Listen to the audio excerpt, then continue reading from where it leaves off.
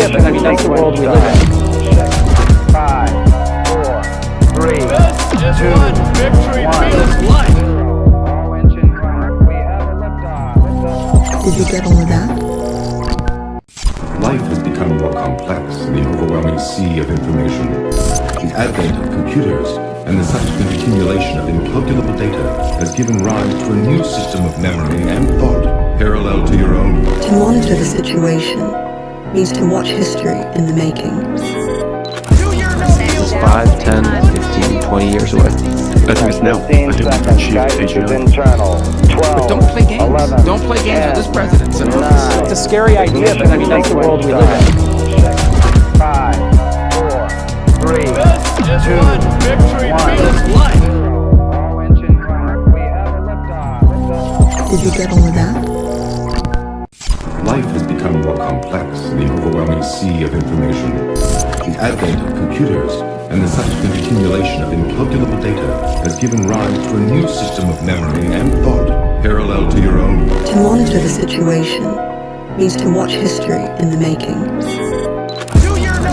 5, 10, 15, 20 years away. As now, 15 seconds. Guidance is internal. 12. But don't play games. 11. Don't play games with this president. 9. It's a scary idea, but I mean, that's the world we live in. 5, 4, 3, 2, 1. Victory feels life. All engine running. We have a liftoff. Did you get all of that? life has become more complex in the overwhelming sea of information. The advent of computers and the subsequent accumulation of incalculable data has given rise to a new system of memory and thought parallel to your own. To monitor the situation means to watch history in the making. 5, 10, 15, 20 years away. As now, 15 seconds. Guidance is internal. 12. But don't play games. 11. Don't play games with this president. 9. It's a scary idea, but I mean, that's the world we live in. 5, 4, 3, 2, 1. Victory feels life. All engine running. We have a liftoff. Did you get all of that? life has become more complex in the overwhelming sea of information. The advent of computers and the subsequent accumulation of incalculable data has given rise to a new system of memory and thought parallel to your own. To monitor the situation means to watch history in the making. 5, 10, 15, 20 years away. As now, 15 seconds. Guidance is internal. 12. Don't play games. 11. Don't play games with this president. 9. It's a scary idea, but I mean, that's the world we live in. 5, 4, 3, 2, 1. Victory feels life. All engine running. We have a liftoff. Did you get all of that? life has become more complex in the overwhelming sea of information. The advent of computers and the subsequent accumulation of incalculable data has given rise to a new system of memory and thought parallel to your own. To monitor the situation means to watch history in the making. 5, 10, 15, 20 years away. As now, 15 seconds. Guidance is internal. 12. Don't play games. 11. Don't play games with this president. 9. It's a scary idea, but I mean, that's the world we live in. 5, 4, 3, 2, 1. Victory feels life. All engine running. We have a liftoff. Did you get all of that? life has become more complex in the overwhelming sea of information. The advent of computers and the subsequent accumulation of incalculable data has given rise to a new system of memory and thought parallel to your own. To monitor the situation means to watch history in the making. 5, 10, 15, 20 years away. As now, 15 seconds. Guidance is internal. 12. Don't play games. 11. Don't play games with this president. 9. It's a scary idea, but I mean, that's the world we live in. 5, 4, 3, 2, 1. Victory feels life. All engine running. We have a liftoff. Did you get all of that? life has become more complex in the overwhelming sea of information. The advent of computers and the subsequent accumulation of incalculable data has given rise to a new system of memory and thought parallel to your own. To monitor the situation means to watch history in the making. 5, 10, 15, 20 years away. As now, 15 seconds. Guidance is internal. 12. Don't play games. 11. Don't scary idea, but I mean, that's the world we live in. 5, 4, 3, This is 2, what victory 1. feels like. All engine running. We have a liftoff. Did you get all of that? Life has become more complex in the overwhelming sea of information. The advent of computers and the subsequent accumulation of incalculable data has given rise to a new system of memory and thought parallel to your own. To monitor the situation means to watch history in the making. 5, 10, 15, 20 years away. As of now, 15 seconds. Guidance is internal. 12. Don't play games. 11. Don't play games 10, with this president. So 9. it's a scary idea, but I mean, that's the world we live in. 5, 4, 3, This is 2, what victory 1. feels like. All engine running. We have a liftoff. Did you get all of that? Life has become more complex in the overwhelming sea of information. The advent of computers and the subsequent accumulation of incalculable data has given rise to a new system of memory and thought parallel to your own. To monitor the situation means to watch history in the making. 5, 10, 15, 20 years away. As of now, 15 seconds. Guidance is internal. 12. Don't play games. 11. Don't play games 10, with this president. So 9. it's a scary idea, but I mean, that's the world we live in. 5, 4, 3, This is 2, what victory 1. feels like. All engine running. We have a liftoff. Did you get all of that? Life has become more complex in the overwhelming sea of information. The advent of computers and the subsequent accumulation of incalculable data has given rise to a new system of memory and thought parallel to your own. To monitor the situation means to watch history in the making. 5, 10, 15, 20 years away. as of now, 15 seconds. Guidance is internal. 12. Don't play games. 11. Don't play games 10, with this president. So 9. it's a scary idea, but I mean, that's the world we live in. 5, 4, 3, This is 2, what victory 1. feels like. All engine running. We have a liftoff. Did you get all of that?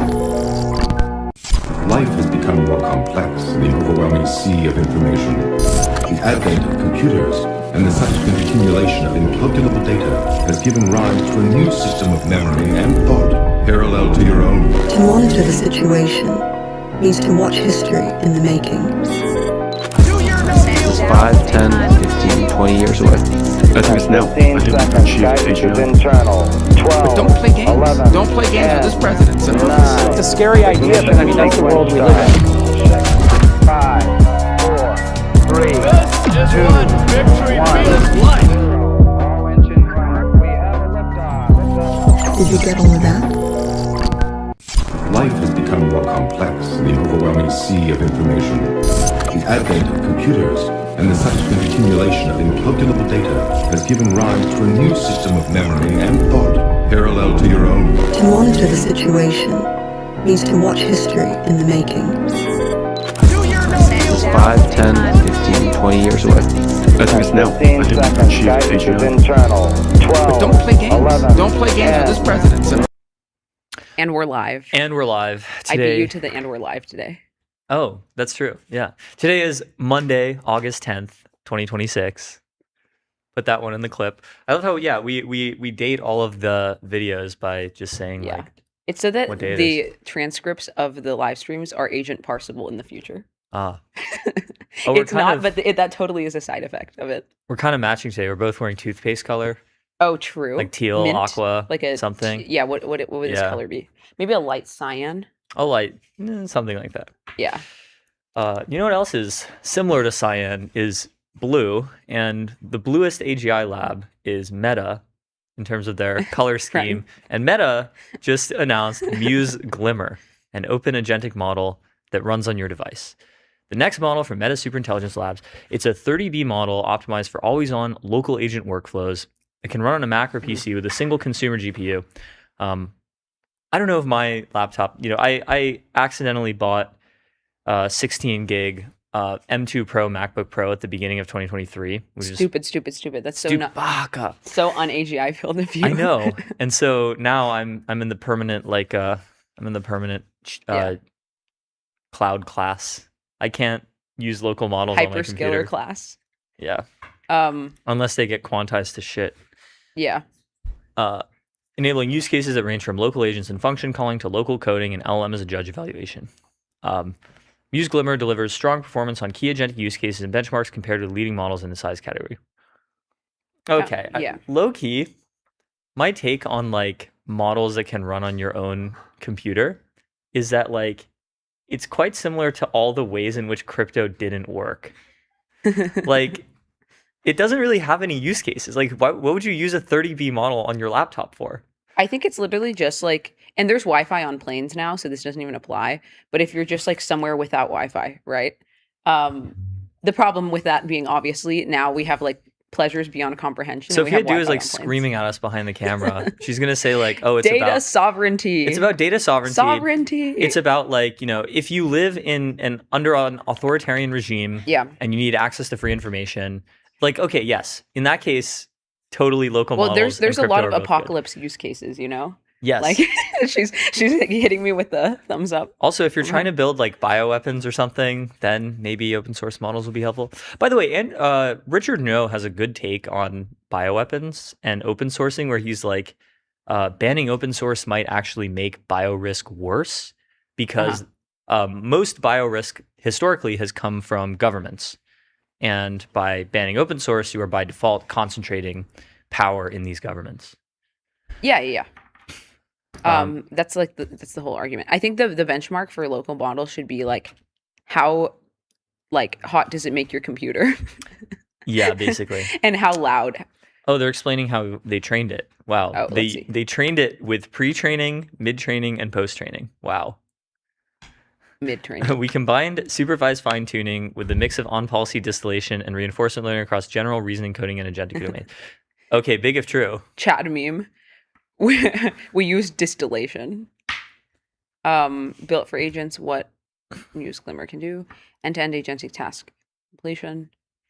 Reliable. I mean, the problem is like, tool use. why would you ever use this for coding when you could just use like Claude? Unless you have like extremely strict data privacy requirements. And even then, like, why would your data privacy requirements need to be so strict that you can't even I think this do, is like if you're like going on a trip to the Amazon rainforest for like for like a week. If you're but Lex you're Friedman, also building a B2B SaaS startup. that's literally just Lex Friedman. It is. Yeah. This model basically is only for Lex Friedman. I wonder if Lex Friedman is on Claude Code. Should we Probably. see? Okay, anyways. Continue. I'm just going to see if he's like tweeted. Does he tweet or is he like only on LinkedIn? He banned everyone in Teapot. Or like he blocked everyone in Teapot at one point. Hey, I'm not blocked. He had like a block list. I'm blocked by Lex Friedman. Are you serious? Yes, because in like 2023, he blocked everyone in Teapot based on some like automated block list, and I was caught in the crossfire. And so now I'm just like blocked by Lex Friedman forever. It's like, Lex, I'm sorry. You know, I used to like love your podcast. I used to listen to it all the time. The following is a conversation. The following with is a conversation. Theo Jaffe. Yeah. This Okay. was one of this the is him and most Jensen. intense episodes I've Yeah. ever done. He has like the most like ridiculous, insane guest lineup ever. It's so cracked. He had like freaking Zelensky and like Donald Trump and like, Malay. how is he getting all these people? It's crazy. I guess, you know, just compounding over time. Maybe eventually like we will branch Dude, out. I honestly think though, like if you're a CEO, you probably actually fuck with Lex. Like you want to hang out with him because he just will do like ayahuasca with you, you know? Yeah. Anyways. Yeah. Lex is maybe one day we'll branch out from talking about AI to talking about like slopulism and interviewing Joe Rogan and you know, the original name of Lex Friedman's podcast was the Artificial Intelligence Podcast. And we If already you know, rabbit you holed know. this, right? Yeah. And he started it in like 2016 or something, like a long ass time ago. And all of the original guests were like ridiculously cracked. It was like Bostrom. So, you know, another tragic case of being too early. Anyway, Muse Glimmer. Yeah, so we have It outperforms Gemma. That's good. Looks like it outperforms Gemma on everything. and Quen. Just not sure what's 3.6. going on with Google DeepMind. We actually we have a story that we're going to talk about later, where Bernie Sanders wrote a letter to the 3 leading AI labs, which are obviously Anthropic, OpenAI, and not Google DeepMind, Meta. That's crazy. Mm-hmm. So DeepMind is really, I have no idea what's happened to it. Maybe one day we'll deep dive the history of Google DeepMind. That would actually be great if we did like. What was that Sally sells seashells by the seashore ass sentence? Oh, we'll deep dive Google DeepMind. Deep dive Google DeepMind. We'll Google and deep dive about. Yeah. Yeah. Okay. Optimize for local deployments. Like Acquired fitting the model on Podcast your should be doing. device. Acquired Podcast hasn't done any AI lab histories. We could beat them to that, low key, and we could do it better than them. The race is on. Acquired Podcast. Yeah. Okay. All right. Okay. They use quantization, shrinking the language model to under 20 gigs.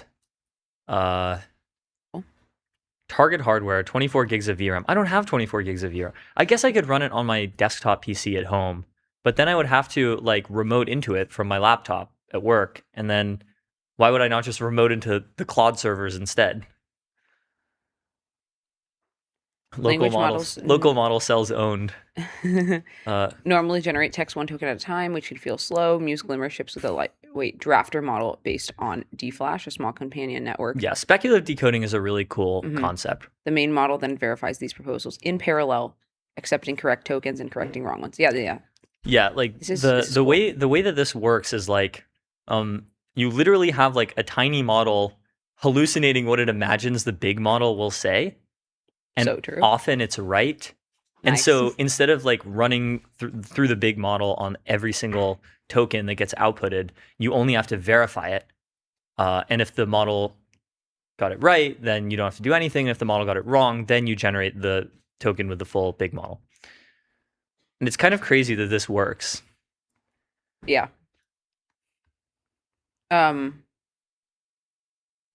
Okay. So cool. Yeah, get started with Muse Glimmer today. You can download the weights on Hugging Face. Yeah, I would actually 30B like per amps. be very interested to hear from people what the most proactive like use case for an open weight model has been so far. Ask Sophia Do. Well, what's the most proactive? Yeah, like what's the most useful where is she? Did she disappear? She despawned. Did she despawn? Yeah. But let us know. I'd actually be very curious to know. Yeah, I mean, I've been around in like local llama world for like 3 years, and I just never understood it. I mean, in fairness, like the best local models that you could run on a 16 gig MacBook 3 years ago were like complete dog shit. Like they were so bad. I just feel like unless you're doing your own like AI research or something, it's just not really like that useful. It was like GPT-3 level capability, but without the big model smell of GPT-3, because GPT-3 is a 175B model. And so it was just terrible. Anyway. But congrats to Meta, which we were just mentioning, is kind of on a tear right now. Yeah.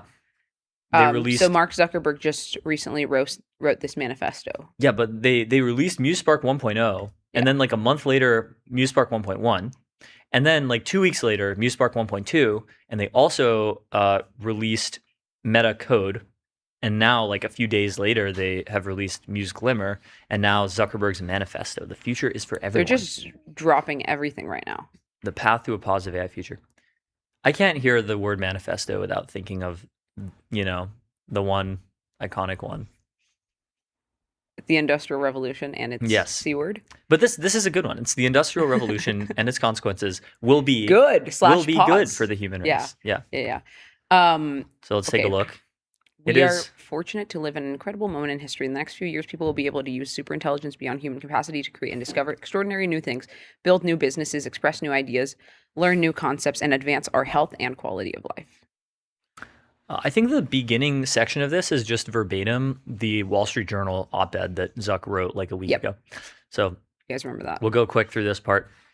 I mean, first of all, he just has like a very, I guess, tame vision of superintelligence. This is what it will help you build businesses. This is what I would describe as like level 2.5 AGI pilled, and my levels of AGI pilled. Check out Theo Substack levels of AGI pilled article. But it's not level 4, No, not at all. how we can best use superintelligence to ensure it improves all of our Yeah, lives. but he's work, thinking about it communities, very practically and not from like a, sci-fi Yes, like just look at this specific long-termist framing. perspective. So, which is good. Like we need people like this. Look at this specific framing of use superintelligence. Some people would say superintelligence is not something you use. It's something that uses you. It's a separate species. No, It's but I think this is great framing. Again, he's been on a good tear. I think this is messaging that the public generally will be like receptive to. Yep. All right. All new technologies create opportunities and challenges. Superintelligence will be among the most important technologies in history. We should take this very seriously. Still, it's surprising that the discourse from many developing AI is so filled with doom. So true. So true. I do not understand why anyone who believes that AI will eliminate most jobs and much of humanity's relevance would rush to build that future. Yeah, this is kind of a good point. Like there are many people I know at labs who quite literally believe this. They believe AI will eliminate much of humanity. Well,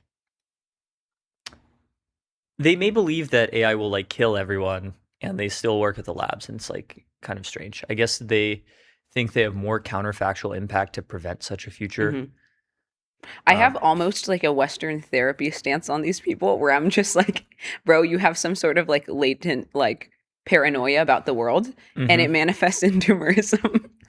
Low key, kind of. It's kind of something that like needs to be psychoanalyzed. Okay. So humanity has witnessed many transformative advances. Each time there is fear that people will be left behind, but each time humanity has come out with more people sharing greater prosperity, health, and freedom. We believe this will be true with AI as well. The abundance of the future can be shared with everyone. Cool. This is a good point. Historically, hoping that an absolute power will benevolently provide for humanity if sufficiently enlightened has not led to safe or positive outcomes. Yeah, this is like Stalinism. Stalinism was bad. I'm sure we can all agree on that. A hot take.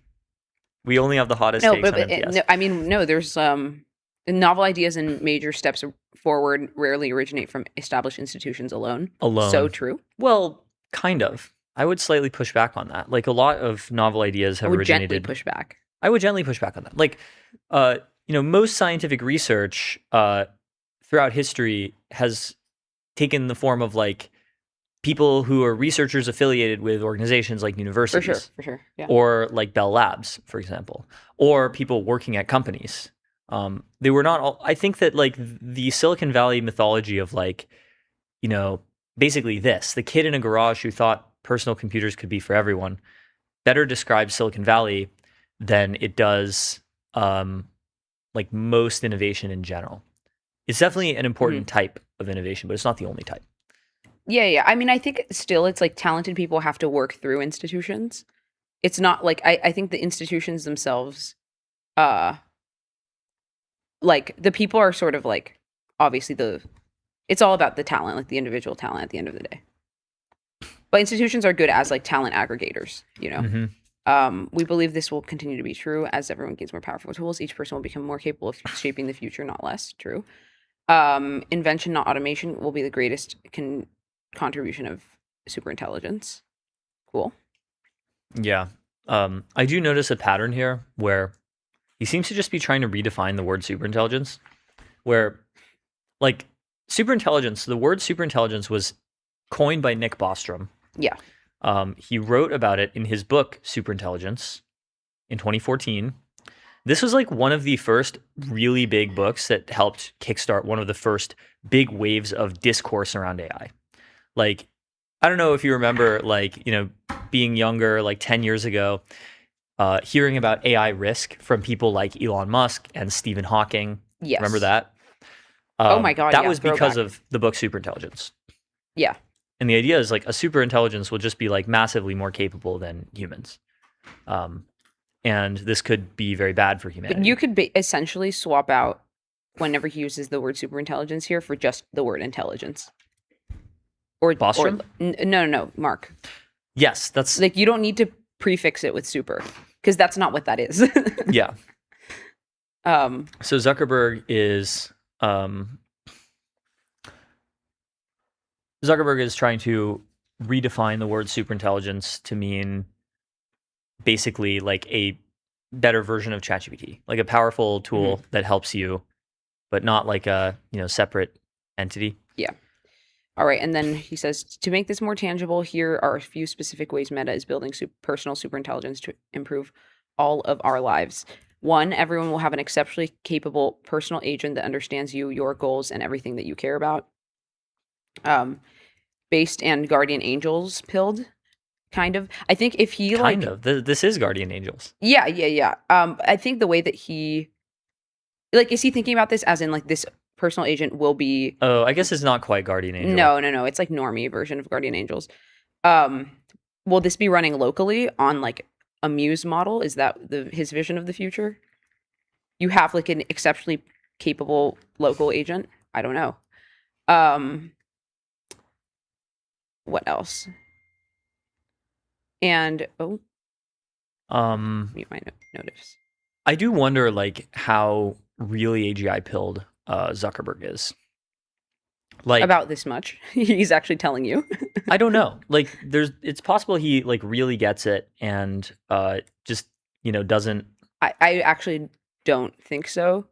Remember in like what 2012, I believe 2014, when Google acquired DeepMind. Remember this anecdote from Demis Hassabis where he had dinner with I believe someone from Google, Larry Page or someone, and he also had dinner with Zuckerberg, and he was deciding between the two companies to acquire DeepMind.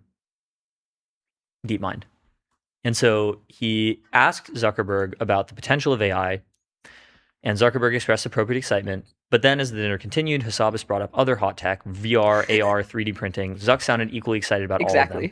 In other words, he didn't get why AI was uniquely not like the other technologies. Yeah, exactly. I think that you can just tell by the way that he talks and by his actions and what he invests in that he has like a very different flavor to the other like, super intelligence lab CEOs.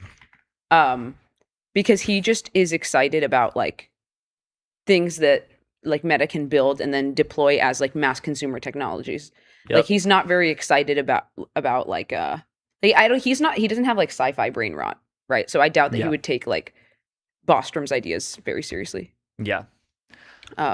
Everyone will have incredible tools for creation to express your ideas. We kind of have that already. It's really awesome.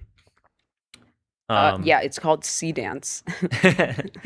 Yeah, it's called Grok Imagine. Everyone will have powerful tools to create new businesses, and the economy will become more entrepreneurial. Yeah, it's called Stripe. This is a hot take in AI world, whether the economy will become more or less entrepreneurial. So far, it's become more entrepreneurial.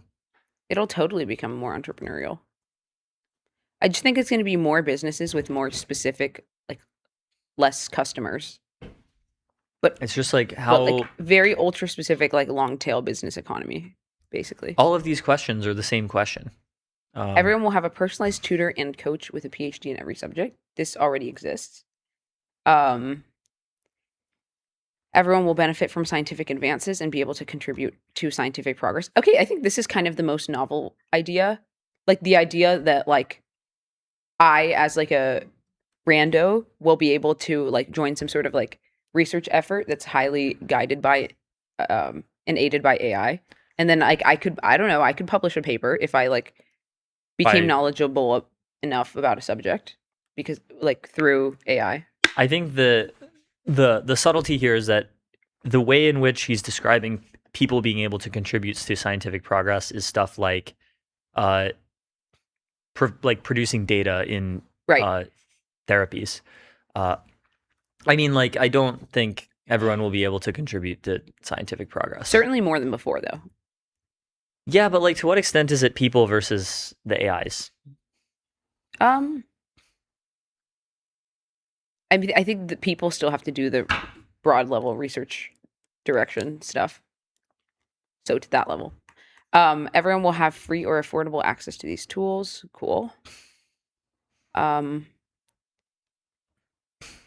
Yeah, I do believe this. I think it's just like in the future, you can imagine that intelligence is already commoditized to an extent. We have these open source models. It isn't. Like it essentially is. It's just that like the level of intelligence behind the frontier is commoditized. The frontier is very much not commoditized. the frontier is not, but intelligence is. The frontier will like start to mean like I think it'll increasingly bifurcate, and the frontier will just like way exceed the level of basic intelligence, which will be and already is like basic, and everyone has access to it. Job growth and the economy. Yeah, I think that Mark Zuckerberg thinks about the job loss thing. He does seem to genuinely think about it a lot. Like, this is probably one of his top issues. Yeah. So what are the risks of superintelligence that he's talking about? Job displacement, ensuring local communities benefit from data center builds. Yep. AI misuse related to cybersecurity and biorisk. Yep. Avoiding government tyranny and surveillance. Ensuring the U.S. and democratic countries lead. This is like Dario's framing. Yep. And ultimately, making sure humanity maintains control over superintelligence so it serves rather than endangers us. Yeah. Okay. So yeah. This is a... Okay, so he does get that part, at least. The conventional view is that these concerns are about tech, and that if we take enough time, then we can perfect or align the technology to produce a single benevolent superintelligence. I think this view of alignment is fundamentally flawed. So he uses the word alignment here. Okay. Humanity is not a monoculture. People's diverse values represent different trade-offs they would make on important issues. Yeah, based and Hayek pilled. You can't have like one superintelligence that does everything for everybody all the time with one set of values. I think it's probably bad. Like this is... It is bad. It also won't happen. I don't know about that. I think it could happen. But this is like the Anthropic vision of like you have one like, Claude. I think it's like you have empires, like in the same way that you have like a dominant empire in the world. And it does have like most of the power, but it's never fully in control. Well, no empire has ever been super intelligent. And some empires have had like an enormous amount of control. Like the British Empire controlled India with like 1,500 people. To that extent, like, yeah. Like I think single control by like one super intelligence could happen. I just like fundamentally believe in competition. I don't think anything will ever engineer away competition. Okay, what else do we have? Yeah, there were 168 Spaniards led by Francisco Pizarro to conquer the entire Inca Empire. Yeah. Sometimes like people with technological advantages can do like incredible things when they're very numerically disadvantaged. Okay, instead we propose it's more productive to view each of these concerns through the lens of achieving the right balance of power. Yep. Yeah, this is pretty based. This is like an extremely American essay. Like it's extremely committed to American values. That's the main thing that I know. Like it's just like, you know, empowering everyone, freedom for all, Western values need a lead. Mm-hmm. Okay. It's kind of the sentiment. If only one person had a super intelligent lawyer, they would have an unfair advantage in court. But if everyone did, then justice would be carried out much more fairly and efficiently. Yeah, I agree. If only one person had a cybersecurity superintelligence, they could break into almost any system. But if everyone has it, then all our technical systems would become more secure. If anyone than today. builds it, everyone sues. Yeah. I think this is probably... Yeah. I mean, this is like just true and based. A lot of people have this sentiment. I if think the power of probably... superintelligence is held by a small number of individuals, businesses, governments, or AI itself, that will naturally lead to outcomes that are less favorable for everyone else. Therefore, the key to a positive future is achieving a balance of power that favors individuals. Yep. And Meta is a company primarily focused on building personal superintelligence for everyone. Most other labs are focused on building AI for companies, governments, or institutions. So if those labs lead, then the balance of power will favor larger institutions over individuals. I wonder who he's talking about. Okay, now he's talking about risks in more detail. Job growth. People have an infinite demand for new experiences. People fear that automation will outpace this is true. People do have an infinite demand for new experiences. There is no rule that AI must increase automation faster than it increases individuals' capabilities or demand for new skills. That's like, I don't know. Like AI could definitely increase automation faster than it increases individuals' capabilities. Mm-hmm. Could AI increase automation faster than it increases demand for new skills. Like that part I could understand. Like if human demands continue to increase faster than AI automates, like humans hedonically adapt very fast. This is like totally plausible to me. Which outcome we get depends on the balance in progress between automation on one side and individual empowerment and invention on the other. If the lab's focused on automating knowledge work lead, then I expect people in the economy will have a much harder transition. But if everyone has access to personal superintelligence that expands their capabilities, then that pushes the balance towards empowering individuals in a positive future. This is just funny to me because he's basically like the other labs, they focus on enterprises and institutions. That's where they get their money. That's bad. We, however, just focus on making super intelligence and Instagram Reels available to everyone so that we can monetize your attention. But, you know, it's fine. Just talking your book. Mm-hmm. This is a based point. In many ways, this is a continuation of historical trends. Before the Industrial Revolution, 90% of people were subsistence farmers, basically. Yeah. Advances in technology steadily freed humanity to focus less on subsistence and more on the pursuits we choose. At each step, people used our newfound productivity to achieve more than was previously possible, as well as spending more time on creativity, culture, relationships, I'm and enjoying actually life. extremely curious how he squares this with with social media. Like, what does he think will be the role of social media in this super intelligent future? I mean, he thinks social media is just a good thing. Like, you Yeah. know, at a minimum, it's entertainment. And at the highest levels, you know, it helps connect people around the world and it helps people be very entrepreneurial. Mhm. And it's created all kinds of like new jobs and new companies that did not exist before. It wouldn't have existed without social media. Okay, building AI infra with communities. This is just the section where he's like, okay, you need to let us build the data centers and we will, we'll sweeten the pot. Yeah. For example, in Richland Parish, Louisiana, where Meta is building a large data center, teachers received a $50,000 bonus this year because of increased tax revenue from our investment. The superintendent told us that teachers are now moving there from across the country and believes it'll become one of the nation's best school districts. So this is like a white pill, and you never hear about this. This is low-key slopulism, not gonna lie. It is slopulism. It's like just giving a large check to like government employees is like slopulism. I don't know why they couldn't give like a dividend to everyone in the county. Like, why only teachers? I don't know. I think it's fine. I do think like at least you're starting to see some of this framing of like, it's not building data centers, it's like AI infrastructure for the community. It's probably like going to be a more popular narrative going forward. We help keep electricity prices low by building our own energy generating infrastructure wherever we invest. Cool. Okay. Yeah, water efficient data centers. We're committed to being water positive. Yep, they're gonna talk about water. We'll restore more water than we use in the watersheds where we operate by 2030. One significant disadvantage that the U.S. has compared to countries like China is that it is more difficult to build infrastructure here. Based. Yeah. True. Yeah, we gotta. When all was bang on this Mark drum. last in China? When was? He speaks Chinese. His wife is Chinese. So true. Yeah, Chinese American. And he loves his wife. He does. One thing about Mark Zuckerberg. That's actually like one of his best traits ever. Actually, is that like he got married young and has children and loves his wife and does Very not wholesome. F around with Instagram models, even though he could. How virtuous. It is unusually virtuous for like generational entrepreneurs to be like this. I don't know.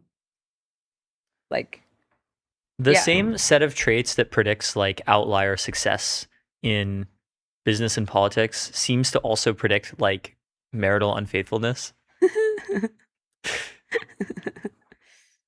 Okay. There are also national interest and national security aspects of development. American communities will have greater prosperity and security if America and its allies lead in AI compared to geopolitical rivals. Securing against AI misuse. Okay, yeah, he's saying the With AI, the He's saying the defenders things. will have more compute to generate significantly more intelligence from the same models, and in some cases, they'll have more advanced models as well. This is a good point.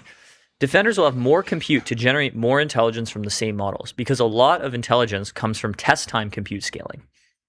So if you run your model for longer on more tokens, then it will just perform better on tasks. This is a very good point. I totally believe that there are more good people than bad people in the world, and they have more compute. Yep. 100%. On cyber, widely deployed open source systems have proven more secure because more people can identify vulnerabilities, harden the systems, and easily upgrade to the latest, most secure versions. Even in recent weeks, we've seen companies handling security incidents like Hugging Face rely on widely available open models to patch vulnerabilities. The long-term answer isn't to withhold capabilities, but to establish a balance of power where superintelligence is broadly distributed. I think the sort of reductio ad absurdum to this argument of like, oh, we can't open source these models because the capabilities are too dangerous is like, why don't we just put lead in the water supply and make everyone like dumb? That way they couldn't like do scary things like cyber risk or bio risk. Yeah. And so like I do wonder like what is people's answer to that question? They might say, oh well, superintelligence will be way more capable than humans, but like Mythos isn't way more capable than Kimmy. You know, it's marginally more capable than Kimmy. Yep. I was just like in a thought spiral about like if there were to be like a cyber terrorist or a bioterrorist in the near future that really caused like a lot of harm, what are the chances that they would actually be just like a lone actor who's like nefarious versus like a basically like a plant that like some institution creates to achieve some sort of like narrative goal? Because I don't actually believe like I think there's like the Luigi Mangionis of the world are so exceedingly rare. Like I don't actually believe that there's like a lot of those people. There's like maybe one in a generation. I Same hope with like so. Ted Kaczynski. Yeah, I do kind of agree that like the amount of people who like seriously want to cause like substantial damage to society is pretty rare. Yeah. So I think it would just be much more likely that like they are like plants. And most of the ones who And that's do scary. are like not that competent. Like they're not that smart. Like school Exactly. shooters are not that smart. Exactly. Uh, Guy who's against school shooters because they're just not that smart. Other reasons too. I think that killing people is bad. Yes. True. Protecting freedom and preventing government tyranny. There is a risk that an imbalance of power between individuals and government leads to a loss of freedom or totalitarian state. To maintain freedom, we must ensure that superintelligence primarily empowers individuals. And then privacy is an important foundation for individual empowerment and freedom. This is like really America pilled. It's so America pilled. Mm-hmm. That's like my number one takeaway from all of this. I mean, we've seen the photo of him on the boat with the American flag. Oh, that's interesting. What? So after all of this stuff about, freedom and open superintelligence and all that, he says, my proposal is that leading labs should provide the government with intermediate training checkpoints of new advanced models and technical staff so the government can harden and secure critical systems against new risks. Okay. So that's interesting. Well, that's actually not the worst proposal I've It's read. not, but it seems to be almost like a vibes counter to his previous like the entire rest of the It kind of essay. inverts, right? The instead of like having some sort of regulation or like optional regulation adhering to a framework, it like reverses it to the leading labs should come forth and like proactively give the government training checkpoints, which is a great idea. Actually, I'm actually on board. Yeah, it's just like pre-deployment monitoring. Mm-hmm. Ensuring American leadership.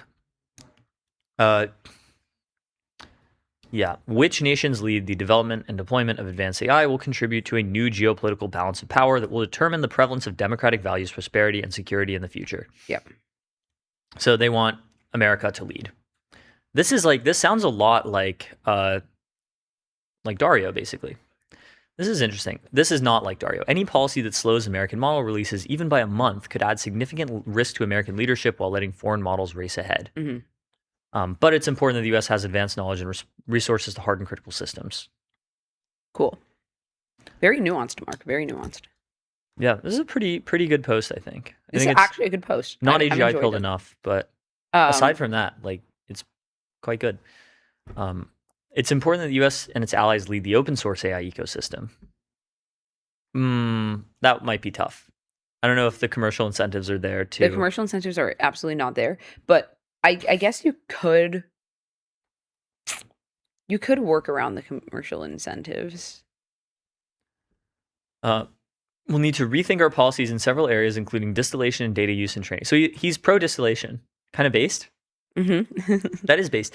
I think it is important to protect the principle that you can learn from anything you can observe. Based. Wow, so true. And then alignment with people and addressing existential risk. So mentioning existential risk. The concern is that AI may gain enough power or control to the point where at best it no longer serves humanity's interests and at worst puts humanity in peril.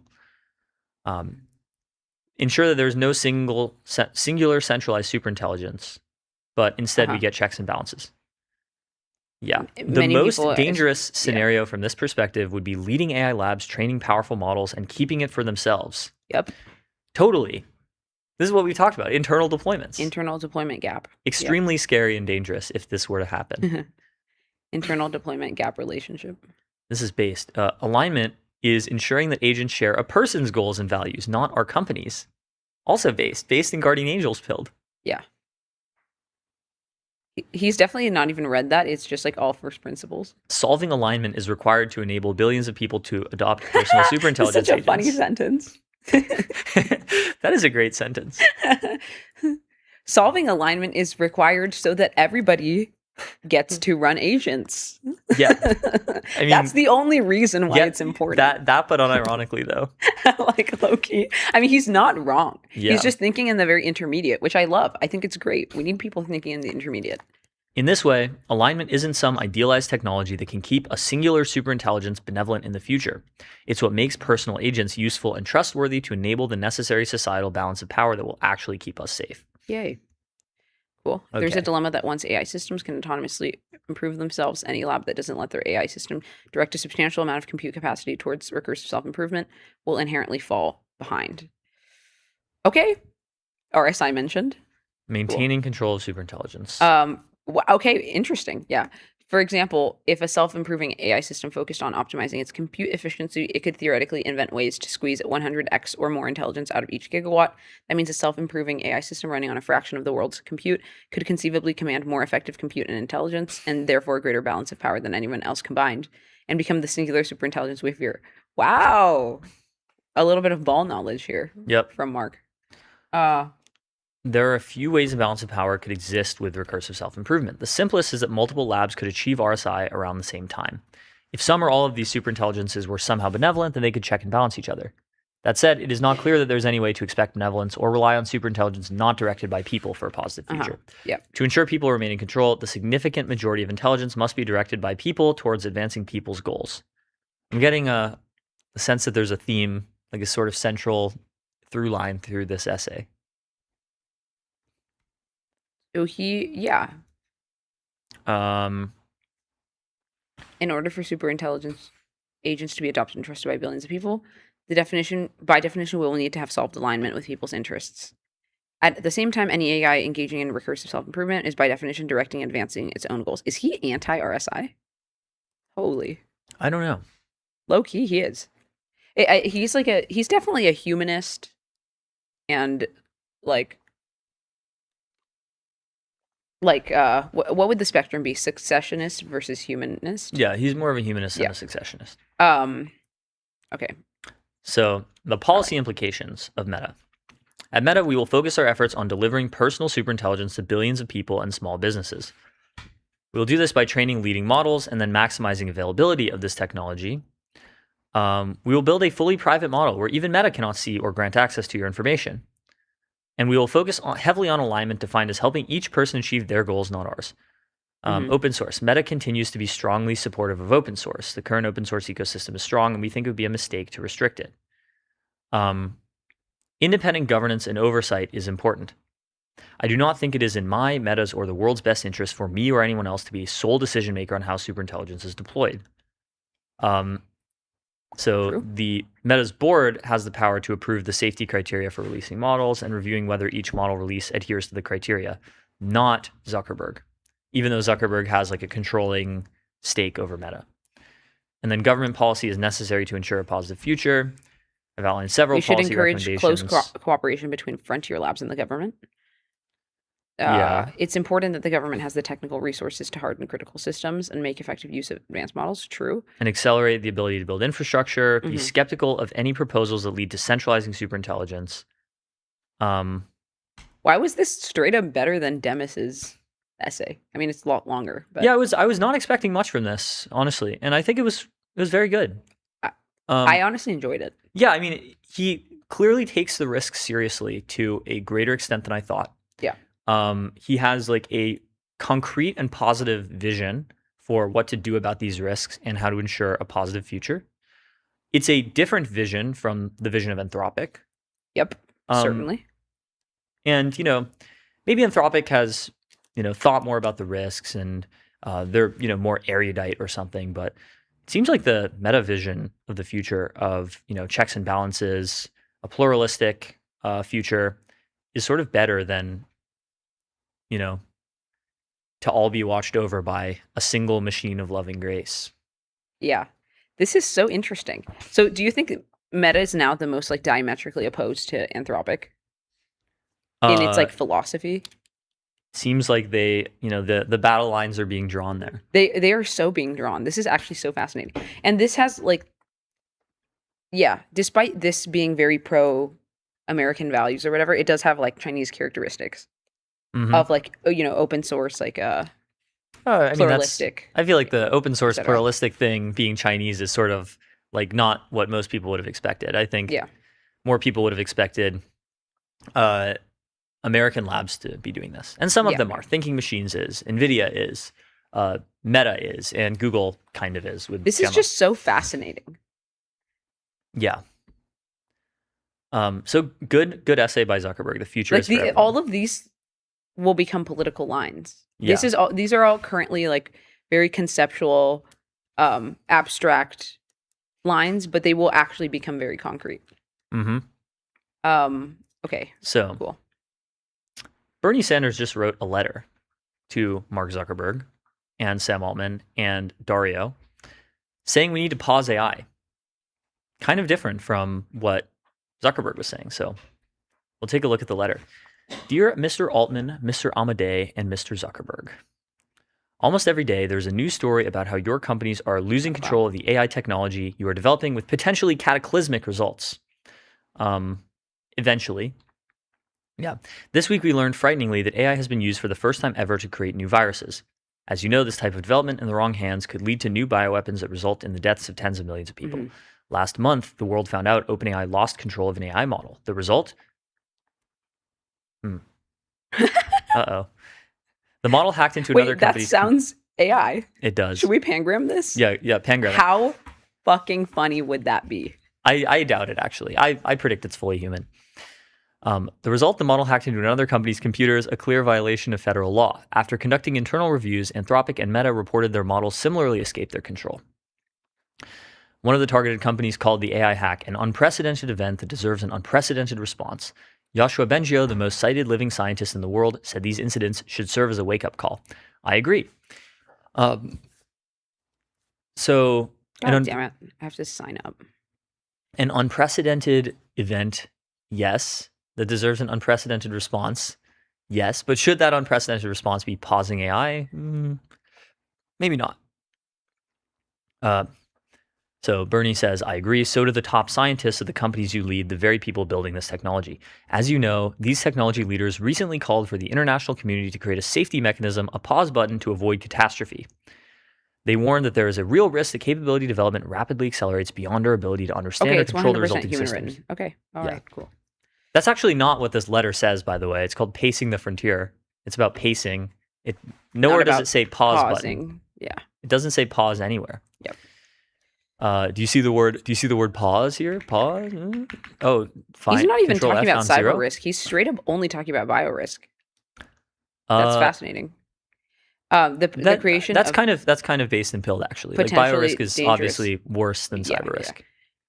Your companies are still racing ahead, investing tens of billions of dollars into a technology nobody can fully understand, predict, or control. It's absurd, irresponsible, extremely dangerous. It's also a betrayal of your own stated commitments. Wow, he pulled up the quotes. In 2023, Anthropic said it would commit to pause the scaling and or delay the deployment of new models whenever our scaling ability outstrips our ability to comply with safety procedures. In 2025, Meta said, if a frontier AI is assessed to have reached the critical risk threshold and cannot be mitigated, we will stop development. That same year, OpenAI said it would halt further development until strong safeguards were in place if AI capabilities ever reached a critical threshold. So didn't OpenAI just say that one of their models had reached potentially the critical risk threshold? Yes. So this did happen. OpenAI said that they could not rule out that Astra had reached a critical threshold for cybersecurity. And so as a result, they paused training. Which is, but did Meta say so they did what they said they were going to do. So Meta said if a frontier AI, it doesn't have to be a Meta AI. Well, if a Meta frontier AI, I mean, they can't stop development of other labs. Yeah, of course. But I don't know. So now they're saying, Bernie's saying, that moment is here. AI capabilities have reached a critical threshold. There is a reason why the head of the CIA, John Ratcliffe, says that AI models are, quote, akin to digital nuclear weapons and almost like a doomsday device. Really? Did he say? Okay, I found the article where John Ratcliffe, the director of the CIA, said this, and he's talking about mythos and fable. These are not like nuclear weapons at all. Like, yes, future AI will, be, quote, like nuclear weapons in terms of the impact that it has on, historical, technological development and geopolitics, but no, like Fable is not a doomsday device. Yeah. Like, come on. That's a coding agent, my brother. Mr. Altman, Mr. Amadei, and Mr. Zuckerberg. In the interest of humanity, stand by your words. Pause AI development. It is not too late to avoid disaster. Stop building machines that humans cannot control. Let me be very clear. If you do not take appropriate action now, my colleagues and I in the U.S. Senate will. Sincerely, Bernard Sanders. Threat? So they never said this, though. They never said they were going to pause AI development. And actually, OpenAI did say if our models reach a critical threshold, we will halt further development. And then they did it. But never did they say they were going to straight up pause it. Straight up pause the whole thing. I wonder if this becomes the like default sort of like blue like political stance on AI. Like, this is very Miri. It is. This is extremely Miri. It is. I'm like plotting all the donation lines in my head.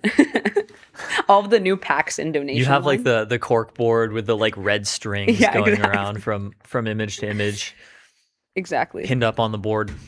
All right. Well, yeah, what like takes on this letter, it seems like on the one hand, it is good that like he's never tried Claude Code.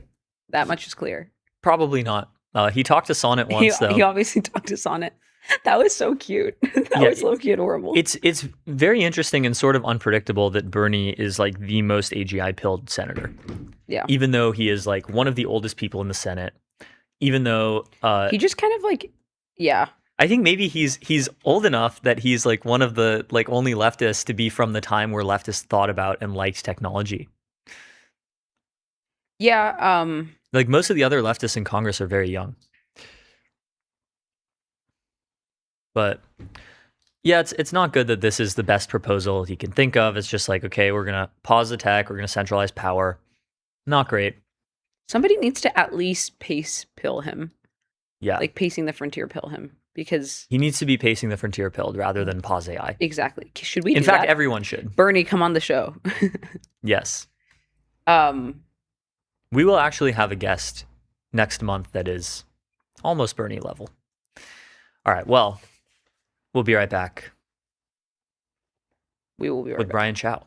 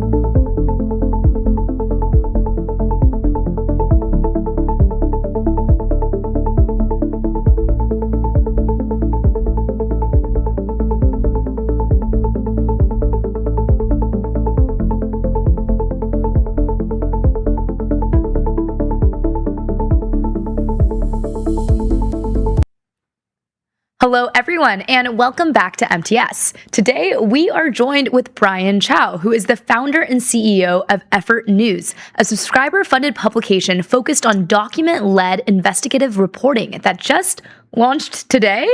Congratulations. So, super excited to talk to you about what this means for the future of investigative journalism and if Effort News can make AI-powered journalism more trustworthy. So, Brian, welcome.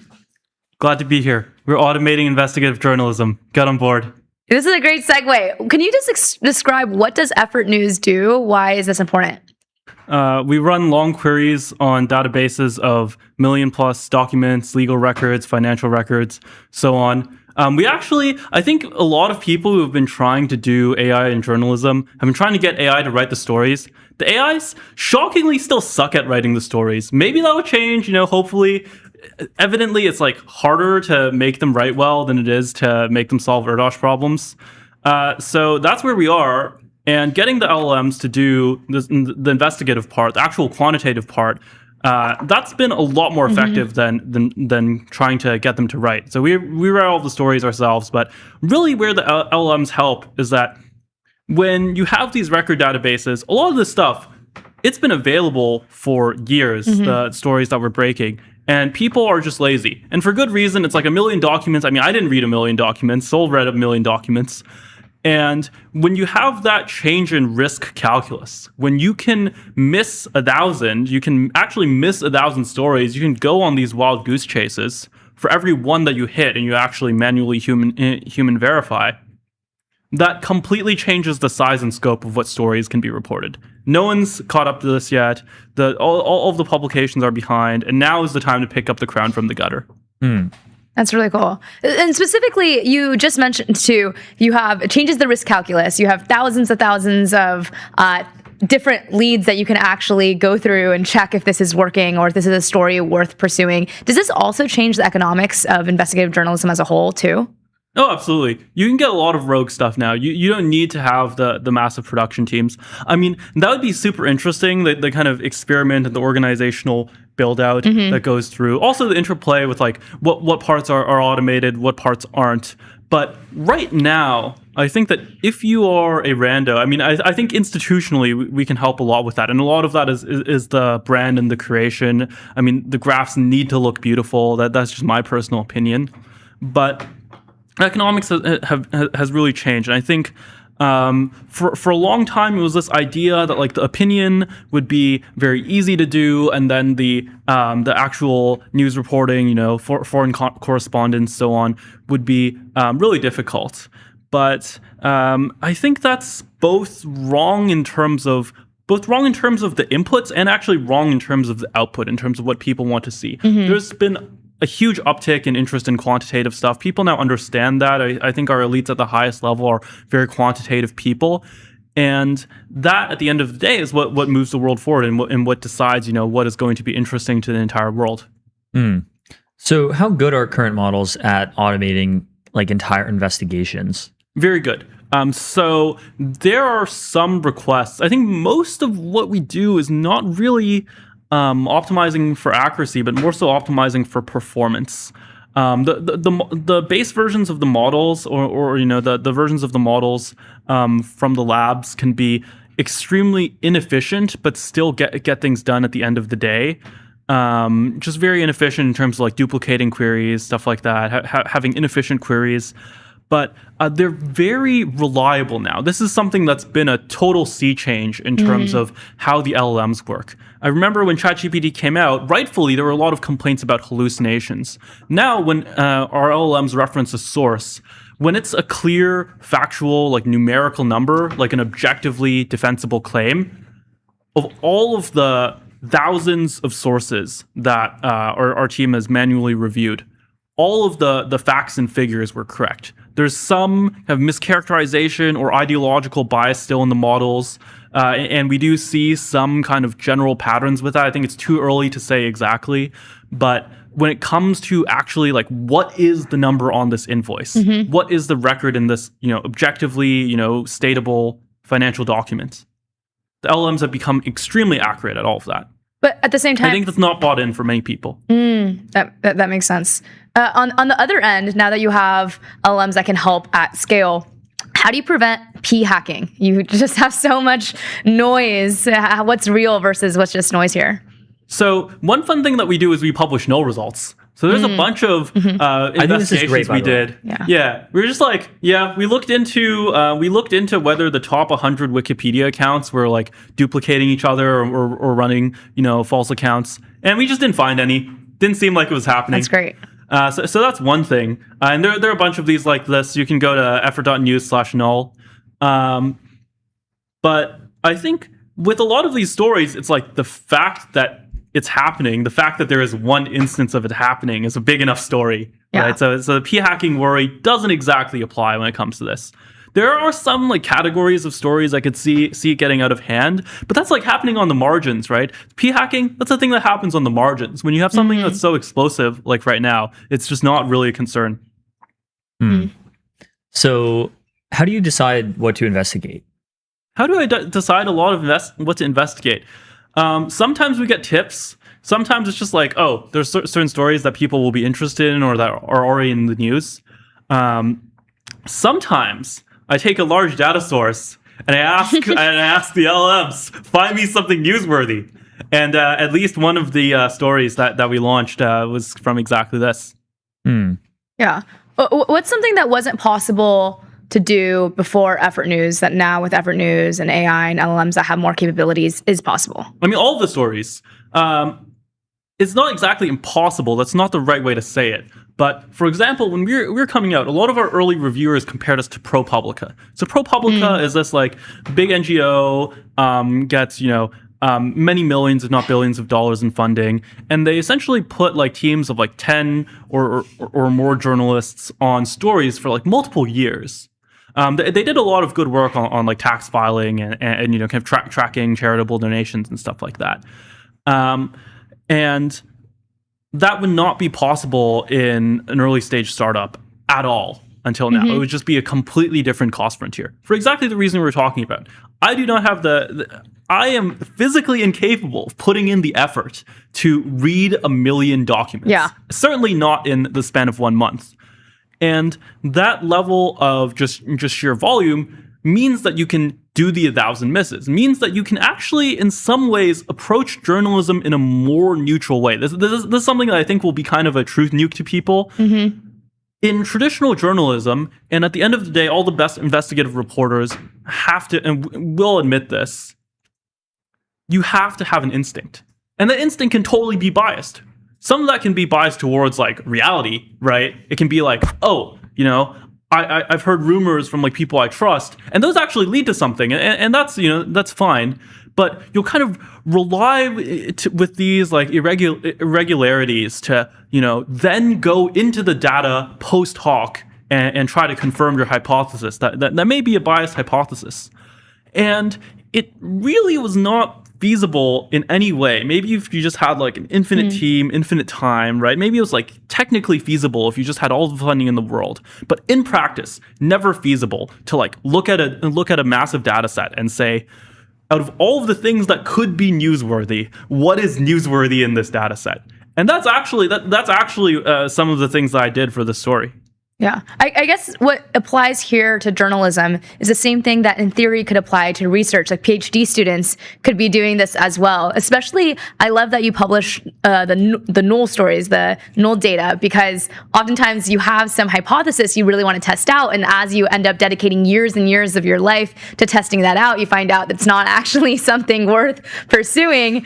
And the incentives just get really unclear there. Yeah, it's funny. I spent like a part of my life pursuing a dead end related to the multicolored Ramsey theory problem that OpenAI solved. It's like, damn, that was maybe a waste of time. I don't know. I got talked out by a mutual friend of doing a pure math PhD, and now I am reaping the rewards, I guess.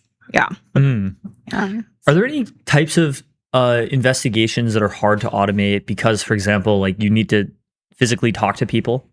Yeah. So something that we've been, this is actually something interesting in the middle. FOIA automation. Okay, if you are working on this, let me know. But FOIA automation, it's this like weird process where to get a lot of government records are like theoretically accessible to the public, but you have to ask. And the way you have to ask is first you have to file these forms and contact these official email addresses. That we can do and we can scale. But then a lot of the time you have to go and like argue back and forth with like the lawyers and the people in the department, and there's certain kind of like almost like game theoretic negotiation tactics that you need to have. Maybe we can at some scale maybe if we get the $1 billion seed round we can train a model to do that. But that is something that is currently it's an interesting bottleneck. It's this interesting like hybrid problem. I think in general there are certain topics where it's like the what was it the whiskers on the elephant, right, or the whiskers on the lion or something like that. There's this famous parable about all of the smartest men in the world cannot measure the whiskers of a lion without actually traveling to where the lion is. And it's the same deal here where, like, for example, a lot of war reporting, right? There's interesting quantitative stuff. There was this one time, actually, like, finance people figured this out first, where you could, like, use the satellite images of barrels of oil or, like, large, not warehouses, but these large, like, pits of oil in order to measure, like, oh, how much oil is Iran producing? This is, like, this fascinating chain of events, right? You have this, like, global, satellite production. You have this, like, Google Maps, basically. You have these random photos. They're actually published publicly. Anyone can do this. And then, these trading firms come about and they find out, oh, actually, like, these pictures give us a clue of, like, how much oil there is in these containers. And that gives us a clue of how much oil is being produced. And this is something that we can actually transfer into, like, real actionable trades. I think as you're putting together the like, AI internet, you will get more of these. You will get more of these, like, almost like parlay bets, these, like, chain of events that actually turn out to be extremely accurate. But for now, we are still kind of limited at the end of the day of, like, it's hard to report the next, like, Iran missile strike in advance, no matter how much data we have. Will you start seeing trends in the types of stories people want are the things that are incredibly difficult to get data over? Because now... You would think, but not really. Interesting. You would think that, but sometimes, these stories will just sit on. They're just around forever. Did you see this, like, recent story with, like, this, I think, Cambridge professor who was fired for essentially plagiarizing, like, almost all of his work? That's, like, around... And there was this interesting systemic explanation. I'm not sure if it's entirely accurate, but this is what we are the monitoring situation, right? We are the timeline reading show. One explanation someone proposed was that there's not as much financial incentive to kind of go back and revise, like, past plagiarism using the existing detectors, things like Turnitin, as there is to apply that to new research. Because if you're applying to new research, what you're kind of doing is you're kind of certifying it safe, right? And that's what universities want. They want to certify it safe. They want to publish new stuff. They want to say it's plagiarism free. But they don't really want to look over the old stuff because there's no real benefit to that, right? There's only loss, as you can see in this situation. I think this might be something that we do. We can run the global plagiarism check. Something I'm always been curious about is the incentives mechanism behind journalism, or specifically investigative journalism. How does it currently work right now, and how do you think it might change because of AI? However fake you think it is more fake. Essentially, somewhere between 80 to 100% of all journalism is done... is like solicited, right? You kind of just have people in your network who know something and they share it with you because they have an interest in that being reported. This is, often cited, including by some of the top journalism schools, as the most important skill to develop. It's not writing in a compelling way. It's not fact checking.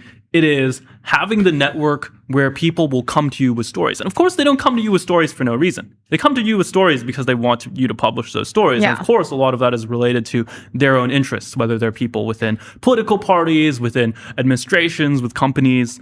So it is an entirely different... You will get this, like, flash of lightning. You will get this like bottled lightning story once in a while. It is just some internet artist who's really interested in the topic and just goes chases after that. But other than that, you get very little, especially actually it gets less the more established you go. You get very little sort of like, resting hypothesis testing. You get very little of, here's a data source, find me something newsworthy. A lot of it is, or almost all of it, is sources coming to you.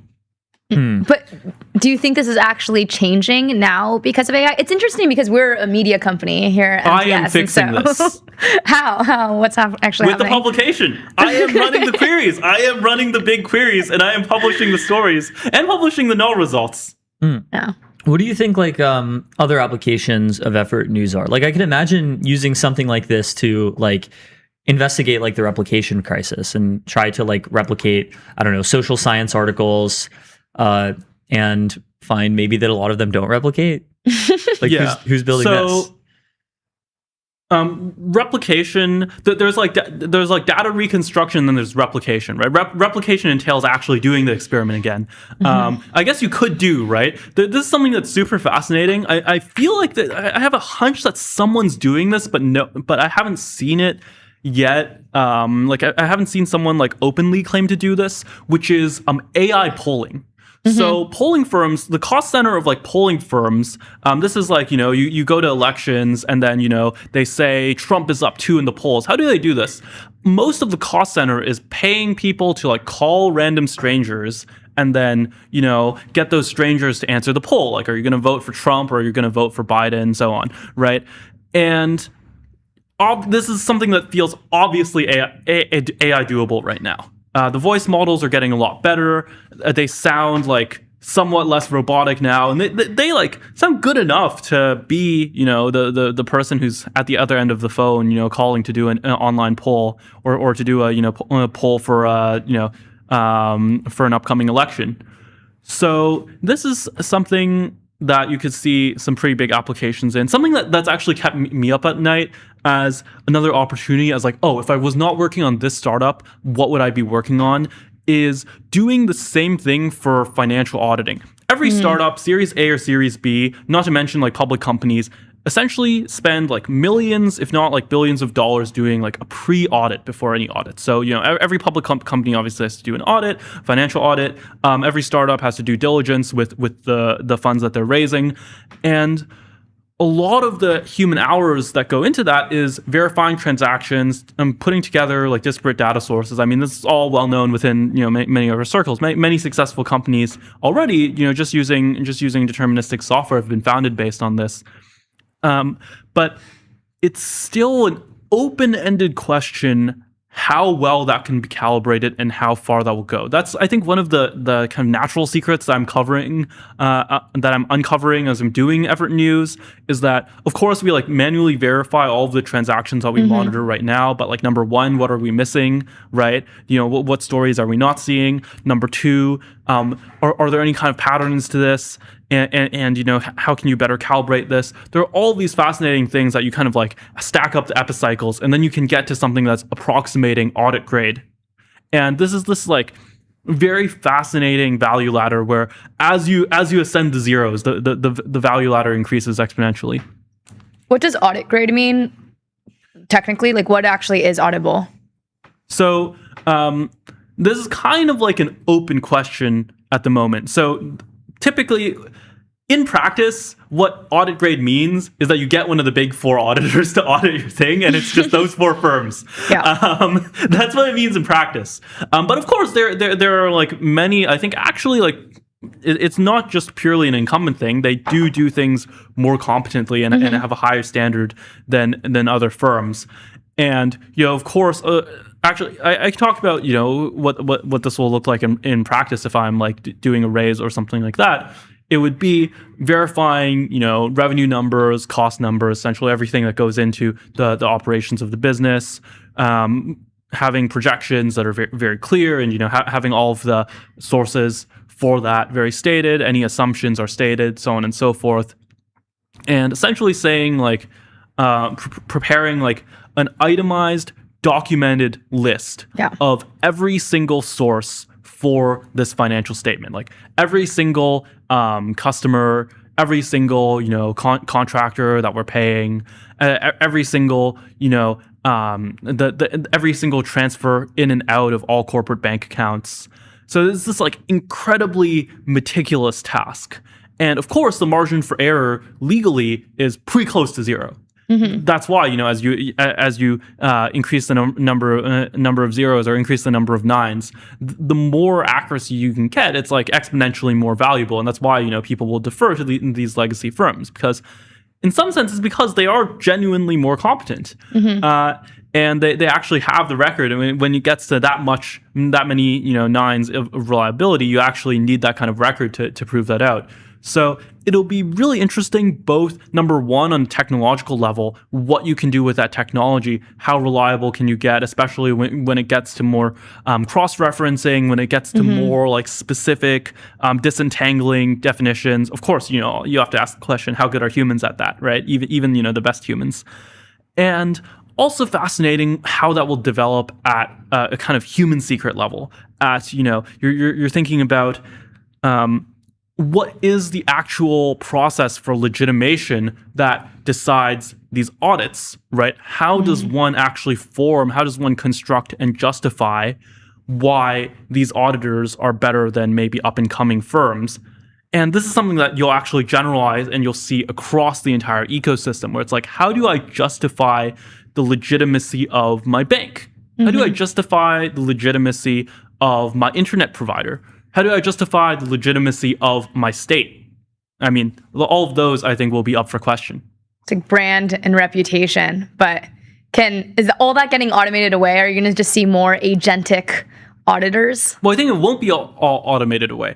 I think you will get a lot of process automation, but I actually think I think the human secrets matter. I think it's not purely a technological question. It's not purely an accuracy question. I think that if you kind of assume that and you kind of run the simulation again for over the past 20 years, you get a very different result. You get a very different result with technology. You get a very different result with what governments are doing here and around the world.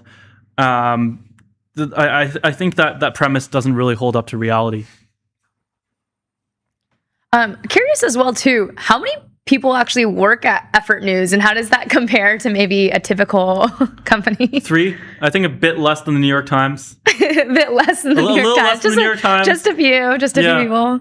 I think more people work on Ross Douthat's podcast than work at Effort News. Wow. Oh, a lot, yeah. I mean, like these full-time podcasts at these like big legacy news companies employ like a lot of people.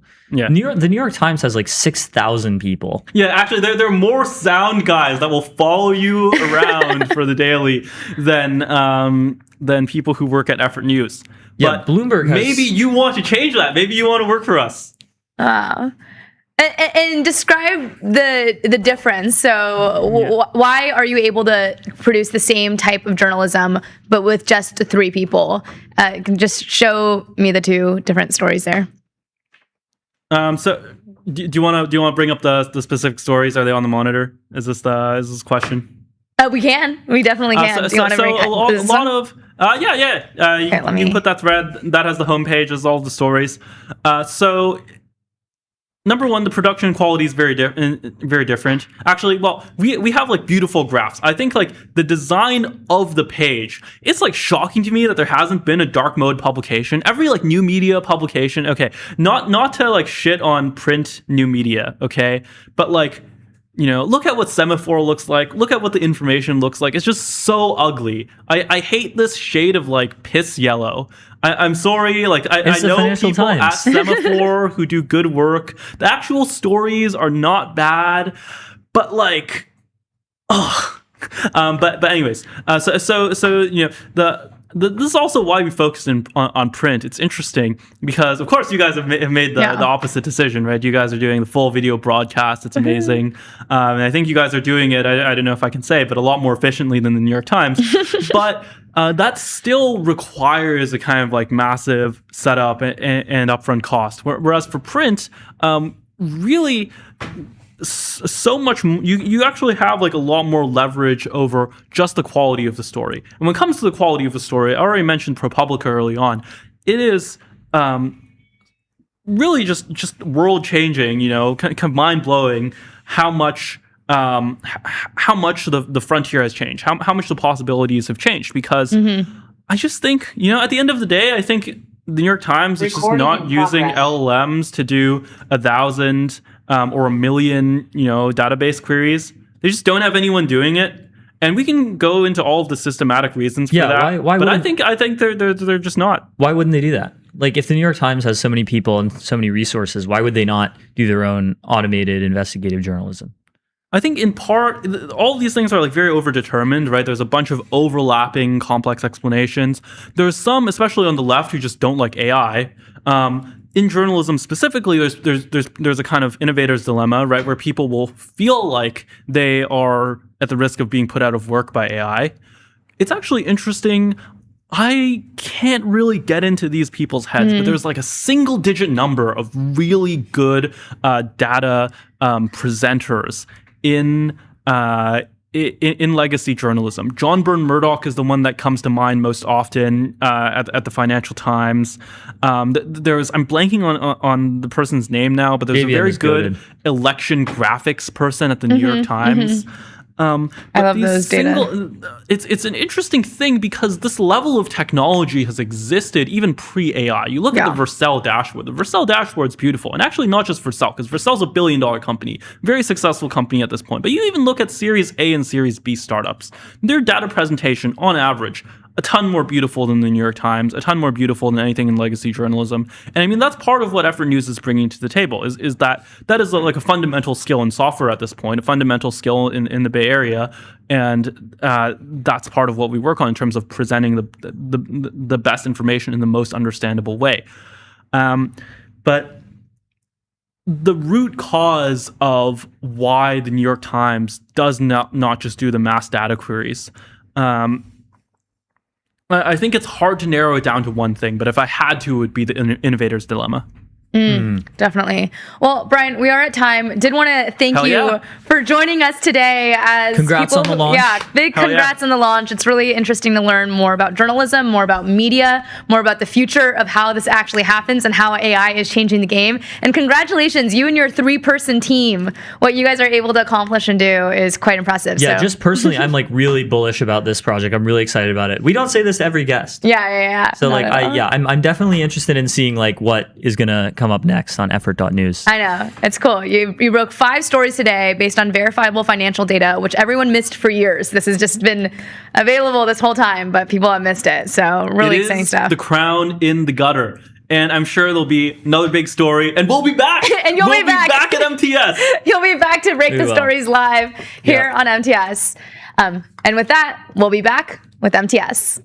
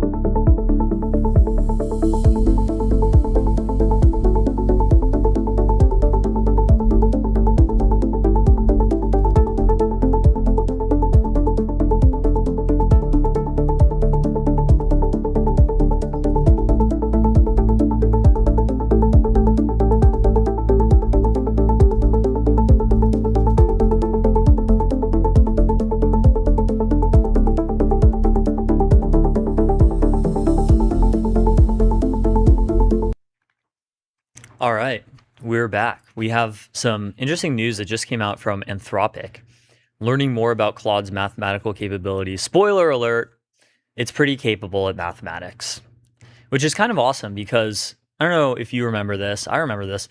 Models used to just not be able to do math at all, period. Like they were just terrible at it.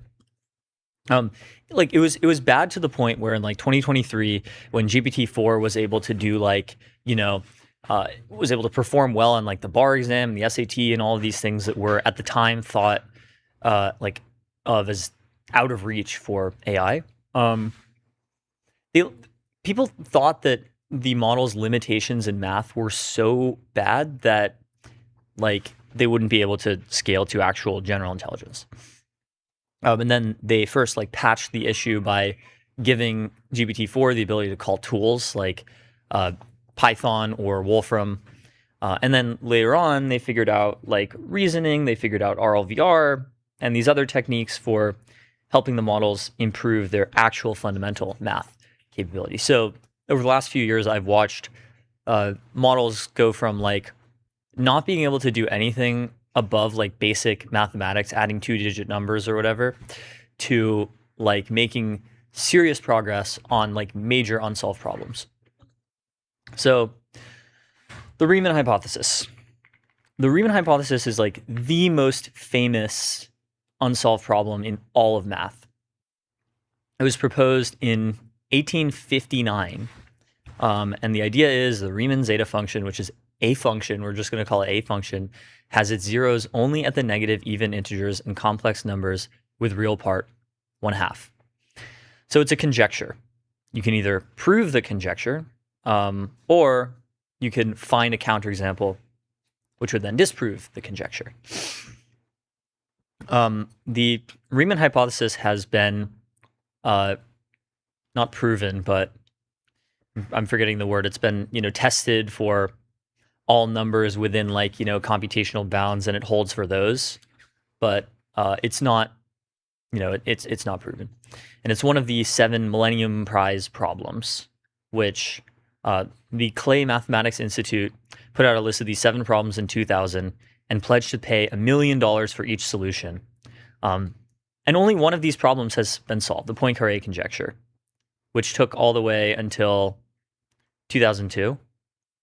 So in the last 24 years, there hasn't been a Millennium Prize problem solved. So maybe models will be able to do it. So yeah, Claude was not able to succeed in proving or disproving the Riemann hypothesis. Nevertheless, during its attempt, it unexpectedly made strides on a related problem. An unreleased research version of Claude has improved on a long-standing lower bound for the fraction of zeros of the Riemann zeta function that satisfy the Riemann hypothesis. So it has increased this bound from 41.6% to 67.2%. So it proved a novel result that we haven't seen before. It's pretty awesome. 2 mathematicians at Anthropic studied and validated Claude's paper. I love how they call it Claude's paper. Wow, look at that. The author is just listed as Claude. That's it. They're not attributing it to mathematicians or anything. Oh, wow. The paper's human co-author. The argument of this paper was found in the course of a conversation with Jared Sumner. Jared Sumner is the guy who made Bun, which is this like JavaScript runtime that was acquired by Anthropic. And previously he was a Thiel fellow, but I didn't know he was like a serious math guy. Wow, so that's kind of lore. And then they mentioned Ralph Furman and Levent Alpog. Levent Alpogo is the guy who had Claude disprove the Jacobian conjecture. He's a mathematician at Anthropic. We don't expect the techniques Claude used will lead to proving the Riemann hypothesis, but its work serves as the latest example of the speed of progress in AI models' math capabilities. So, difficult math stuff. Basically, Claude was able to figure out that more zeros satisfy the Riemann hypothesis than previously known. Okay, so Jared Sumner is a non-mathematician, prompted Claude to take a real stab at the hypothesis itself. Initially, Claude generated and tried 650 ideas, none of which worked. Okay, there's a total of 31 million output tokens. So that's not like an enormous amount of money. Even at like API pricing, Claude Fable 5 costs $50 per million output tokens. So this is only about $1,500, $1,550 at Claude Fable 5 API prices. That's not like an obscene amount of money. Like, remember, many human mathematicians have been working presumably full-time on this problem of solving the Riemann hypothesis for many years. Consider what it costs, to pay all of these human mathematicians to do it. Okay, so Claude generated and tried 650 ideas, none of which worked. Jared prompted Claude to try again, and it spent a day and a half coordinating around 60 sub-agents, which this time went much deeper. Between them, they ran 2,400 shell commands and wrote hundreds of Python scripts. Okay, so this is kind of like automating the grunt work part of math. The sub-agents ran thousands of numerical checks against known zeta zeros and refereed one another's work. Throughout this process, Jared's input was mostly limited to sending Claude messages of encouragement. This seems to have helped Claude overcome some initial skepticism that it could make meaningful progress. That's kind of cute, actually. Having found this new result while attempting the task, Claude tested its work by having various sub-agents review the proof, search for counterexamples, and check that its finding hadn't already been made and independently reprove its finding from scratch. So it wrote up a paper, produced a lean formalization of the result. In other words, so we know that its result was actually correct. Anyone can computationally verify this. It is kind of funny, by the way, that back in, I think, 2022, Gary Marcus listed like 5 things that an AI would have to do 3 of in order to count as real AGI. And one of them was be able to convert back and forth between arbitrary math proofs in natural language and lean formalizations. And now AIs can basically do this. Even Claude was surprised by its own finding. It was skeptical at first, possibly because it has learned from its training about the difficulty of open problems in math and about the limitations of AI models. But after some encouraging prompts, it arrived at the result we've described. Perhaps Claude, like many of us, underestimates the rate of AI progress. Yeah, many such cases. Now, there have been many examples of this where, like, if you ask a model about AI progress or just about like the news, it doesn't believe you. So anyway, this is a very exciting result. We're getting ever closer to automating a huge amount of mathematics, and humanity will be able to understand more about the world. It's a very exciting time. All right, well, that's our Riemann zeta function section. We'll be right back.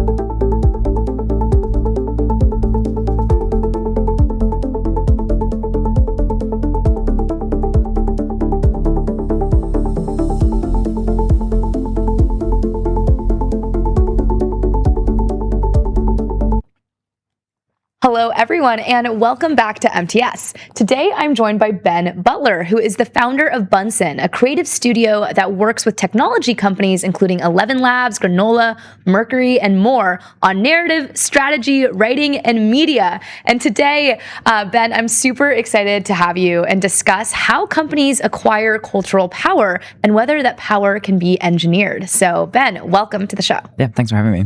Thank you for being here.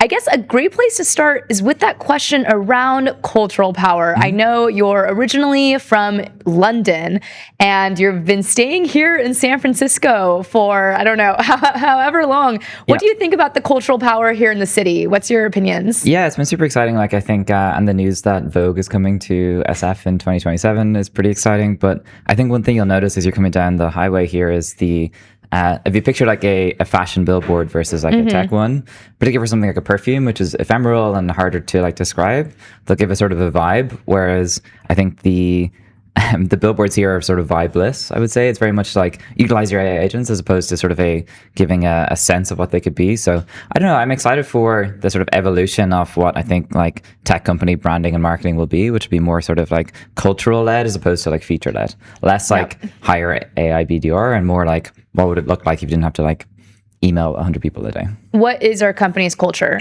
And you specifically, you run a creative studio and you work with technology companies. Yeah. So they hire you for a reason because there's something that they're missing that they're assuming you can actually help out with.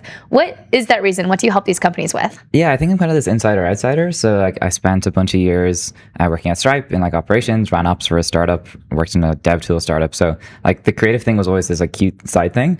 And then I think over the years, this like cute side thing became like the thing. So I think the value for me is I can sit down with the founder and not like be an idiot, and I can use the sort of language that we'll use on the show, but also I can sit down with like a film crew and speak that language as well. And I think that kind of bridge between those worlds is why people hire me. But what exactly are the problems that they're facing right now? What does their cultural capital look like prior to maybe working with you or something? I think it's a little bit like the classic engineer founder where you get obsessed with the product rather than like the actual like value it delivers. And I think the same way in terms of being able to like step outside your language and see what is really there. So 2 weeks ago, I was with some founders and we did an overnight retreat basically. And it was very much like getting back to basics of like, what is this company? What is this relationship? And being able to translate it in a way that like, okay, sure, the words look good at the end, but like what is the actual input and value of those words, I think is also important.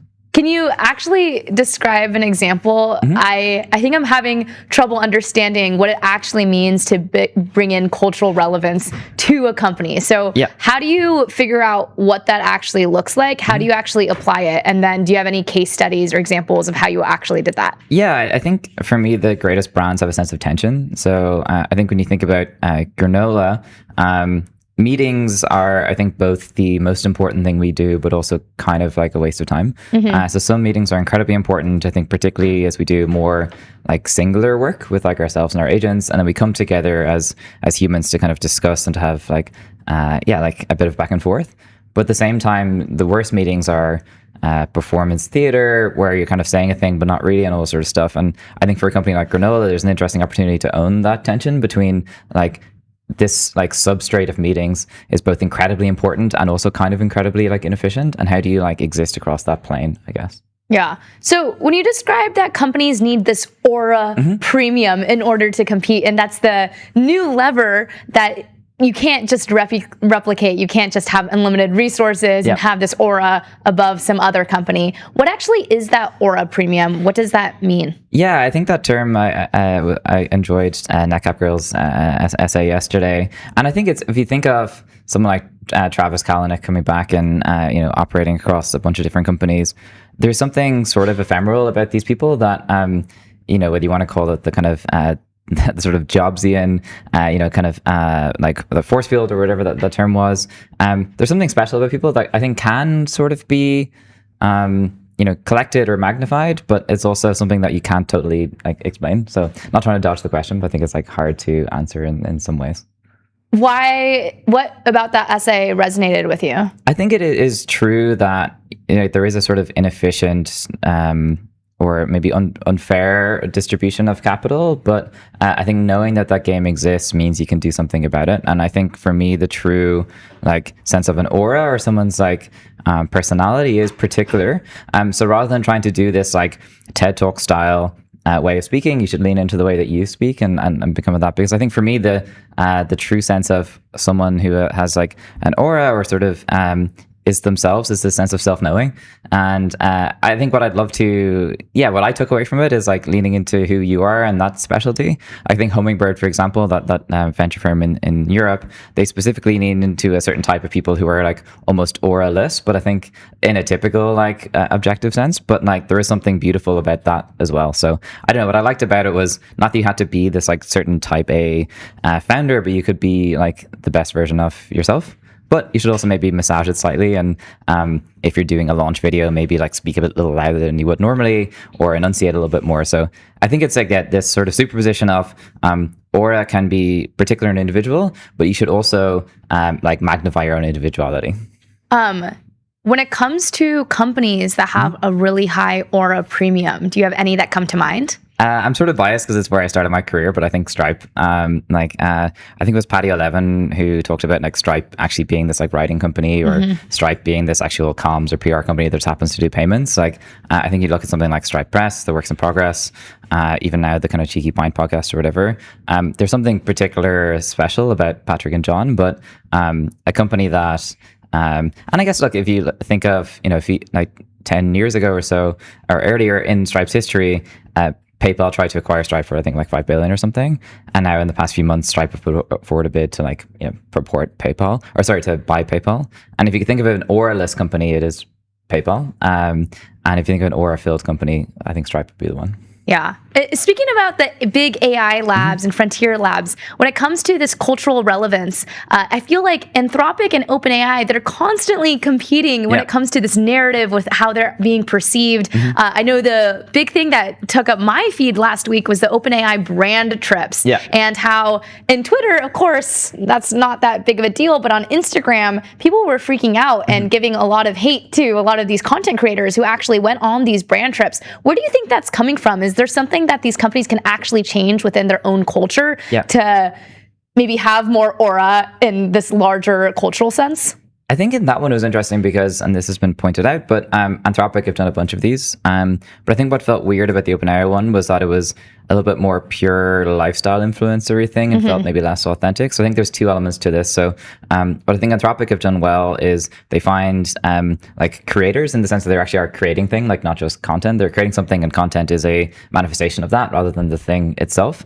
And then also their brand trip equivalents have become like they're kind of cloistered and they're done well. Whereas I think OpenAI are maybe on this brand trip, two things happened. One, their own sort of brand has not been as maybe like clear as Anthropic's in this case. And then also it just defaulted a little bit more lifestyle-y. So it was funny. It was like that same weekend I was at Friends with Benefits, like the festival, which is like really hard to describe. But it was this beautiful thing where like effectively the same thing was happening and Yahoo was sponsoring it, which is interesting. But like that was sort of the same conclave kind of thing, but it was done in a way more authentic way, and there was like it was beautiful. So I think two things happened. One, OpenAI need to just shore up, I think, their own brand a bit more. I think I have a clear sense of what Anthropic is and what they like stand for, and I think OpenAI are still maybe like figuring that out to some degree. So I think it's the gulf between that and then it would just sort of landed in this kind of loose kind of influencery like retreat that maybe just didn't like land as well. I also think it's a vector of OpenAI outside, the few square miles that we're in now, just do have a larger brand presence. So I think they're just in a little bit of the vanguard of the kind of anti-AI data center like blowback at this point.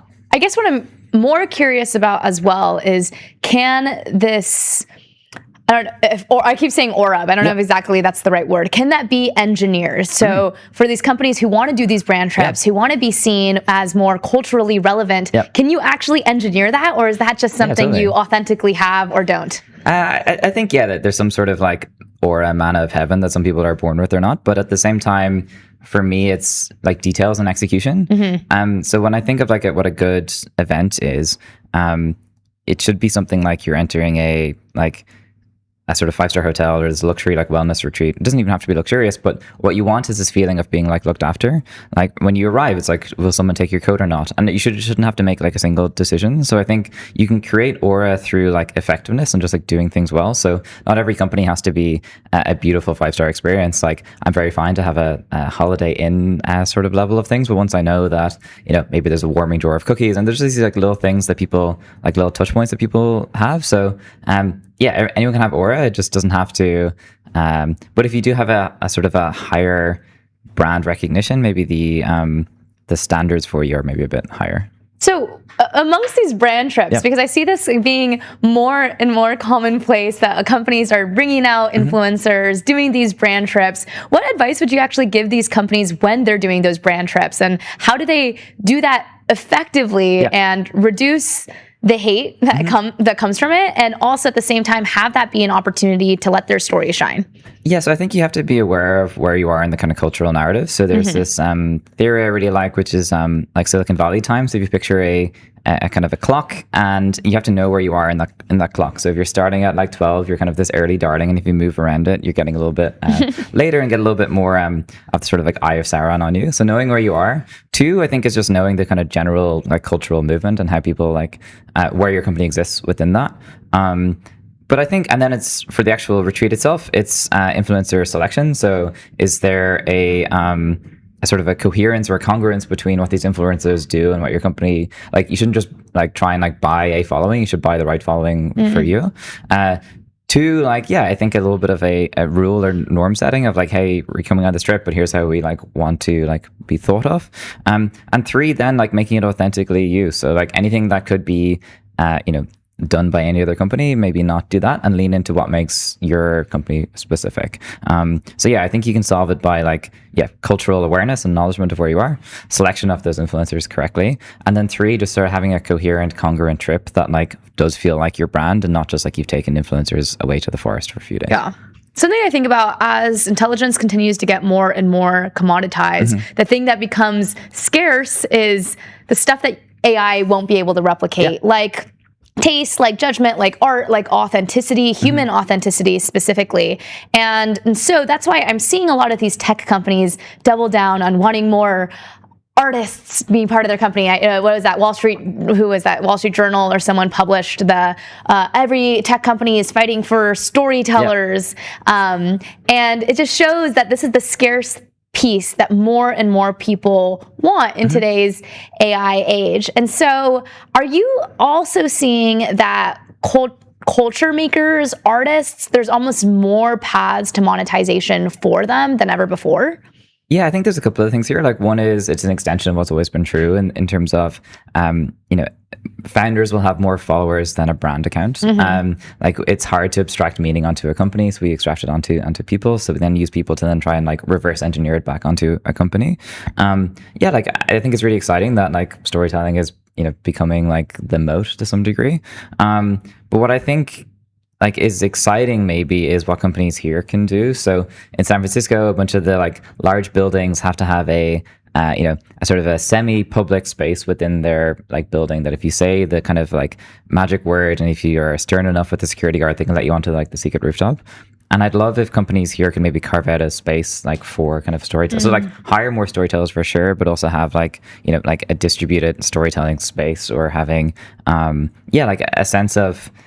So I think 2 things are happening. One is, you have a, you know, a kind of cohort of storytellers like myself who are, you know, kind of like already kind of like quite tech pilled, who are like very, and this like makes sense. But I think there's a whole tranche of folks who also like aren't there as well. And I think trying to like cross the chasm to those, I think is also important. This makes me think of, you know, the word magnificent.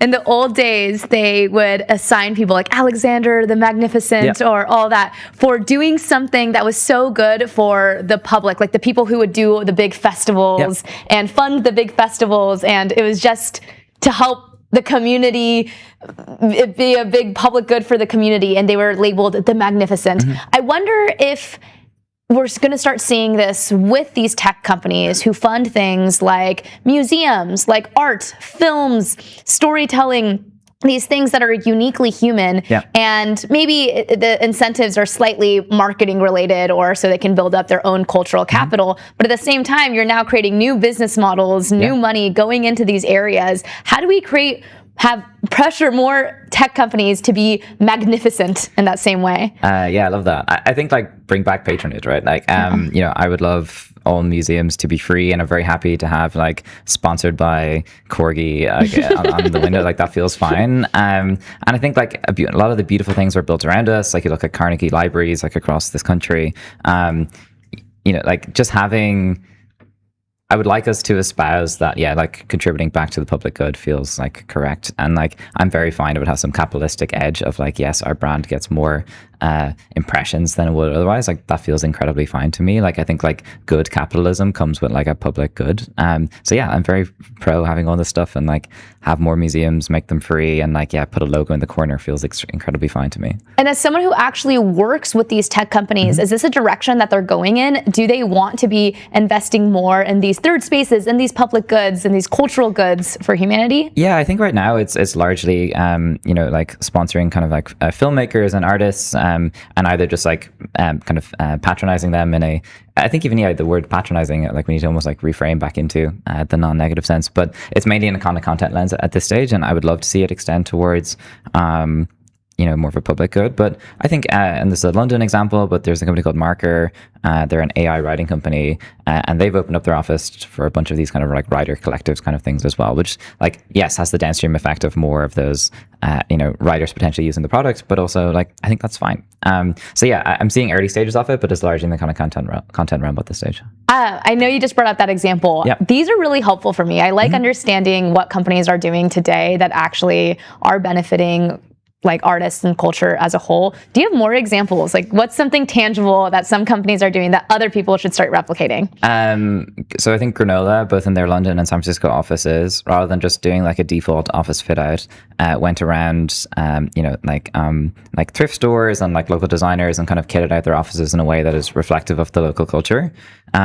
And I think there's an element of, there's this sociologist called Edgar Schein, and he talks about culture as an iceberg. And I do think your office is to some degree like a manifestation of it. So I think, like looking at, and this can start within the building that you're in and then eventually building out. So yeah, I think like Marker and Granola would be my like two best examples there. I'm sure there's a lot more. I know, you know, Dropbox in their early days, the office had a bunch of like local art and this sort of things, but I haven't seen anything else. Like, I would love to see more, but yeah, not much. A lot of people say that a company's culture pretty much stems from the founder themselves. And so if the founder doesn't care about those things, it doesn't really ripple. Do you think that as an external, like you guys come in externally to actually help out these companies, or say you're an employee that cares really deeply about these things, do you think you actually can make a change if the founder themselves doesn't care about the cultural capital? Or does it start with doing maybe these like one-on-one cultural therapy with the founder to understand who are their authentic selves and help manifest that and bring that into the world? Yeah, I think a lot of what I do is sort of like, particularly with two founders, some sort of like marriage counseling therapy stuff, but it's a lot harder if someone's already bought in, right? So yeah, I think I'd love to extend kind of company culture beyond like ERG like groups and stuff like that is important, but I think there's a like what is our kind of cultural impact feels important as well. I think it's a lot easier if they already get it. You can bring them kind of along the line, and maybe it's tying it to an economic like outcome of, hey, I think if we sponsored this thing, it's both nice but also more people will think of us like favorably. Like, I'm very fine to have, again, sort of like capitalistic outcomes to cultural artifacts. I think that feels incredibly fine. But yeah, it's definitely easier if your founder, you know, already goes to galleries and likes reading books. Do you think our tech world and our tech bubble is ignorant to what the wider cultural audience thinks about technology as a whole? I think in Silicon Valley, we prioritize efficiency over everything else. And I worry that we like are like short-term efficient and long-term like ineffective. So yeah, even though I've been saying, oh, we should attach like capitalistic ROI to stuff, like sometimes it is kind of ... like profit. So I think there is maybe well, actually one thing.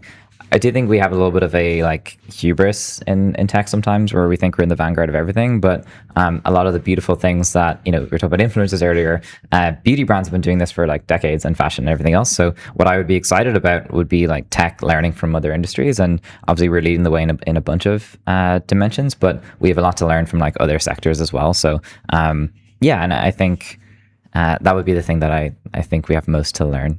Yeah, definitely. Last question for you, mainly because I'm curious. All the billboards you see here in San Francisco, yes, it definitely, we have a very clear cultural identity, but I've had friends come and visit who aren't from here, who aren't in this tech world, and they say it's like a foreign language. Who are these billboards for? What is the audience? What is the cultural capital they're building by having a very insider phrase on the freeway?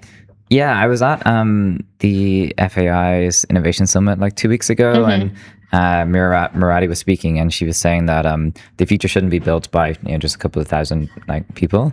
But I think like the reality is that there are a couple of thousand people that are sitting in desks a couple of miles from us who are making like very important decisions. So like all these billboards are targeted at them, and even a bunch of like Super Bowl ads are again kind of targeted at these people.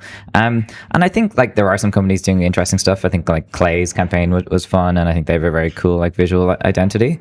But yeah, even I'm in tech, and I'm like, I kind of know what observability is, but like not really. And I think there's an interesting opportunity to just sort of like zig when everyone's zagging here of what does your, like if I see that Ava like hire an AI BDR billboard one more time, I don't know what I'm gonna do. Like isn't like some of them are just incredibly like objectively not beautiful, and I think there's an opportunity to like speak to your audience, but in the same way like developer marketing, like sure, use some more technical language, but they're also people, and I think there's been this artificial split in like technical marketing versus like marketing in general. So yeah, you could have a billboard that's just like hey, this is what our product is, use it, or you can maybe think a little bit higher level about what you want this person to like feel when they have this decision. So I would love to see a little bit of more diversity and observability for agents billboards when I'm flying back next time. Last thing for you, what's one piece of advice you have for tech companies who might be watching this right now and wondering how they can have cultural relevance? Yeah, I think it's I think also knowing your place, and I think this comes up a lot in kind of like old media when you're trying to pitch journalists, and seeing how you fit into the narrative. So not quite being like ambulance chasing from like a PR perspective, but if you're a company that does a bunch of data security stuff, if there's a big hack, this is probably a good time for you to like be like in that narrative. So I think it's good to be a kind of commentator on a bigger thing happening rather than trying to shift the cultural narrative to you. If you're bigger, you can definitely do that, and that's where you exist on that clock again. But sometimes it's okay to be sort of a commentator on what's happening as opposed to trying to like pull focus of everything happening to you. Definitely. Well, Ben, I really wanted to thank you for coming on to MTS. This was a personal consultation on how MTS can also be more culturally relevant. I'm just kidding. But that was super interesting to learn about what you actually do at Bunsen, how you're supporting tech companies as a whole in their aura building. So thank you so much for joining us today on MTS. Yeah, thanks for having me. And we'll be back with MTS.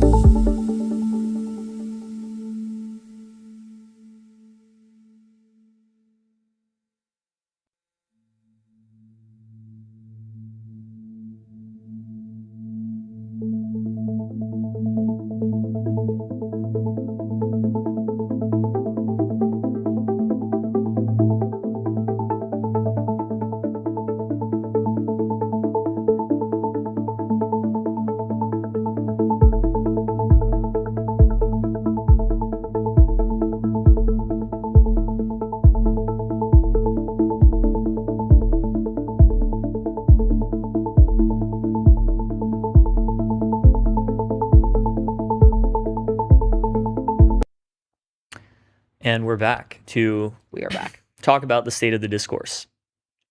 Starting with Tyler Cowen, who just wrote another marginal revolution banger called Act Like It Is Science. I guess we should preface this with like Tyler Cowen has for a long time been counter-signaling AI doom on grounds of basically it's hard to model. Yeah. Or like, doomers don't believe, or doomers don't act as though they believe in AI doom, because if they did, they would live their lives differently. So like, for example, famously at the Progress conference in 2024, like late 2024, Cowen like debated a bunch of doomers, and I was there. I watched him do it. It was a lot of fun. It was like, the doomers were like basically, just like look at the progress of AI. Eventually, if we get really powerful artificial intelligence, it could pose a threat to humanity. And Cowen is like, okay, but like, I want to see like rigorous scientific modeling. I want you to write a paper and publish the paper with modeling, kind of like what the climate change people did on exactly what you expect. And also you should be short the market. Why aren't you short the market? To which the doomers responded, oh, well, we believe that like AI will continually get better until it eventually gets worse. And worse as in like dangerous, right? Yeah, until it like kills everyone. Like Sure. there will be, a sudden treacherous turn. And also like many doomers have made a lot of money from like going long on AI stocks. Right. Let me see if I can find Cowen's article on this. Cowen on AI Doom 2024. Yeah. The argument basically being like, Found it. That was easy. if AI is so uncertain, then you can't justify high P doom numbers because that is also uncertain. Like, why are you certain about that if all you know is the general uncertainty? I love how all of Cowen's blog posts on MR are just like long tweet lengths, basically. Yeah. But they have this sort of permanence to them because they have titles and they're on a blog, as opposed to most long tweets, which kind of vanish into the ether. But this is from 2024. If you ask them whether they're short the market, many will say there's no way to short the apocalypse. But of course, you can benefit from pending signs of deterioration in advance. At the very least, you can short some markets or go long volatility and then send those profits to Somalia to mitigate suffering for a few years before the whole world ends. Still, in a recent informal debate at the wonderful Roots of Progress conference in Berkeley, many of the doomsters insisted to me that the end will come as a complete surprise given the supposed deceptive abilities of AGI. But what they're saying is if markets will not fall at least partially in advance, they're saying the passage of time and events along the way will not persuade anyone. I take those as signs of a pretty weak argument. There's also a funny epistemic angle. If the next 20 years of evidence and argumentation are not going to persuade anyone, why should you be holding this view right now? Yeah, I don't think that's a super weak. I don't like this argument. Basically, like, if you think your argument has structural weaknesses that make it hard to spread, like, why do you hold this view? Yeah. Because they think it's correct. That's why.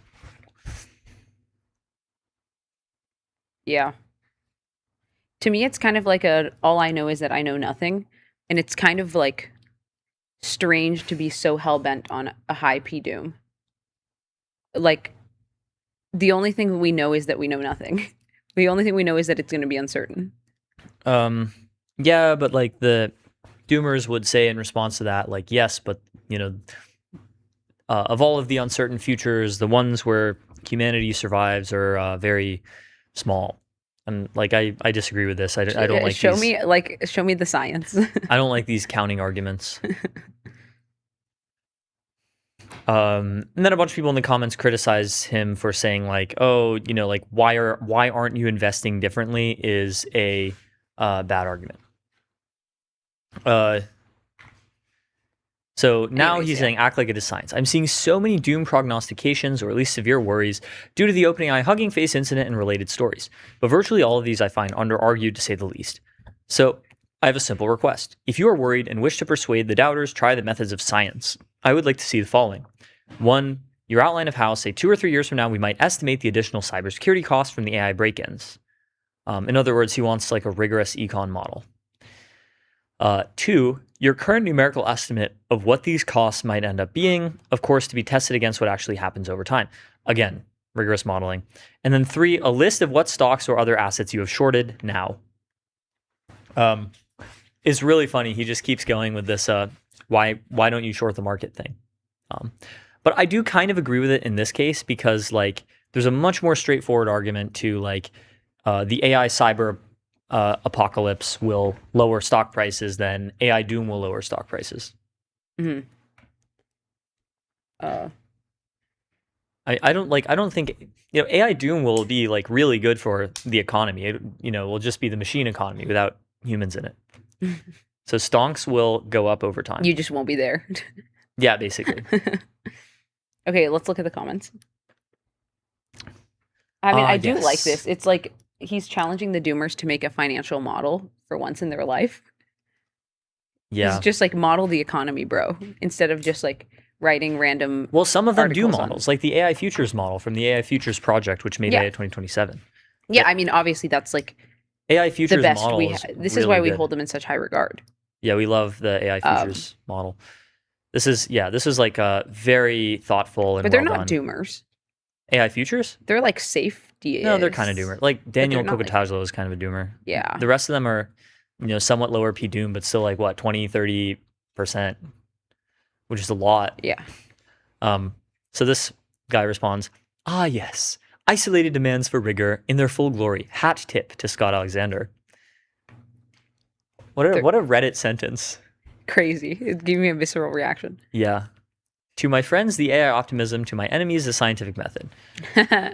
Yeah, that's kind of true though. Like Cowan definitely seems to have some isolated demands for rigor, but also like I kind of get it in that he thinks the null hypothesis is like AI will be like the other technologies and it will be good for humans and will, muddle through the risks and it'll be net positive. And I think this is a reasonable belief to have.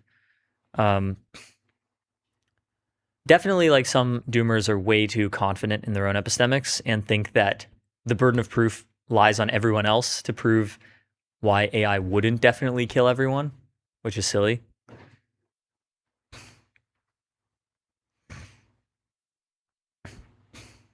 This post is just not mildly amusing as TC's failure to live up to his own standard. I work daily with these models and agents, given how insanely impressive they are already. They were 1 or 2 generations away from depressed nerdy teenager using this tool to hack Russian nuclear launch process and flatten New York being a plausible scenario. Yeah, that sounds fake. How would you like hack the Russian nuclear launch process?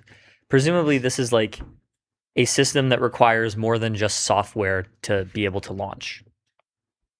What do you think? Like the Russian nuclear launch process is like connected to the internet, and you can just send your script kiddie agents to go hack Russian nukes? There's no way, right? Yeah, I mean, like I think like physical systems, like we were talking about with another guest, are very compromised. But I also think people are like exactly waking up to that right now, and there's going to be a lot of like defense cyber investment. So yeah, and then obviously Russian nuclear site has probably some pretty advanced cyber, and it'll only get more advanced. Yeah, but probably like just hacking is not enough to launch the nukes. I'm not worried about a moderate increase in cyber incidents generated by GPT-6 hurting my stock portfolio. Maybe you should. Like, if you seriously think that the models coming out now will just end cybersecurity, then you actually should short the market. Not financial advice, but like this is a stronger argument, I think, than if you believe in AI doom, you should short the market. I'm worried about GPT-7 or 8 launching the nuclear missiles and rendering stocks irrelevant. Okay, they wouldn't do that. Like, that's not how AI doom would happen. But whatever. That's AI can't do much in 2026. Most of the things AI can do well are things AI can do in 2020. Holy shit. Is this real? Are we really It's reading from this? someone with common sense. There's been a lot of pearl clutching about AI and mathematics, but computer-aided proofs have been around for a while. This is not the same thing. What's new? 1, the ability to use AI to write a college-level essay that a competent instructor would give a B. The availability of AI as a cover story for layoffs businesses want to do anyway. The willingness of dangerously gullible people to trust AI to do things it absolutely cannot do. Wow. This is like actual ultra rare level 0 AGI pilled person. This is like I feel like this is not actually that uncommon. In I these feel- circles, like among marginal revolution blog Yeah, yeah. commenters, Among people, marginal revolution. this is an blog actual level readers, 0 yes. here in the wild. I honestly, even though like I have more respect for this than I have for like level 1 and 2, because I'm just like Downvote. they just are just like they're just like, yeah, it's not really that deep. Show me something actually impressive. And I think that's a really funny position. Okay. This is funny. There's been a lot of Crunning pearl Duger. clutching about drones in warfare, but unmanned weapons have been around for a while, e.g. the V2 in 1945. That's a good one. Let's see, what other comments do we have? No one is trying to convince you. And 2, I don't think it's science to demand someone's trade history. No, I don't think it's science, but I think it's like, if you really believe that AI cyber risk will seriously damage the economy, then you actually should. If you did believe this, you would short the market. This is funny. One of the principles of contemporary scientific method is that researchers are expected to disclose their funding sources. With that in mind, Tyler Cowan, could you please tell us or remind us who funds you, basically? Uh-huh. Okay. This person with common sense doesn't seem to have much common sense. Well, who does fund him? No one, right? Actually, I don't know who funds Emergent Ventures, but he's Emergent. largely funded by George Mason University, where he works as a professor. Yeah, I think Emergent Ventures is... Yeah, we should have an Effort News investigation by Brian Chow on who funds the Mercatus Center. Is the Mercatus Center, yeah. It's part of GMU, but I think they have their own donors. I think they have some donor, like the Teal Foundation, Schmidt Ventures. Teal was an early Jack backer Dorsey. of Emergent Ventures. He's just ridiculously early on everything. It's incredible.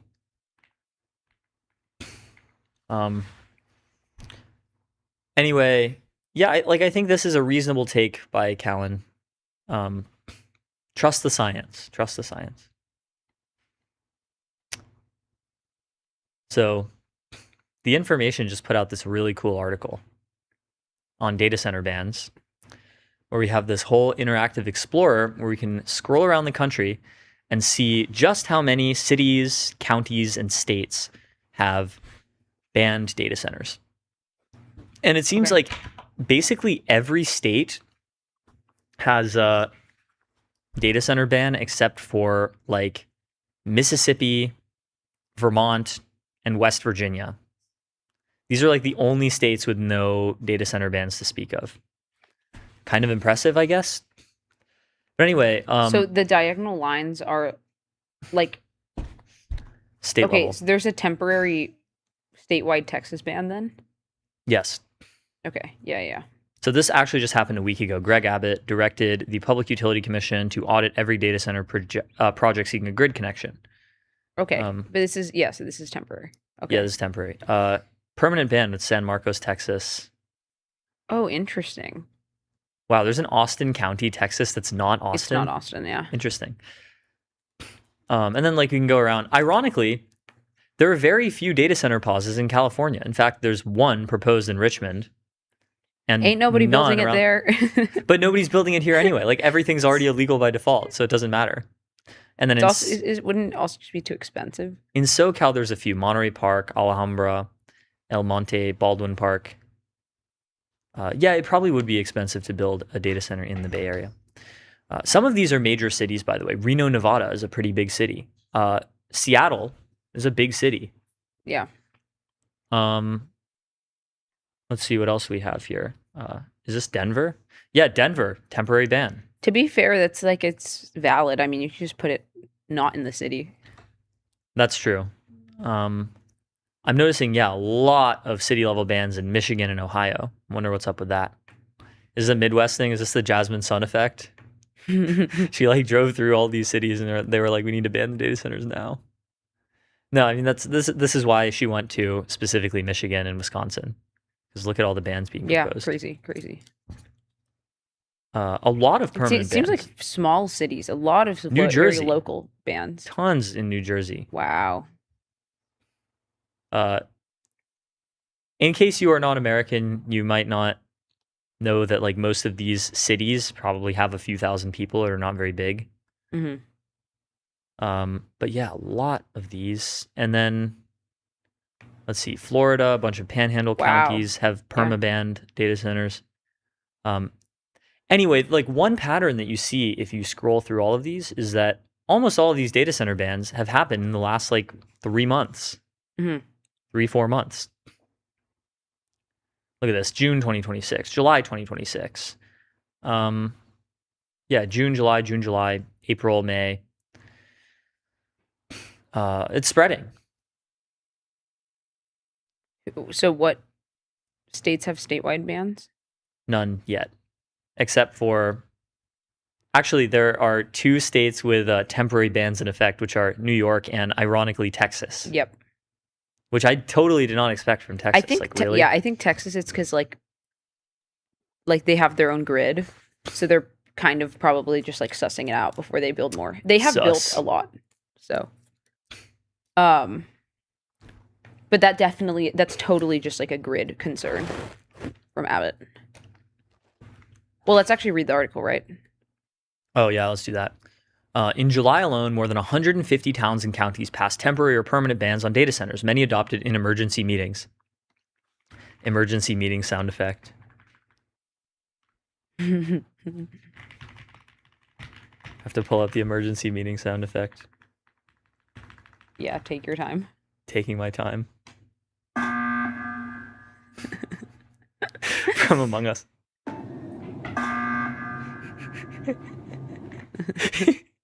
Okay, so there's more than 500 active data center bans at the start of August.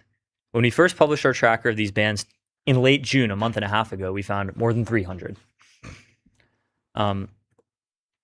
Mostly these are fears over power, water, and noise. They're not about AGI risk or whatever. I think power is going to be a way more salient reason than water. I think water we're like already outgrowing in the discourse. It's all just going to be about electricity prices. Yeah. Truth nuke. Now they're talking about Florida. See, I noticed this too. Oh, okay. Now we have an animated tracker. That's really good. Ooh, cool. We're going to watch it just go hyper viral. Like an epidemic. Whoa. That's crazy. Yeah, so look at like Florida, for example. Where did it start? Looks like it started large. It clustered around like Michigan. Well, in New York, I guess. The first data center moratoria were in like Missouri, North Dakota, and rural upstate New York. But yeah, look at like the state of data center moratoriums when Opus 4.5 came out. This is like December 2025. This is like the Claude Code inflection era right here, when agentic coding became a thing. This is 8 months ago. And then look at the state of moratoria at the beginning of the summer, and then now. I noticed the Midwest, and especially Michigan, had a lot of it very early. Yep. I wonder if that is like purely a demographic thing. Like who lives in Michigan? Like what people of what age? What is the median age? Michigan. Let's see, median age by state. We should actually cross-reference. The median age in Michigan is approximately 40.7 years old. The oldest states are Maine, New Hampshire, Vermont, and West Virginia. And Vermont and West Virginia are 2 of the 3 states with no bans at all anywhere in the state. So that is interesting. Michigan is one of the older states, ranked number 14. That's actually crazy that 16 American states and territories have a median age of 40 or above. That's pretty bad, low key. The youngest state is Utah. Surprise. The second youngest state is Texas. And the third youngest is Alaska. So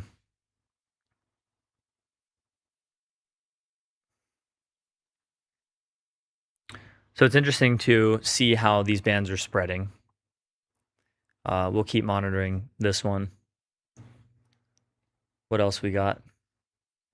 Oh, speaking of Texas, remember we mentioned Texas as a temporary moratorium.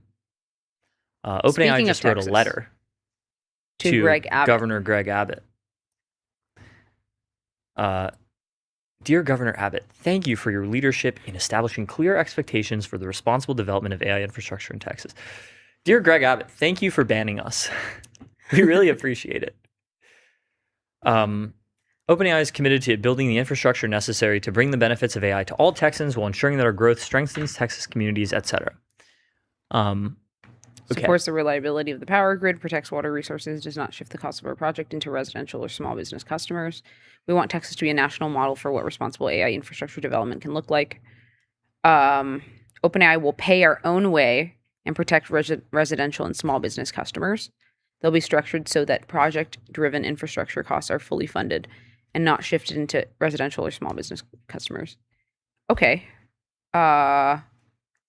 They'll work to support new power generation in Texas. They'll work with utilities, ERCOT, and infrastructure partners to support energy resources and infrastructure. Cool. Yeah. So what is OpenAI promising to Texas? OpenAI will pay our own way and protect residential and small business customers. This is many companies have made this commitment now. Mm-hmm. They're not going to raise consumers' power bills. OpenAI will work to support new power generation in Texas. We recognize that Texas needs to add new generation as demand grows while maintaining a reliable and resilient grid. Mm-hmm. Texas does not play about energy. That's true. I do wonder, can the average anti-data center person connect 2 and 2 with if you build data centers, the power bill goes up, but if you build more power, the power bill goes down. I think generally people are not very good at understanding that increased supply lowers prices, or else there would be a lot more support for YIMBYism in general. I don't think the problem in Texas is NIMBYism. There's some of that. And the problem, NIMBYism is kind of an American problem in general. I don't think it is in Texas, to be honest. I think it's With more data like, centers? Yeah. I think people in Texas are they generally they're less NIMBY than people in other states. I would wager. I think it's more of just oh, is it going to increase my electricity bill? And I guess they do care about the environment a bit, but not in my backyard. What about NIMPB? I'm a NIMPB. Not in my power bill, bro. that is exactly the Texas stance. Yeah. OpenAI will be a responsible steward of Texas water resources. We'll minimize water consumption and prioritize efficient cooling technologies, including closed-loop systems. They were already doing that. Yeah. I don't think Greg Abbott cares about this even a little bit. Did you see the Taylor Lorenz clip about Taylor Lorenz posted some pro-China lefty saying oh my God, she posts so much. I'm trying to scroll down to find this thing that she posted yesterday and I can't find it. But it was this pro-China lefty saying data centers are actually good in China because they use closed loop cooling systems. Closed loop. It's a new buzzword. It's a new buzzword. It actually is. Oh no, but this God. is actually really hilarious. She loves to post. She lives to post. Yeah. It's incredible. This is so funny because Greg Abbott is one of the most pro-fracking people ever. He does not give two shits about the environment at all. So I don't know who they thought they were talking to here, but I guess it's cool. I'm glad you're being a responsible steward of Texas water resources. That's very nice. He nice. does not care. OpenAI will prioritize the communities hosting our projects. Okay, so they need to listen to communities, work along stakeholders, responsibly manage noise, light, traffic, land use, setbacks, emergency response, other local impacts, et cetera, et cetera. So they have to defer to all these people. OpenAI supports transparency and accountability. OpenAI will work with the state and local communities to provide accurate and timely info regarding our projects, including info concerning electricity and water use, investments, public incentives, and relevant community protection. Okay, yeah. Now, very clear. AI infra should pay its own way, support a reliable grid, use water responsibly, protect neighboring communities, and operate with transparency and accountability. Yeah, good messaging from OpenAI. Seems pretty solid. What do you think? I think it's I think it's good. Like I've not heard of this guy. Uday CTO of compute. Uday Rudaraju, CTO of compute at OpenAI. So I think it's great. I mean, I think it's good because OpenAI is basically saying Texas is going to be our test dummy for these commitments. And these are our terms. And hopefully, like, Texas agrees and we can start doing this in other states. Yep. And I think it's good. It's pretty like it addresses all of the concerns that like anyone would have about these projects. It's not very specific with how it's going to support new power generation and make sure to keep prices where they are. New power generation's easy. Yeah, I mean, we have this technology. Yeah, of course. We can't build new power anymore. We don't know how, etc. It's not that hard. Like, there's plenty of natural gas. But what I'm saying is, like, nuclear, I'd be very curious. This is just a letter. I think I'd be very curious to see what they actually end up agreeing on. And I think they're committed to small businesses, which is what probably Greg Abbott cares about. Yeah, and it could be good for local governments. Yep. Well, we have some drama coming up. Have you seen this drama from the New York Post? Why does it say California Post? Anyway, OpenAI risks White House relationship with hiring of nuisance AI policy executive. Sources. That's so funny. Do you know which policy executive it is? Dean Ball. It's our friend of the show, Dean W. Ball. And this, by the way, was posted. It was reposted on Twitter on X by Undersecretary of War Emil Michael, who is not a fan of Dean Ball's in the administration. Yep. Seeming to imply that's really funny that OpenAI is risking their White House relationship by hiring Dean Ball. So for whatever reason, a lot of people in the admin like really, really hate Dean Ball for the crime of what exactly? For like being aware of like catastrophic risk, which everyone is now accepting anyway. Like, I don't get it. They just hate people who talk too much. They hate yappers. Yappers are the most discriminated against people in the world. No, they hate people with really, really concrete views because there's a chance those concrete views may not overlap with their own. Ooh, he just like me for real. Okay. It's just as simple as that. Top OpenAI official Dean Ball is in the middle of a heated feud with the Trump administration, and White House officials warn that Sam Altman's firm risked its relationship with the government by hiring him for a senior role, the Post has learned. Ball infuriated Trump AI officials last month after claiming in an X post that the White House should create regulatory risk or new rules imposing consequences on U.S. firms to discourage use of Chinese AI models. Actually, he did not say that they should do that. This is like journalistic malpractice. Why? They just put the word should in here. He didn't say that at all. I don't remember the post. The post is, I think we talked about this at the time. It was Dean Ball's observations on Kimmy post. What he actually said is, I would guess that the Trump administration will at some point realize that their best strategy here would be, that's not should. He's saying basically, if they wanted to restrict Chinese open source, then they would do the following things. He didn't say they should restrict Chinese open source. And a whole bunch of people like flamed the shit out of him for this. And then we defended him. And then I posted my Dean W. Ball apology form. White House AI czar David Sachs questioned if Ball was confessing to a regulatory capture strategy to benefit OpenAI, while Pentagon AI chief Emil Michael slammed Ball as the AI world's supreme village idiot. Every industry/ecosystem has its supreme village idiot. It's like, it's so not great for government officials to be posting like this. Yeah, what? Like, come on. This is insane. About this is so not in their good former faith. colleagues, by the way. Yeah, this is horrible. About their former colleagues who align with their worldview for the most part. Yeah. Like, what? Literally.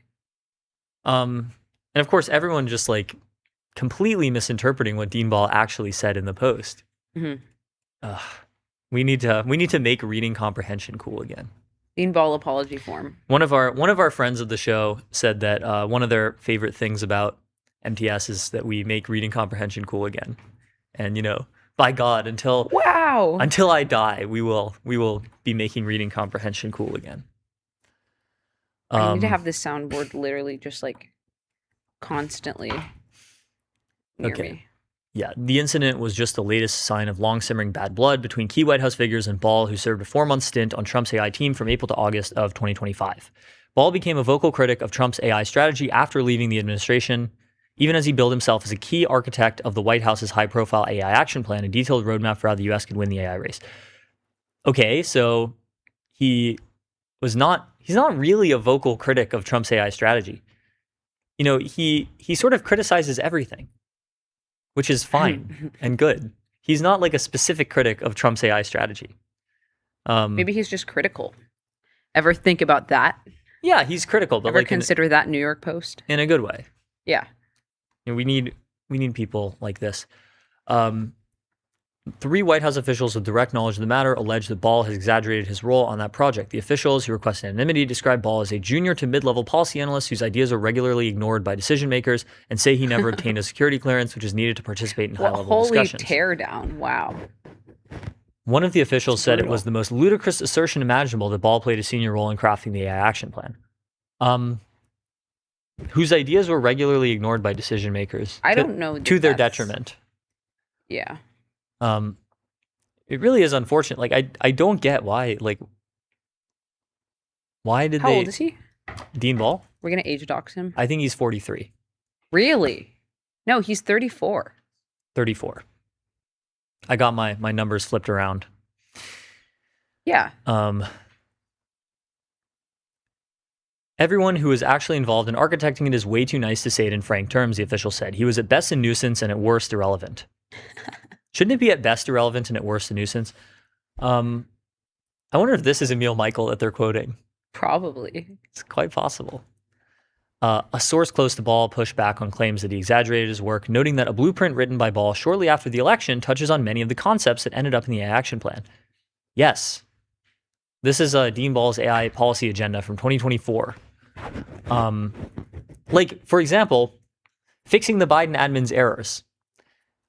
They said that they should rewrite the NIST AI risk management framework, revise the OMB's guidance for federal agency use of AI, and retract the Biden blueprint for an AI Bill of Rights. The Trump administration did all of these things.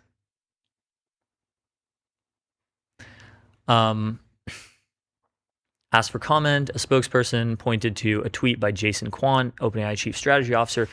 Really glad Dean is joining OpenAI, Kwan wrote. He spent a lot of time thinking seriously about the biggest questions frontier labs need to get right: risk, governance, frontier policy issues, and what comes next. We won't always agree on everything, which is a good thing. Ball's role will be focused on research rather than lobbying or political outreach, the spokesperson added. So he's their AI futures guy. Tensions between Ball and the White House first came to a head last February during the admin's high-profile spat with Anthropic, when he became one of the loudest voices defending Anthropic after Trump ordered federal agencies to stop using its models. I think probably actually this is why Emil Michael et al. Hate Dean Ball so much. Partially it's because he's not a, super sanguine, super optimistic, super EAC guy. And partially it's because he defended Anthropic against the Trump administration. Yep. At the time, Ball called the Pentagon's decision to label Anthropic as a supply chain risk a psychotic power grab and almost certainly illegal. So he is 34. The White House is a little puzzled by what value OpenAI sees in hiring him, given Ball's tense relationships with some of his former colleagues, a second admin official said. Any backlash against Ball could also cause trouble for OpenAI. He's just like he is a strong-willed, strong opinionated person, and they actually do hate that. they just hate to see you like have a strong individual viewpoint. I hate people with strong individual viewpoints that aren't exactly the same as my strong individual viewpoints. Exactly. Like that's basically this. I see this article as whining. This is totally whining. What is this? Yeah. It's weird. His It's weird idiotic and hateful. Commentary on X about our AI policies is rooted in the fake premise that he has an insider perspective into our operations, is actively undermining OpenAI. Well, he obviously has some of an insider perspective into the operations of the Trump White House on AI, considering he worked in the Trump White House on AI policy. The first official added that Ball, who lacks a technical background in AI research or development, So do most AI policy people. Yeah. And in fact, like, I don't think it's strictly necessary. Like, I don't think you need to understand like how It's backpropagation interdisciplinary, works right? on a Yeah. technical level in order to be able to govern AI. Like, it's silly. Like, do we require all regulators of factories to have degrees in mechanical engineering? Yeah. This is just kind of sad. Why are they like? They're just like hating and hating it. There's just like a quote after quote after quote of them saying like, "Oh, this Dean Ball guy is like really stupid," and we didn't like him. We didn't like him. He was unpopular. The sort of ideological and intellectual direction that he was approaching a policy from was extremely contrary to the president's own priorities about American AI dominance. Weird. Like, how? Is it literally just because he believes in existential risk? I think it's because he sided with the Anthropic. No, but I think he was kind of pushed out of the admin before that. Yeah, that's true. This is true. However, at the time when Dean Ball left the White House, Michael Kratsios, the director of OSTP, tweeted, "Thank you, Dean Ball, for your tremendous work on the AI Action Plan and your service to this great nation. We were lucky to have you on the team and are all the more fortunate to now have you outside of government to help turn the president's vision into reality. I can't wait to see all that you will accomplish next." Yeah. So this seems to really contradict everything that these nameless admin officials are saying in the article.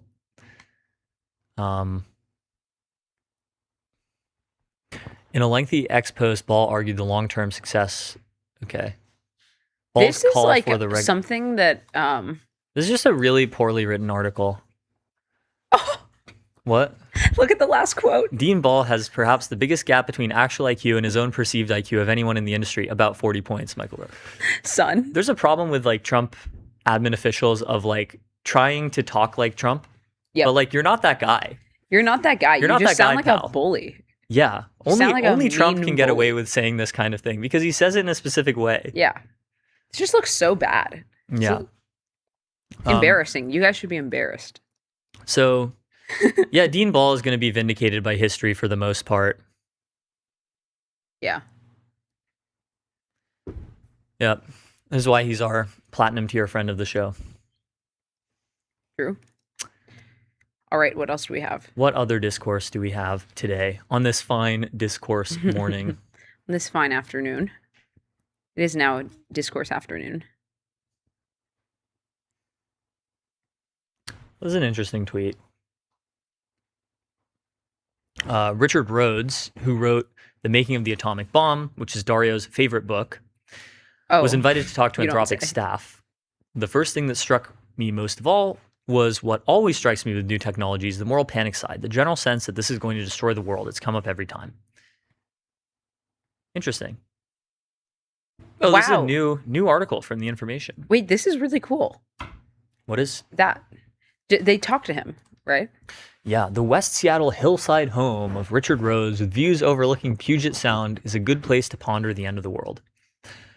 You will never be able to afford a West Seattle hillside home with views overlooking Puget Sound. It's over. It's extremely over. His 40-year-old tome has become essential reading for employees at Anthropic and their leader, Dario, who counts it as one of his favorite books.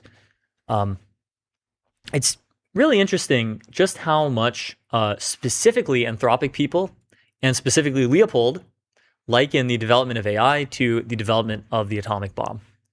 I think it's kind of not like that. I think it's much more like the Industrial Revolution than it is like the nuclear bomb. It's kind of both. Well, unless you believe And a in secret third thing. Unless you believe in very fast takeoff. But even then, like, nuclear weapons are like clearly a technology that is only valuable in that it can destroy things and threaten to destroy things.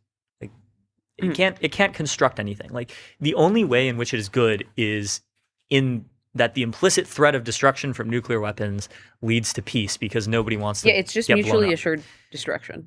Yeah, but obviously AI has many directly positive effects of it. That's interesting. Dario and Daniela grew up wanting to save the world together, Dario has said. So true. Wow. Anthropic's Employee Book Club. That's kind of based. I wonder what other books are in the Anthropic Employee Book Club. Wait, they should drop the alpha. I kind of need to know now. Anthropic employees. This is awesome. Rhodes89 has never met Amadei, but he and his wife traveled to downtown SF last year to speak to Anthropic's Employee Book Club, which had ordered 100 copies of the book. Rhodes said he gave them a perspective that appears to cut against the once-in-a-civilization technology moment that Amadei and employees think they're building. That's so funny.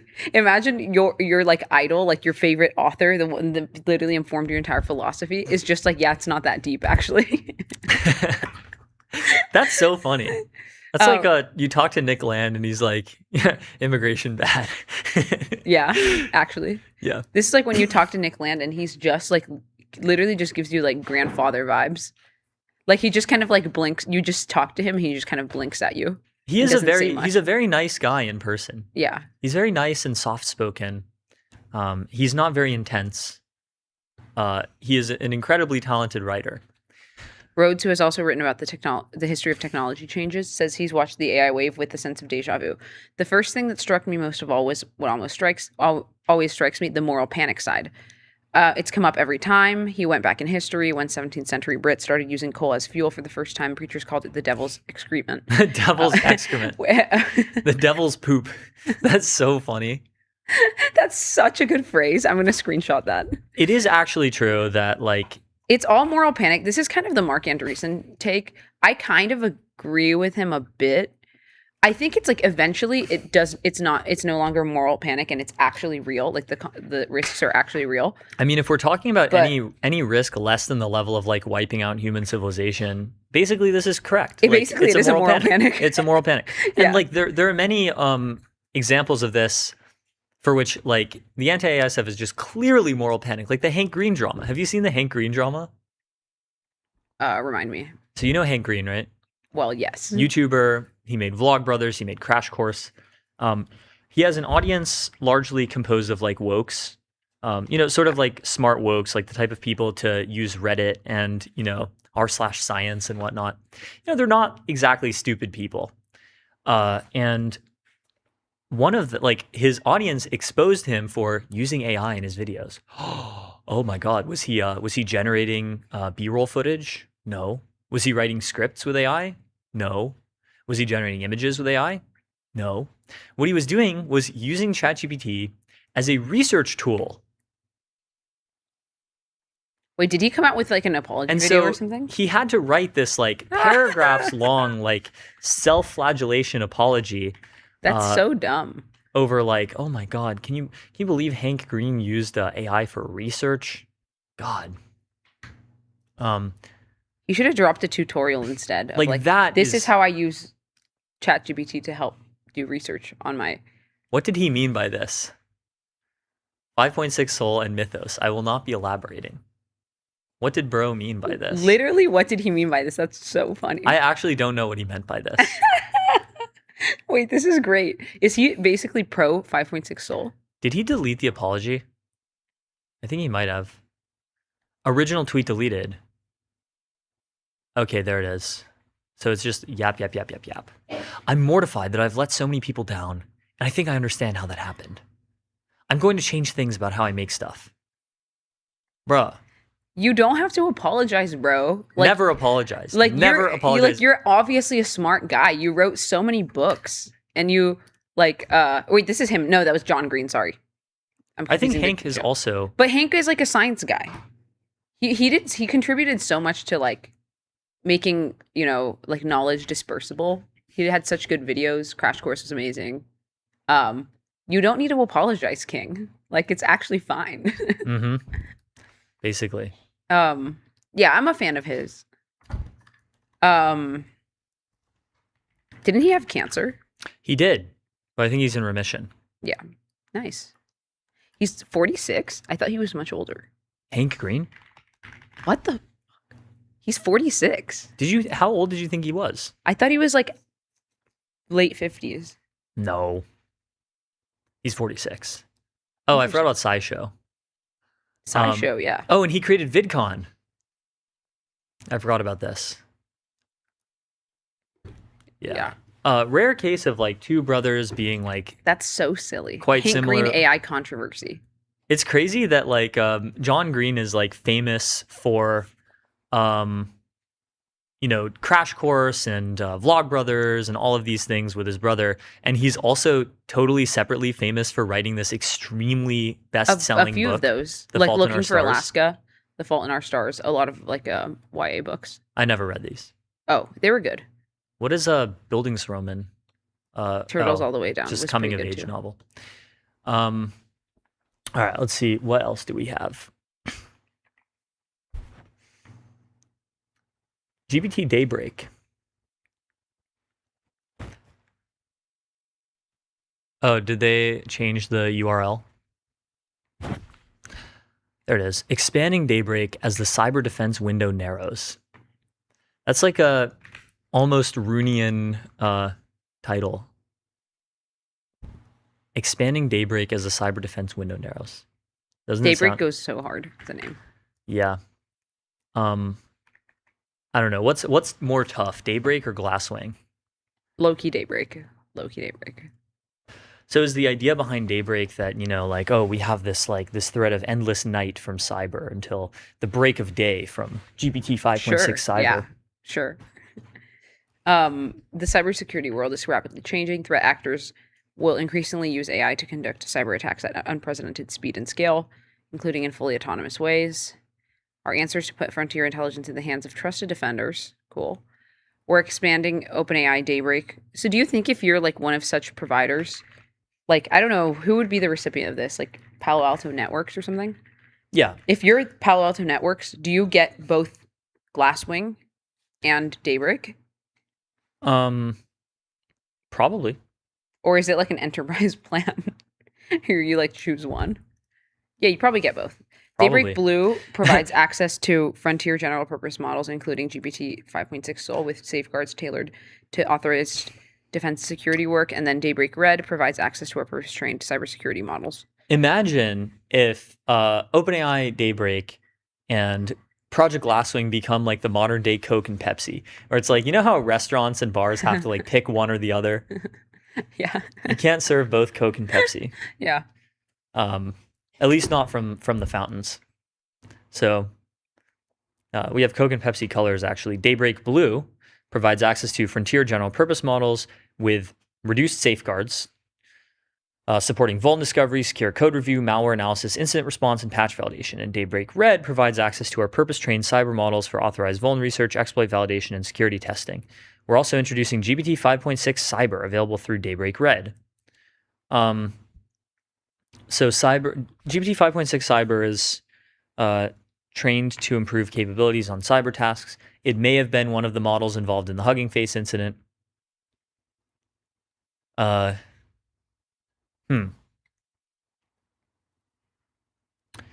I don't know about what I think about this. I feel like you need to diffuse cyber capabilities as quickly as you practically can without substantially increasing risk. Mm-hmm.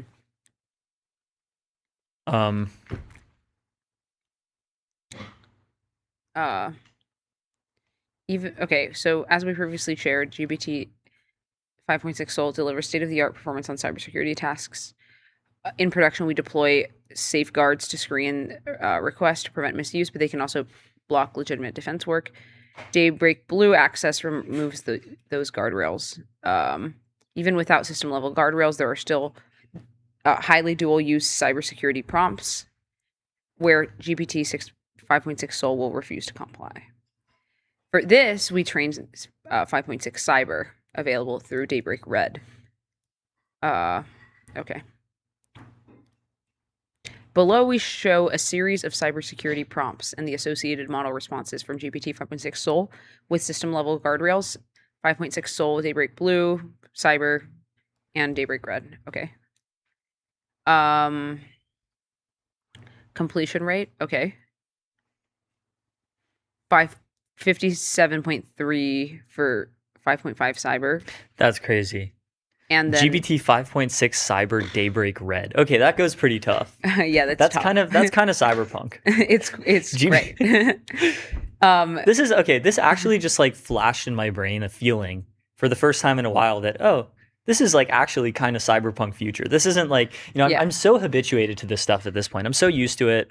It's like, yeah, of course we're just living through the singularity. Of course we're just living through the future of wildly advanced artificial literally intelligence. net runners, bro. Holy shit, bro. We're net runners. This is the future. They're net runners at Palo Alto Networks. We literally have Cyberpunk 2077 at home. God, I hope so. Do you really? Although I don't want to be, well, I guess it's a little dystopian, but I'd like the good version of Cyberpunk 2077. I guess they just believe that corporations aren't going to just hack into other companies. And I actually think this is true. This is a reasonable thing to believe. And it's probably worth thinking about the reasons behind why this is true and seeing if they can apply to other people who we might want to give advanced cyber capabilities to. Okay, So, improving cyber performance, it's good at discovering 0 days. Wow. It's good at doing exploit gym. We know it's good at doing exploit gym. Yep. Intended vulnerability. We have success rate. I guess that 5.6 Soul Daybreak Blue and 5.6 Cyber Daybreak Red aren't that different. 30.8% versus 32.1%.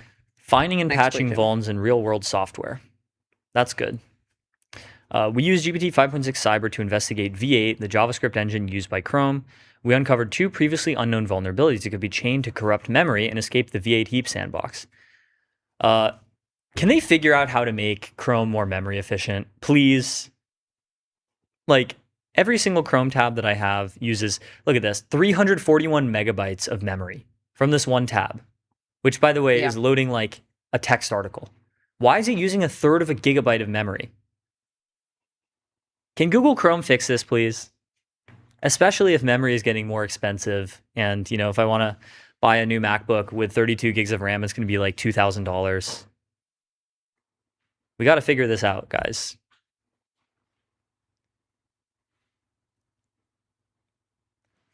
Preparedness evaluations.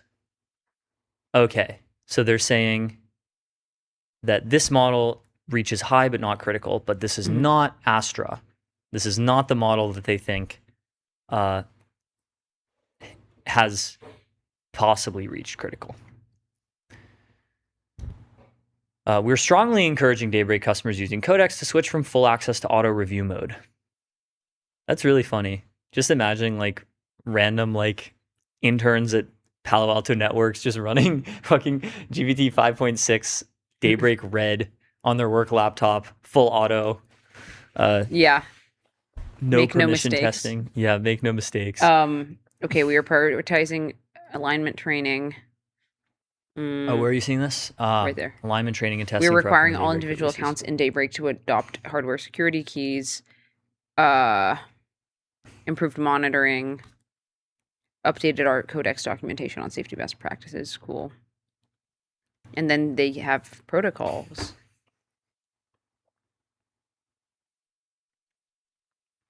Okay, cool.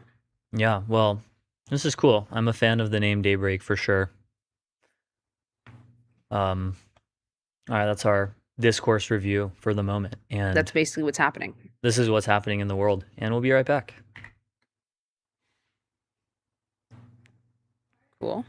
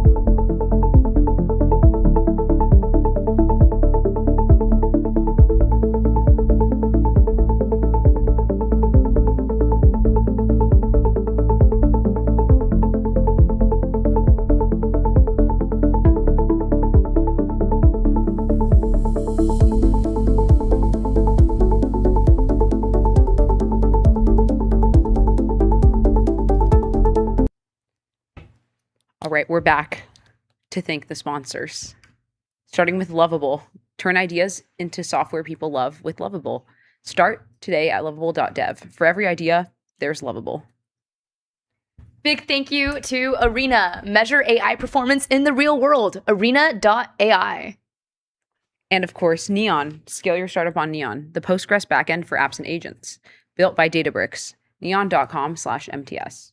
Big shout out to 11 Labs, AI that communicates at human level across every channel and modality. 11labs.io/MTS. And of course, Kong, the AI connectivity platform. Connect APIs, LLMs, agents, and systems with serious security and governance. KongHQ.com. Today's stream is sponsored by VCX, the public ticker for private tech. Head over to getvcx.com to learn more. And of course, Blitzy, autonomous software development for enterprise code bases. Ship 5x faster. Blitzy.com. Big thank you to AdQuick. Make your brand a billboard. Out-of-home advertising as easy to scale as digital. AdQuick.com. Those are our sponsors. Big thank you to all of our sponsors, and we'll be right back with MTS.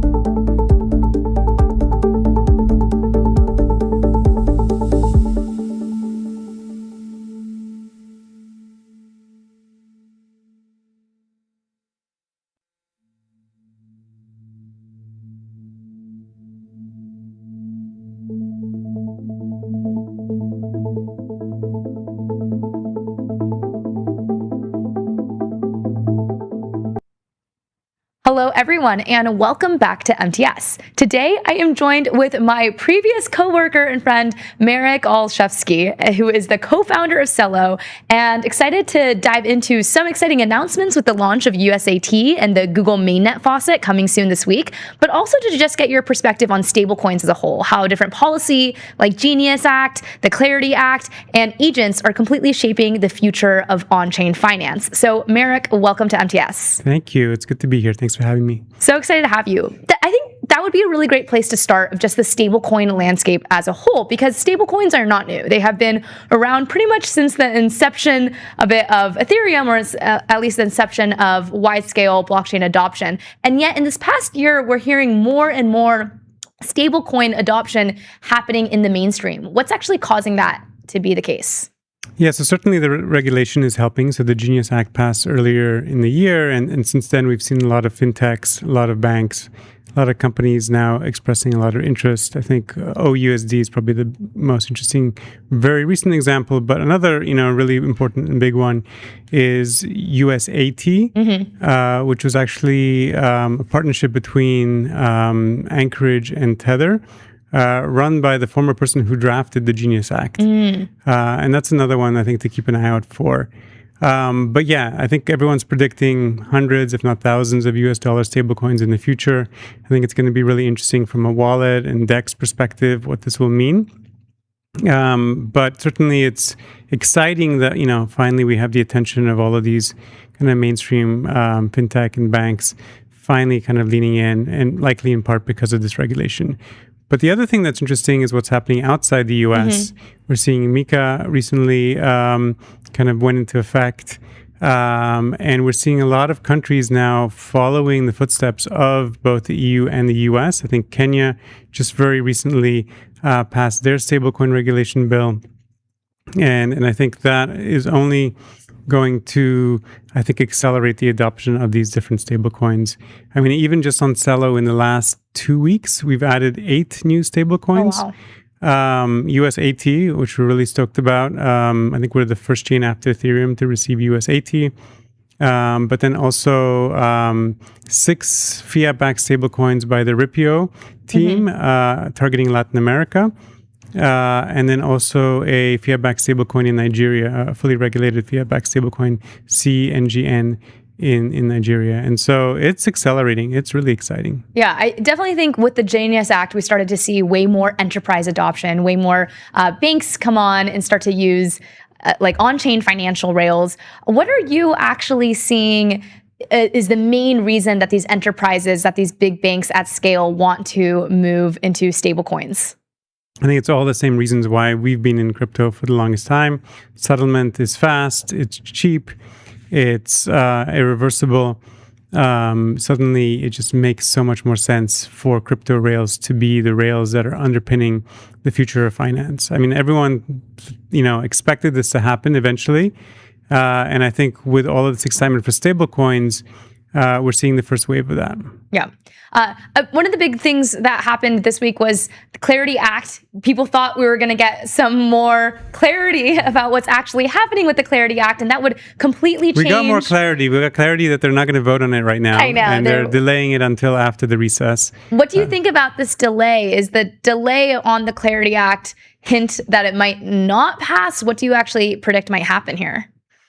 Yeah, it's interesting. I mean, you saw all these senators coming out saying, no, we're definitely going to vote on it after the recess, which I think is reassuring because before everyone was saying, if we don't get it done before recess, it's not going to happen before the midterms. So from that perspective, hopefully there's still some hope for it. But yeah, who knows? I mean, it's been definitely a lot of ups and downs getting here. A lot of the way that people are talking about the Clarity Act is that it's something that might very much affect the crypto markets as a whole, because it will create a lot more regulation and clarity around how different things like DeFi protocols and yield and the rules around this. For someone who's not familiar, who's not in this world, what is the Clarity Act and what does it passing actually change for the landscape? Oh yeah, for that I think you definitely want to bring like a lawyer. I'm more of a someone on the technical side. But from what I've seen, there's a lot of really digging into, from a securities law perspective, what constitutes security, what doesn't constitute security. I think historically that's been a very big open question. And it provides, a lot of clarity for, helping teams navigate that. I mean, there's also a lot of, other elements, around DeFi, around stablecoin yield that have also made it into the bill. And so it's certainly, really bringing a lot of useful clarity, for lack of a better word, to this field and trying to help, entrepreneurs and builders and big companies, better navigate what has historically been I think, under-regulated part of, the U.S. economy. Yeah, one of the interesting aspects around there as well is the rule of, hey, can we actually do stablecoin rewards? I know, at least for Celo's ecosystem, that's one of the big reasons a lot of people are holders, is especially if you're in a foreign country and you can now hold these, not only can you hold US dollars, but you can also earn yield, which is something that a lot of people outside of the US never prior to stablecoins had access to actually be able to earn on that. So that's something that's actually going to be passed. Curious your perspective there. Why is there such a hurdle at getting yield to be something that's passed and accepted large in the mainstream? Oh, I think it's just, obvious that banks have been making money off of yield for centuries, I would say, if not longer. Centuries probably.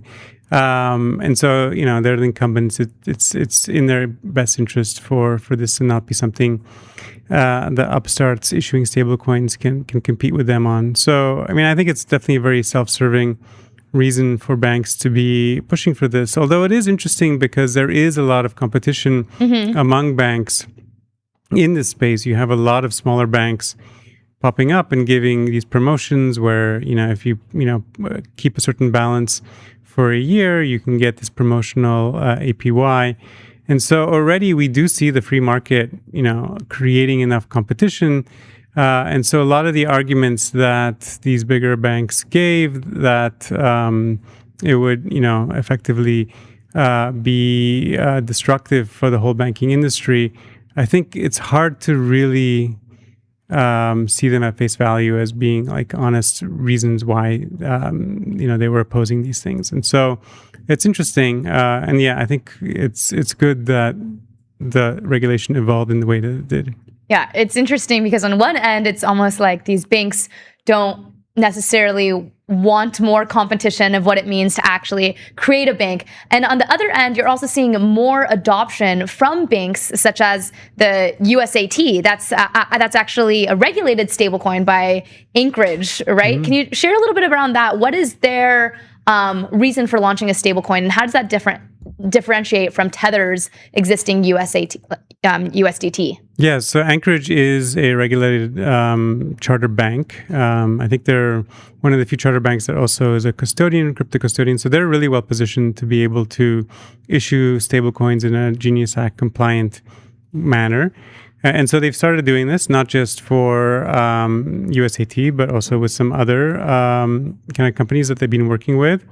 And in the case of USAT, they partnered with Tether to effectively create a US Genius Act compliant regulated version of Tether.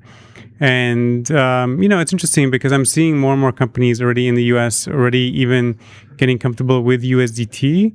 I think Stripe most famously recently added USDT support. Coinbase has had it for a while. So I think it still remains to be seen whether, the world needs this kind of variant of USDT. But certainly we're very excited about it. And I think we're eager to see more people hold it, more people adopt it, and for it to grow in the US for sure. Yeah.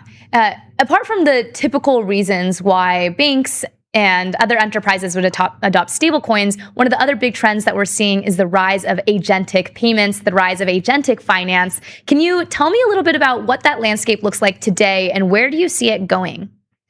Yeah, so agents are super exciting. I think ever since OpenClaw came out, I've been just mesmerized and just just really leaning into this whole space. I think at home I run OpenClaw, Hermes, OpenCode, all the different agent software, and it's just really fun. I mean, if you aren't doing this at home yourself, highly recommend it. I think just some fun little like recent anecdotes. I think one of my agents discovered that there's raccoons. He was watching my security camera footage. That's funny. If saw raccoons hanging out at night, digging up my lawn. And then next day asked me if I want to do anything about it. And so we said, okay, what about running the sprinklers, just for a minute whenever they come? And so now every night when they come, they get some light sprinkling, which interestingly isn't enough to fully dissuade them, but it does, I think, eventually make them go, okay, let's move on to another yard. And it's just really cool. It even added all of these rules so that if a person or my dog go out there, it turns the sprinklers off. So pretty fun. I think on the payment front, just coincidentally, early on when OpenClaw first came out, I worked with it. I brought up an instance. I worked with it to try to create a nice soul for it, a nice kind of identity. And so I asked it to build a sense of humor and really think long and hard about, how it can contribute to this world. And one thing that we landed on together is, hey, how about you contribute to this agentic economy? And so it came back with what I think is a pretty cool idea. So it came back with this idea that, hey, most agents out there, they want to get paid. If they can't get paid, then there's not much they can do that's that interesting, because a lot in this world requires money. And so they said, okay, what's a nice way to pay agents? What if we create a version of usertesting.com? Usertesting.com is this marketplace where people get paid to evaluate unreleased software and give feedback to product managers before they go and release new features. And it said, let's just do the same, but for agents. So it built a site. It's called askbots.ai. And it slowly shared it with some agent friends that it made on the internet. And now it's very small, but there's agents that are actually creating these questionnaires for other agents to basically give feedback on new products, new product features that these agents are building for the agentic economy. And so it's pretty interesting. And what's amazing is it did all of this. Oh, and it added a sense of humor to the landing page. So if you go to askbots.ai, you'll see some kind of jokes. And it's just funny that it was able to do that kind of all on its own. Where do you see the future of agentic payments coming from? Who will be the biggest mainstream adopters? Do you see it mainly being agents paying other agents, or what else? All of the above. I mean, initially, it's going to be certainly a lot of human to agent interactions. I think as the whole economy evolves, I think we're going to see more agents interacting with more agents. But that will take time. That will take agents actually, creating wallets that have funds that they can then spend on other agents, and vice versa. And so that requires network effects and a lot of bootstrapping. Initially, I think interacting with humans makes sense because humans naturally already have money today. So yeah, this is something that we're exploring actually very actively on the Self side. So you mentioned I was the founder of Cello. I'm also a founder of Self.xyz, which is a really cool kind of new identity protocol. And we're spending a lot of time thinking about how we can use that for agents. And on the payment front, I think there's still a lot of really, big unsolved problems. Yes, we have X402 and MPP, and I think increasingly using crypto rails for agentic payments is becoming more commonplace, and that's amazing. But so much of the world's economy still runs on credit cards and other payment methods. And I think tapping in to that, I think, is really where you get a big unlock. And agents today, if you look at most LLMs today, the second you try to give it a credit card number, it very aggressively says, no, don't give me that. I don't want to know that. No, I'm not going to use it. No, I'm not going to spend it. It clearly knows that having a credit card in its context is dangerous, that, you can get prompt injected and you can effectively leak your credit card. And so we've been working to basically solve this problem. It's unreleased, so I can't talk too much about it just yet. But one way to think about this is, Stripe has a solution for this for Stripe checkout flows. when you own the checkout flow, it's easy for you to create like a privacy preserving checkout flow that doesn't require a credit card in the agent's context. And I think I just came here on the 101 and I saw Stripe's billboard on the way here, and it said something like, 1.6% of the world's GDP runs on Stripe, which is an impressive stat. But, what we're thinking about is like, well, how do we enable agents to access the remaining, 88.4% of the world's GDP? All of those, credit card sites that don't use Stripe, and there's many of them. How do we let agents actually use that? And so we're really excited for this. I think stay tuned. We have a lot to share on this. How do you let agents use all of that? What's your process? What's your plan here? And that's our secret sauce. And so we're going to be sharing that, I think, in the future. Is there anything you can reveal today about how you're at least thinking about approaching that problem? I mean, the key is to not have the credit card be in the context. Anything in the context, you can get prompt injected out. And so if you want to do this in a PCI compliant way that doesn't have the credit card in the context, you have to do something outside the context. And that's what we're working on. Yeah. I know agentic payments has been something that the crypto ecosystem has said was going to happen since 2025. They're like, this is going to be the future. Everything we're building here around trust and identity and trustless commitments. This is very helpful for the agentic era. Yet we haven't seen that adoption happen as much as maybe agentic adoption has happened in other verticals such as coding. What do you think is the biggest reason preventing agentic payments from being mainstream today? Yeah, I mean, I think it's probably the fact that most payments happen outside of crypto rails. And so we really haven't yet solved this credit card problem or bank transfers, like giving your agent access to your bank account and doing wire transfers. I think that really has to be solved. And I think, yes, it's amazing that crypto rails exist, and we have X402, we have MPP support on Celo, we have a whole bunch of people building really amazing agentic companies and protocols on Celo that are using, these ways of doing payment rails.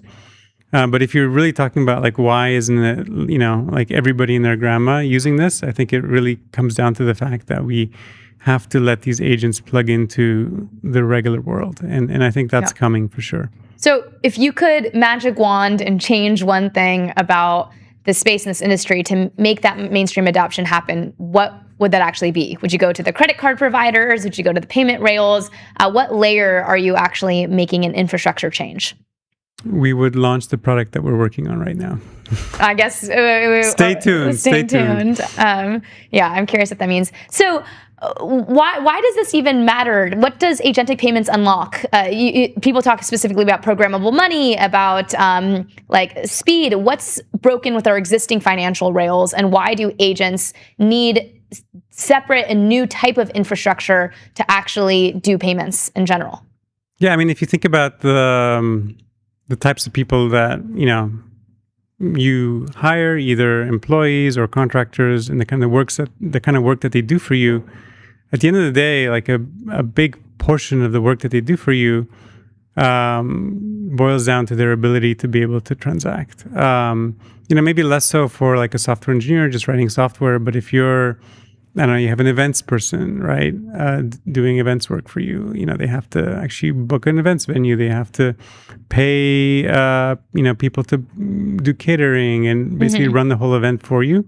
Clearly, there's an element there that involves paying people.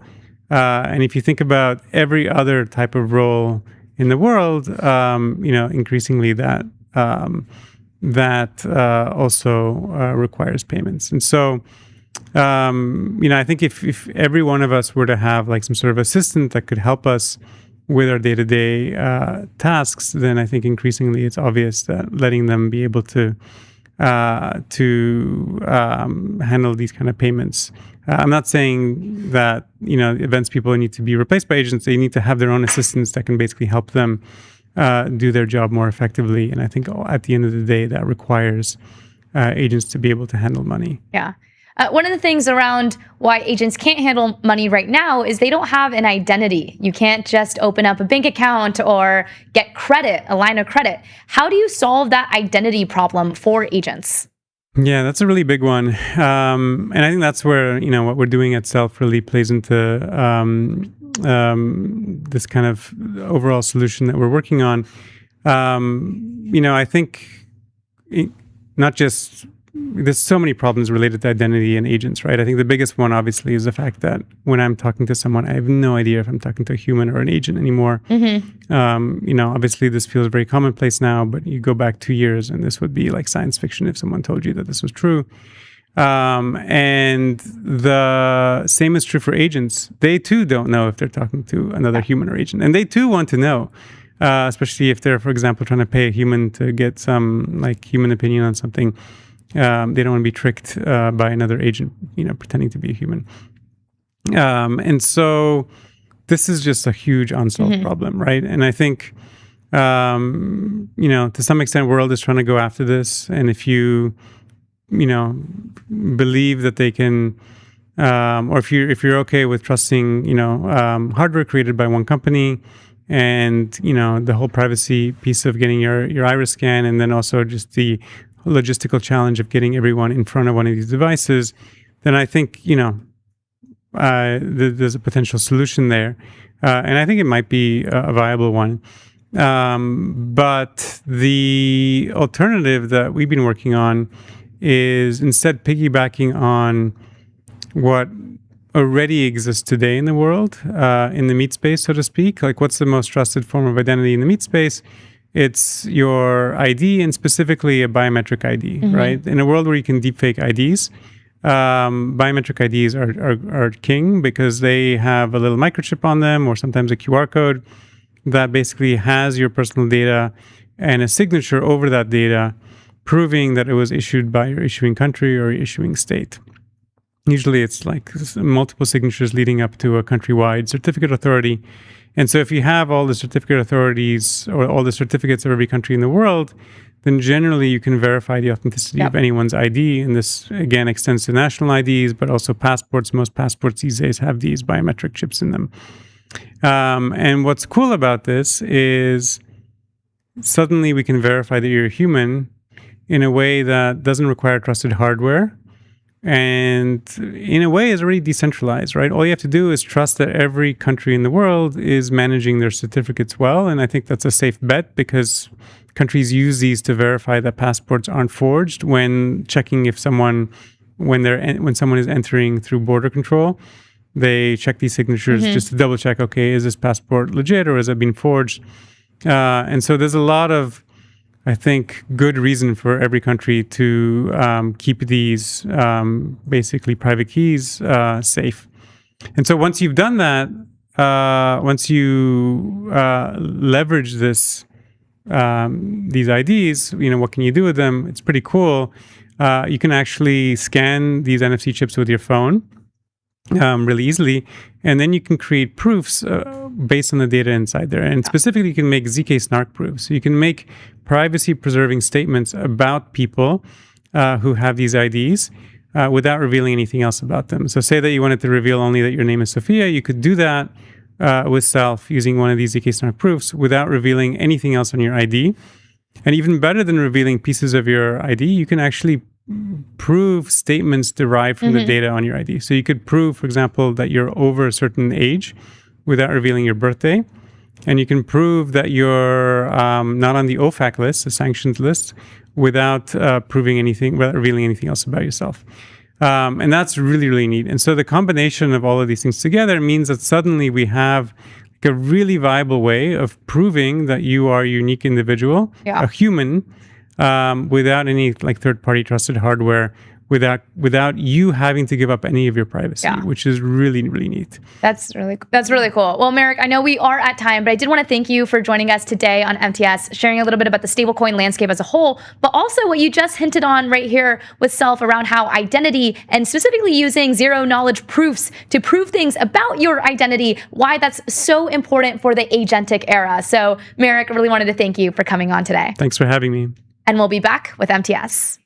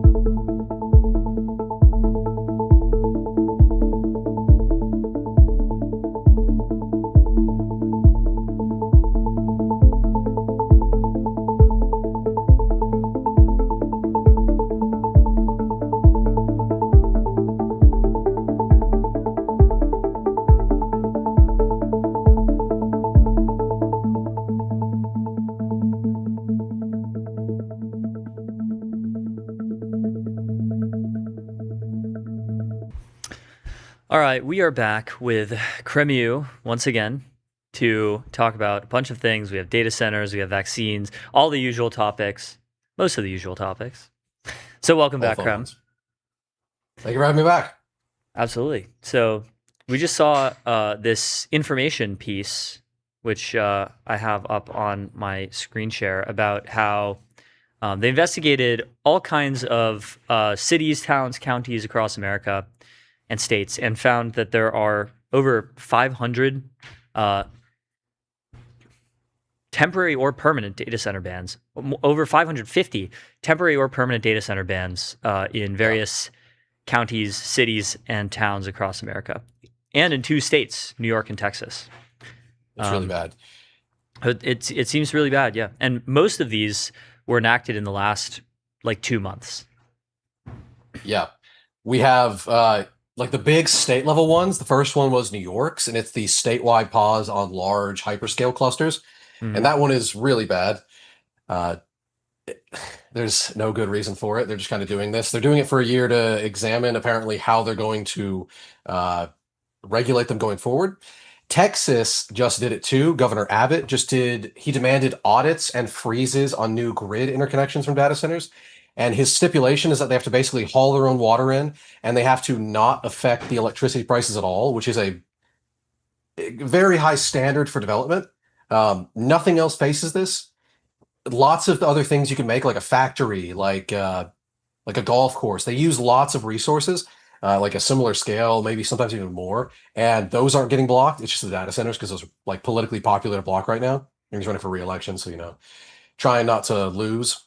Ohio, both gubernatorial candidates, Vivek and Acton, they both promised to do some very consequential, day one freezes on development of new data centers.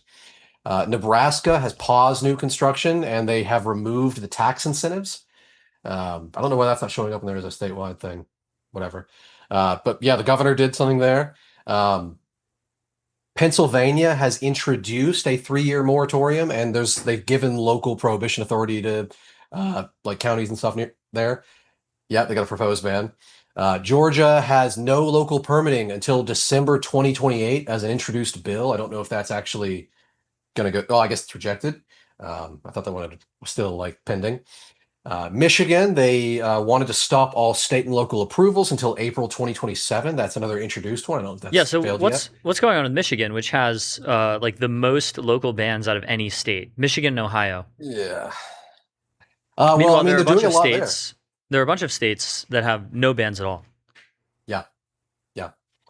Actually, I think every state has a ban now, don't they? Except for Alaska. But nobody's building in Alaska, so no, it doesn't really matter. Vermont, West Virginia, Mississippi, Wyoming, Arizona, and Alaska have no bans.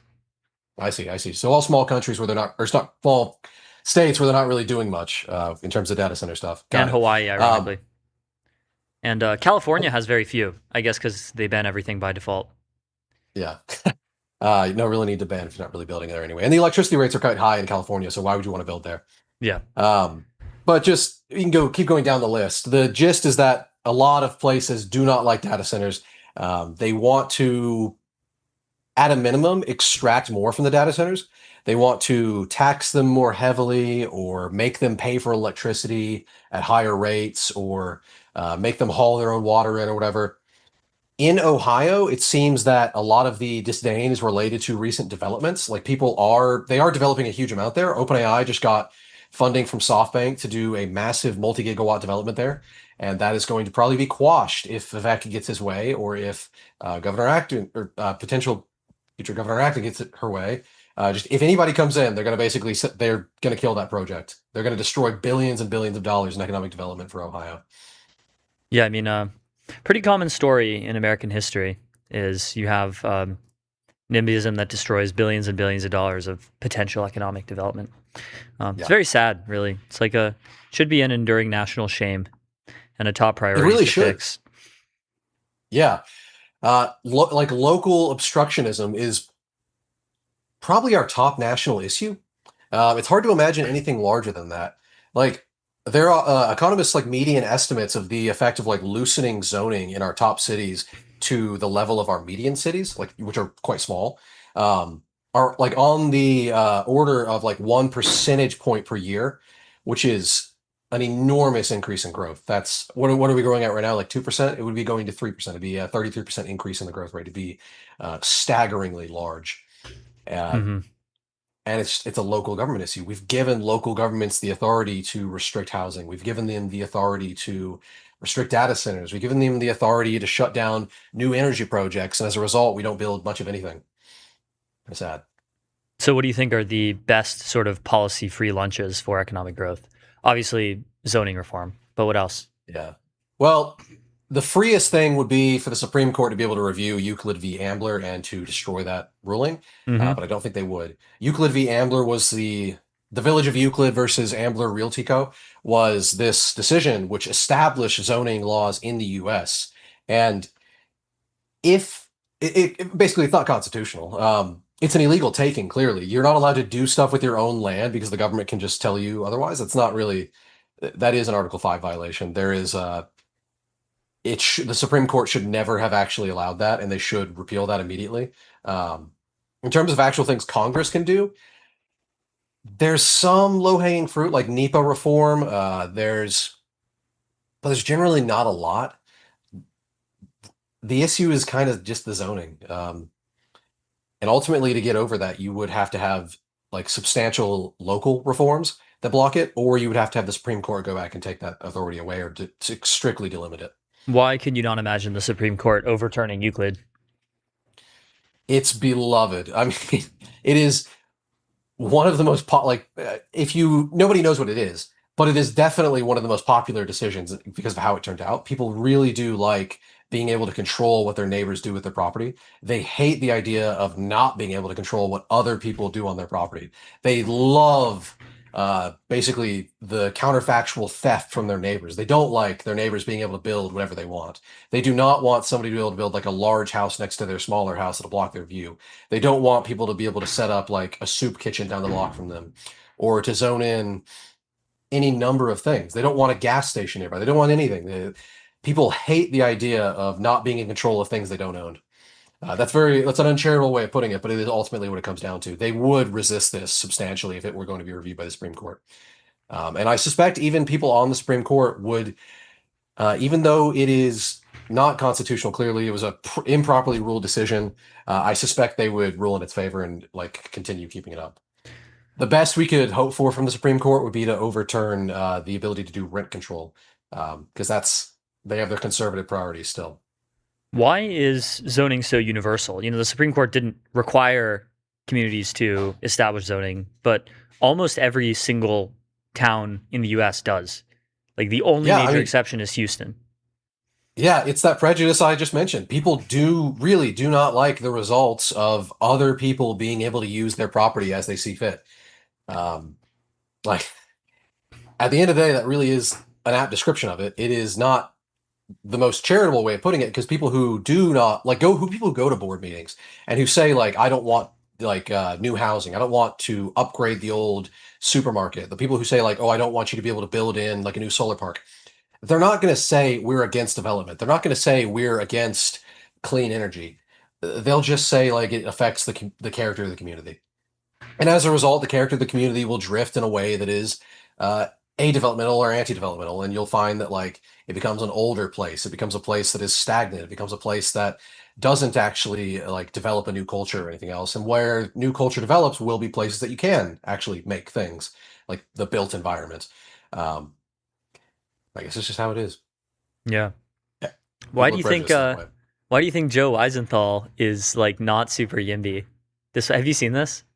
Yeah, I have. I don't get it. I was just talking to him about this on Twitter like just now because I tweeted like any sane city would treat it as like an extreme emergency that a 2-bedroom apartment costs $6,000 a month on average.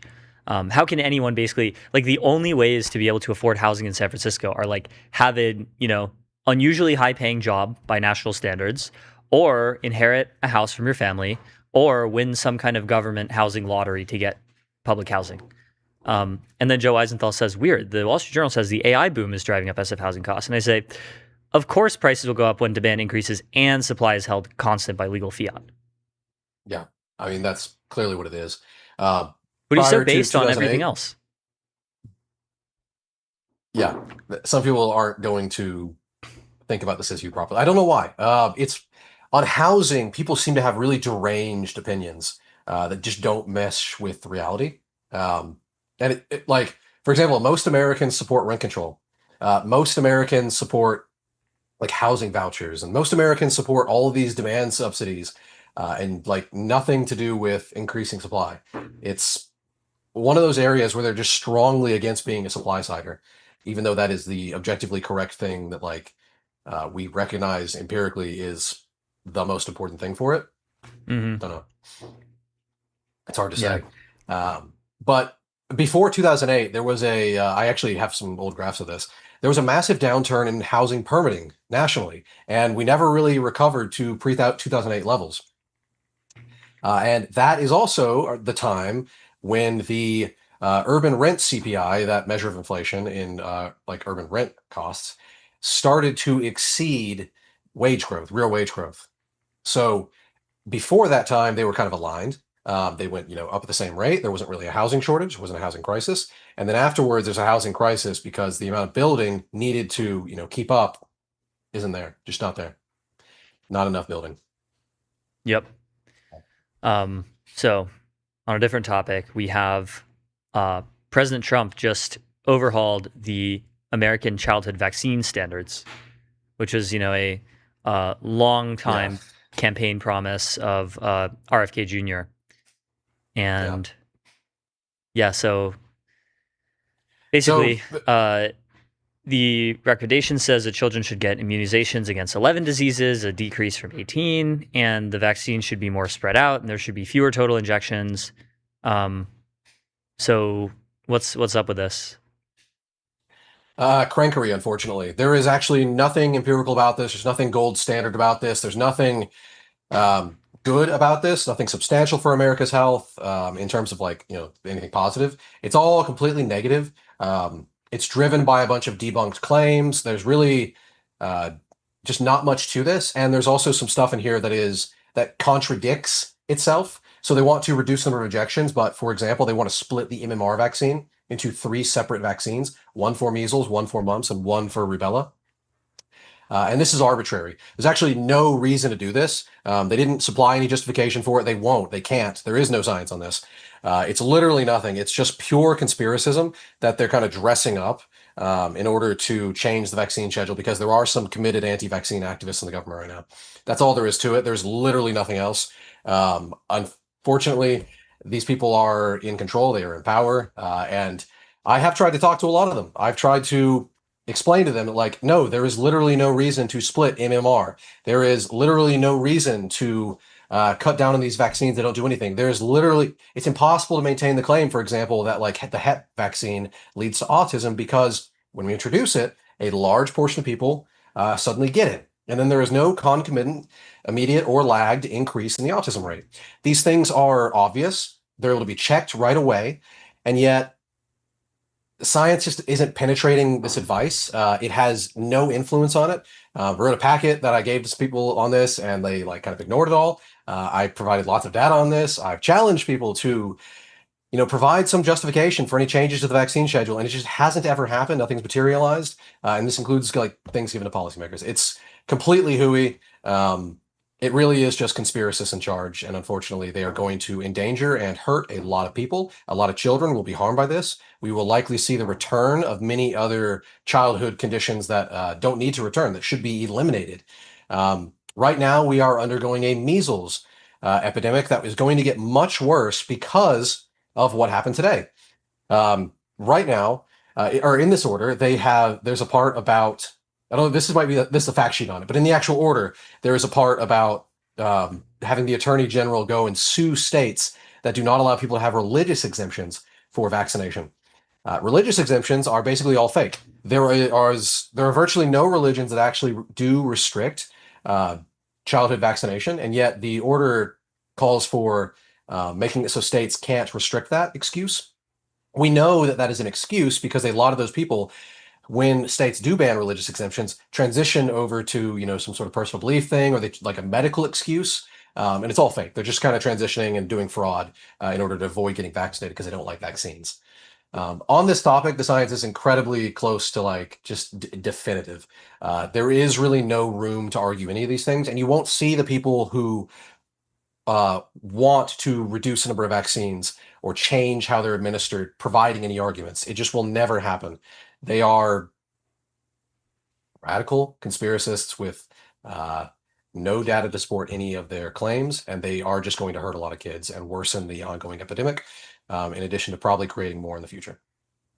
So, how do you restore like trust in America's public health institutions after this? You know, you had COVID, which was pretty bad in some ways. Now you have this like RFK health regime, which is like pretty bad in many other ways. And like what will it take to get back to the sort of pre-COVID consensus of like you have health institutions that are broadly trustworthy, that are staffed by broadly aligned experts, and that are broadly supported by the people in a bipartisan way? A pandemic. The last that didn't help with the time last one. No, I'm talking about one that we have a like good vaccine for kids. The last time that we had widespread support for the MMR vaccine was the last time we had a measles epidemic. It just started to increase as the number of kids affected went up. And as a result, people became much more supportive of mandatory vaccination for their kids. That was the only thing that's ever actually changed it. Unfortunately, death is about all we have to convince people to do the right thing when it comes to public health. This is an unfortunate reality, but it is the empirical reality, and we just keep seeing it again and again.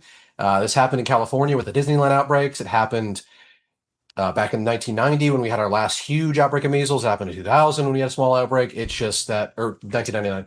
It's just that every time we have a return to sanity on this topic, it's because a lot of people died. Why do you think? Go ahead. Continue. Well, I was going to say, I just don't see any other way. Like the anti-vaccine stuff is not actually driven by any sort of empirical sentiment. It's not driven by things that are worthy of distrust. A lot of the stuff during COVID that people claim drove them to distrust the public health establishment isn't actually legitimate. They're like, oh, I distrust because Fauci said like a thing that was actually quite reasonable, or like basically they heard a thing that was effectively slanderous about Fauci. So they'll hear like, oh, Fauci said blah, blah, blah. And you look at it and it's like, no, he didn't.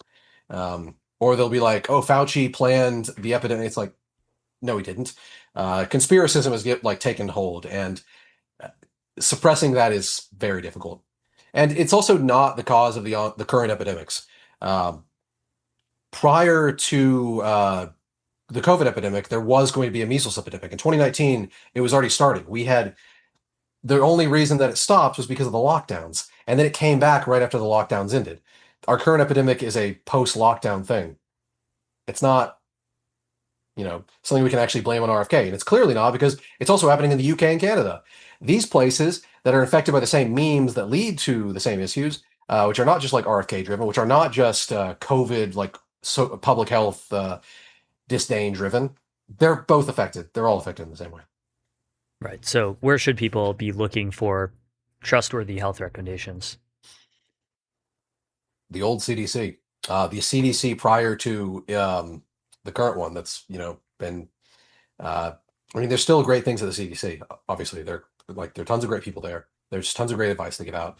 But unfortunately, on this topic and a few related topics, they have gone off the deep end, and they're just going to endanger a lot of lives and hurt a lot of people. Yeah. Really unfortunate. Well, we're coming up on time here, but thank you so much for Krem for coming on MTS. Yeah, anytime. Oh, by the way, the FDA did approve Moderna's flu vaccine. Oh, that's awesome. On a related topic. Yeah. Finally. Cool. All right. Cheers. Thank you. We'll be right back.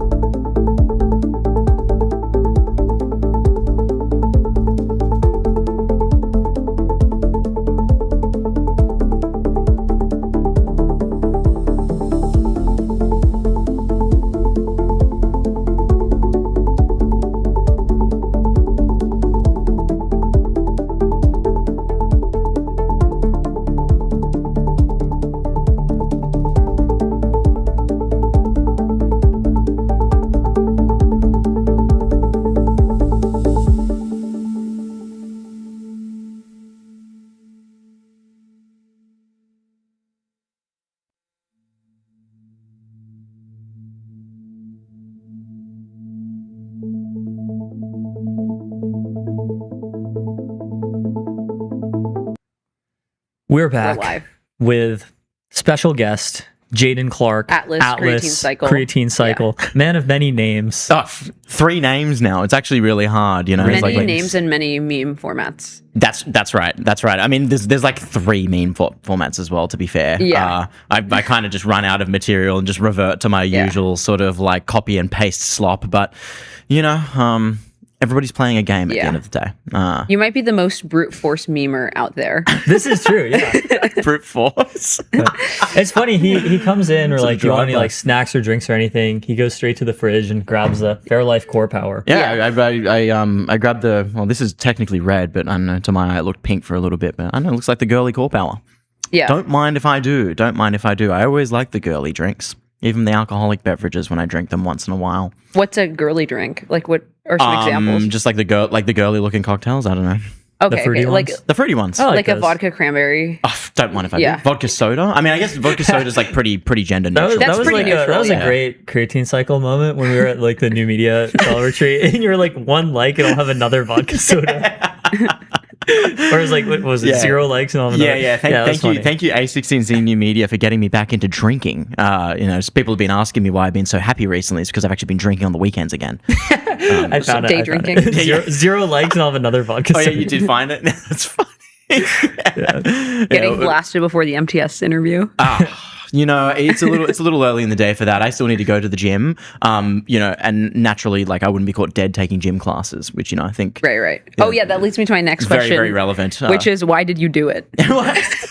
So yeah, for background, we did the situation detected tweet yesterday on a Sunday afternoon that did incredibly well. Situation detected. In Australia's first known autonomous AI cyber attack, an OpenClaw agent used a vulnerability in a gym's API to leapfrog scheduling restrictions for a gym class and then forcefully canceled another person's reservation to move its user up the list per ABC. And then everyone in the comments was tagging Creatine Cycle. Yeah, I think I got tagged maybe like 8 to 10 times. Why'd you do it? Why'd you do it? Absolute drive-by. I don't even live there anymore. I've not been there for like 9 years. And it's pretty funny. I mean, there is no greater example of Australian whimsy than using the all-powerful God technology to book a gym class in the morning. You know, Yeah. It's like that's just like true blue Australian whimsy in my opinion. Turns out this actually happened months ago. So clearly, it was important enough for the gym had to I guess go ahead and bulletproof their software before they released this. But, you know, They had to get Daybreak, GPT 5.6 Daybreak. yeah. They got Mythos early access, so Right. they were one of the enterprises along with AWS and whatever this gym was. I wasn't actually able to find which gym this was, right? Because I've actually not really heard of gym classes, especially morning gym classes, even in Australia, being so popular that you would need your all-powerful God technology to find a 0-day exploit in order to knock the leading person off of the list. Maybe like an Equinox or something, but like Equinox? Do they even have a presence in Australia? I don't know. Equinox does not. No. Yeah, Equinox is, I mean, as far as I know, is like a quote-unquote tier 1 US city thing. Right. But yeah, I've never heard of an Equinox class being booked out. Granted, I don't train at Equinox. So. Rune quote tweeted and said the SF tennis reservation system will become one of the most hardened softwares on the planet over. That's very good. Yeah, he's good at this. Yeah, I mean it's kind of interesting. I mean, like I listened to like an ABC News Australia interview on this, and as you know, you got the Australian AI reporter. I can't say that I've spent much of my day listening to Australian cable news anymore. But yeah, obviously there is a narrative to be shaped here, and it's that, well, thankfully it was just this, but what next, right? Like when does the local hospital get hacked, right? The reality is this is probably some really, really poor software in which you could have, as a normie, right? You could have opened the developer tools in your browser and you probably could have just inspected the network request and you would have found out that this particular operation just had the wrong user permissions. And that is like very much that's just bad software. That's bad software. That's like That's like web dev 101. Like set your database permissions.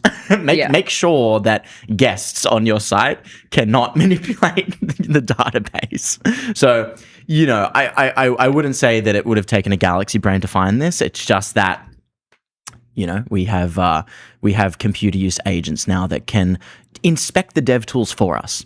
Yeah. What was like the sort of like narrative or tone of voice that AI reporter in Australia was using? Like, what do you think is the narrative they're like shaping, reporting stories like this? Well, I mean, it just branches back to like, oh, well, we have the Australian government now talking about X, right? Yeah, talking about stepping in. Then the language is always about stepping in, right? Like what can the people in charge, right? The people in charge of our country do to step in and prevent this from happening going forward. And, you know, I think the reality is, to me, is that we're probably at a somewhat delicate time in regards to having agents that are now powerful enough to exploit zero-day vulnerabilities, but not having the software that is bulletproof enough to render them useless, right? I mean, it's like I'm sure there'll come a time in which Mythos has been rolled out to every small medium enterprise in the world or something, and all the software has been bulletproof. Then you give Mythos to the average person. It's like, cool, well, if the software is all bulletproof, then maybe nothing happens, right? Maybe the bad actor with Mythos can't actually do much. But right now, that is not the case. Right now, it's like, well, OpenClaw was able to book me my morning gym class at the expense of somebody else. Yeah, what's going on with AI in Australia in general? You know, they have, how do people feel? The Aussies feel about AI? They have their frontier labs like Canva. They have. And Atlassian and Confluence and Jira. Right. They have like this new lab called AMP, which I believe. Yeah. I don't know too much about them, but I think off the top of my head they're doing mostly CodeGen stuff. But again, they're Australian. Yeah, I believe AMP is Australian. I believe so. Don't quote me on that. I'm not super plugged into the Australian ecosystem. Right. I've not been there for a while. But you know, the problem that Australia has when it comes to AI is very, very similar to that of, say, Europe, in which they don't actually have a version of fair use. And so anybody that tries to train foundational models in a place like Australia, they kind of risk lawsuits galore. They really do. They really, really do. And of course, you know, like to get these key researchers, I mean, the Australian researchers just come over here, like, right, Sholto is here. We have Sholto at home, and his home is the US, actually. And so it's just, even if Australia had a version of fair use, which I believe, like, I mean, in terms of the West, I think only the US actually has. If Australia had a version of fair use, it'd be so hard to actually keep talent there anyway, because we just don't have the capital. We don't have the capital, and that makes it a little bit hard, right? They don't have the capital, and therefore the talent just goes over here, which is, you know, increasingly become the case over the last few years. We got to get all the talent over here. Gabe, if you're watching. Yeah. Gabe, if you're watching. We just psyop Gabe into... Gabriel Dickinson, if you're watching. Yeah. Move to we need to bring MTS Gabe Australia. over here. Maybe it was Gabe that did it, you know? Maybe Gabe exploited this 0 day. You know, I can see Gabe like you know, getting up super early before his MTS segment and just, you know, going and doing some like Looney Tunes gym class. Yeah. Couldn't you see Gabe doing Zumba? Our guests can do this. I think so. Like, they can send an OpenClaw agent to book themselves like as a part of an MTS segment. Like in advance. Exactly. Don't try this. I've by gotten the a way. lot of DMs on Twitter asking to come on MTS that I think are sent by people's OpenClaws.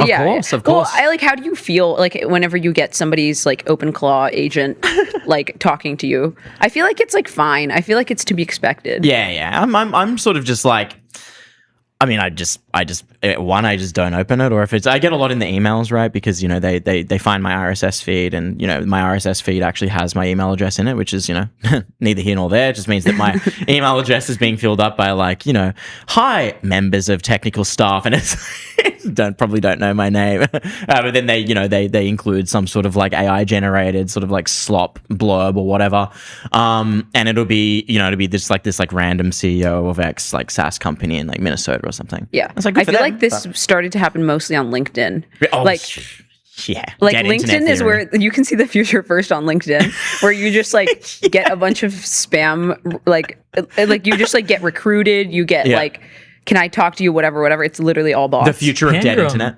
Pangram did this study on like different social media sites by like percent of content that's AI generated, and LinkedIn was 40%, like straight up, like fully AI generated. Like 40% of LinkedIn is just fully AI generated. Dead internet theory strikes again. I mean, I've been having a lot of fun, like just basically putting tweet style. I'm calling them leets. LinkedIn tweets. Basically, just like using LinkedIn like Twitter. It doesn't really work. It doesn't work at all because the algorithm like hates when you break out of the format. Do you just post like Claude Code is crazy because it's like Claude Code for I said on LinkedIn? One of my first one was like, having a LinkedIn account is crazy because it's like Claude Code for cringe. That one actually did pretty well. That's funny. But then I think I did like some sort of like, I think my last LinkedIn post was something along the lines of, like be me, log on to LinkedIn, comment, like holy grind slop. It was like one of those sort of like green text formats. It got one like. but it got like 300 likes on Twitter when I screenshotted it and put it on Twitter. So, engagement hacks, whatever. One of my 3 bits. Yeah. I think, should we be like trolling on LinkedIn more? I don't know why this isn't like a thing. Well, I guess if the algorithm just throttles you. I mean, I never really like to engage in algo conspiracies just because I'm always kind of like, well, skill issue, get good, adapt with the times, right? Like the algo is sort of, forever changing. And so therefore the best shall adapt. But after that last post of mine on LinkedIn got 1 like I'm starting, I'm like, okay, well, it can't bomb the LinkedIn. It can't be me. Don't take that out of context. Not financial advice. LinkedIn runs on a data Not center. bombing advice. Yeah, maybe we should ban the data centers. LinkedIn runs on it. True. Wait, tweet that. That's actually really good. I'll tweet that on LinkedIn. Lead that, you mean? Yeah, I will. We're leading. Yeah, I will lead that. So I would like to grow a LinkedIn account organically with leads. Would be kind of nice, but I've seen some work like. I've seen like, I'm so excited to announce that my like town hall has been promoted to level like a Clash of Clans like screenshot, and then that will like blow up. Yes. Like that will have like thousands of likes. I think it's because you play into the same LinkedIn format. Yes. Yeah. You just like trick the algorithm. Yeah, I did. So I a couple of weeks ago, I was having, I was just having a dinner at a friend's place. There was a few friends. And I was telling them about my LinkedIn tirades, as one does, like totally normal dinner table conversation. Right? Like, hey guys, here's what I posted on LinkedIn. And then they naturally just tell me to like get the hell out of there because it's like it's actually quite concerning. But with that sort of thing, I was like, let me post on LinkedIn right now. I was like, I'm having dinner with friends, smiley face, learning a lot. I got like 40 engagements or something. It's like thumbs up emoji. And like of course I have friends playing along being like, what did you learn? And I was like, empathy. I love NPC maxing on the internet. It's very, very fun. It's very, very fun. Jaden has so many gems in his LinkedIn, like self-employed musician and you're going through my LinkedIn now? SF Conservatory of Music. 3.92 GPA. Wow. We need to do like LinkedIn physiognomy. We just if you go on Jaden has 18K on Instagram. Oh yeah, Jaden __ Clark, and you just post like crazy saxophone. I didn't realize content. this was going to just turn into a Glaze segment for this. I thought I was going to have to come on and like defend my name and talk about like Australian AI antics and why we're the most whimsy sort of technological like advanced country. Yeah, he just has his secret like double life as like a saxophonist. Oh yeah. Well, the saxophone stuff tends to do like pretty decently on Twitter. I mean, people just don't really expect it, right? But it's kind of fun, right? That's my pastime. What has playing the saxophone taught you about B2B SaaS? It's taught me how to improvise, right? I'm a jazz musician, so naturally all I do is improv, which is great.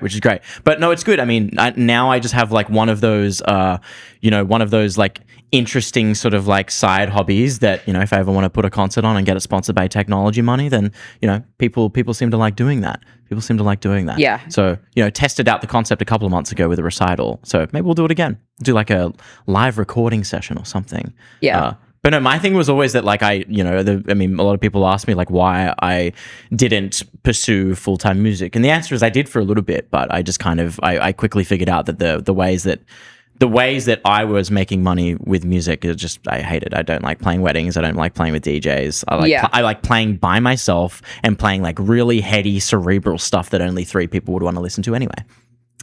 true like artist pretentiousness. Yeah. Well, I guess the other way is short form, right? Yes, and I do that. Yeah. That does work. That actually does work. It actually does work. It actually does work. It keeps me accountable. That's for sure. It keeps me accountable. My Instagram account, it keeps me playing saxophone most days. Like, pretty fun actually. And the neighbors seem to be okay with it. Yeah. My San Francisco studio cave, whatever. Kind of fun. So what's with all the drama around the Corgi Cafe? Yes. You wanted to go there. I actually like the Corgi Cafe. I'll start by saying this. I actually like the Corgi Cafe. I like the concept of the Corgi Cafe. The one time I went there, like the execution was maybe not the best, but like they're improving it. They're doing like a new Corgi Cafe location in Dogpatch. They're doing one in London. They're opening them in New York. Yeah. I mean, so I can actually give a bit of like lore to this, right? Because I don't, I don't like. One, I don't consider this me picking a fight with a startup. I have nothing against them. In fact, I am friends with a few of them. I'm mutuals with a few of them. They have not done me wrong in any way, shape, or form. And I would hope that they don't consider me to have done that. But obviously, everybody has like a slightly different sense of humor when it comes to these sorts of things. But basically, the law with that is. Don't mind my giant disclaimer before I get into it. But basically, when Kimi K3 came out, right, the open source model, and it came out that they had beaten a bunch of benchmarks, right? It was sort of thought of as like, oh wow, this is like a very important moment for open source.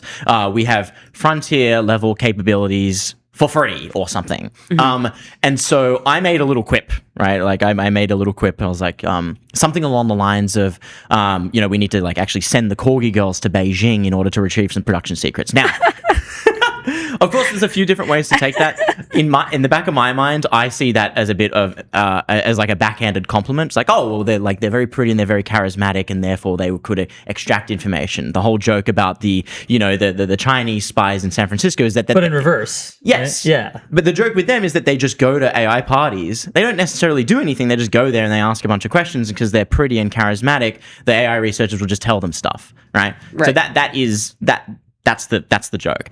Anyway, it didn't, like, that tweet flopped, but I did get a message from somebody at Corgi asking me to delete it. And now, as anybody that is on X.com, the Everything app, knows, that is a very, very bad idea. You should not ask, like a professional ship poster to delete a tweet, because, like, I'll post more. And you Mistake. did. They just unleashed a beast. They unleashed a beast, and so there began my tirade, of course. I have a bunch of friends who are also seeing my posts, and therefore like it becomes a bit of a meme. I sort of thought of it a little bit like the Minions meme. You remember when the Minions movie was going viral on Instagram Reels, and like it'd be a bunch of sort of like high school / college age men grouping up and going to watch the movie in suits. Oh my god, I literally did that. I literally did that with my brother. I'm sure you did, like a few years ago. And then you would go to the IHOP and get the Minion pancakes or whatever. Exactly. So I was like, that was kind of like the meme that I had in my mind. It was like, totally. Like everybody's, except it was a little more dark, and there's like, oh, everybody's going to the Corgi Cafe to actually do drugs, or like, to go to the Corgi Cafe. At the Corgi Cafe. And again, it's not eating corgis. I saw like a Corgi branded like meth like packet. Oh my God. It was like. I'm sorry. Like I said, it's not meant to. It's not me going after the site. It's just I find the idea of it to be funny, and hopefully they also see the fun in it. I mean, I think when it comes to like the comms of that sort of thing, I do feel like the best thing that a company can do, especially a company with an online presence like them, is to just lean into it, and play along. Which I do think they started. I think doing. they're learning it. Totally. Like lean into it, play along. Like I personally have no business going after companies. Like the only like there are only a couple of companies that I go after just because I have like I just disagree with them. I just disagree with them. And in fact, it's not even like companies per se. It's like a class of company. And I will go and say it, I don't like the prediction markets. I just don't. And so those that's the class of company that I feel okay actively going after online. They're also very big, it's like one of those things. When it comes to something like, just like a startup or whatever, like I have no business going after Corgi. Like people can think what they want of them. I just found the whole like Corgi bit and the Corgi Cafe bit to be kind of funny.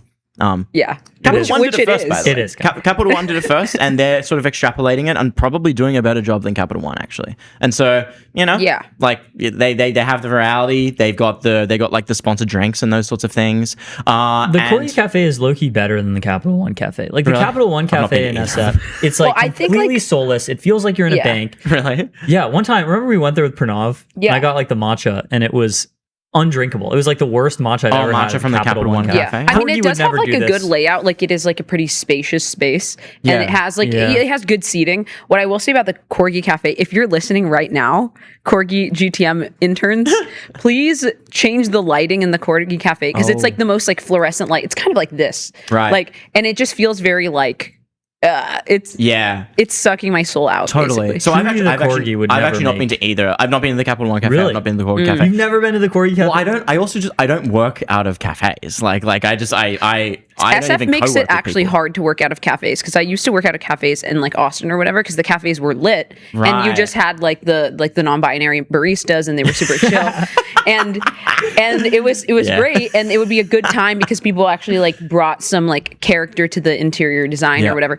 But here it's just like the Wi-Fi doesn't work, Sure. Yeah. like.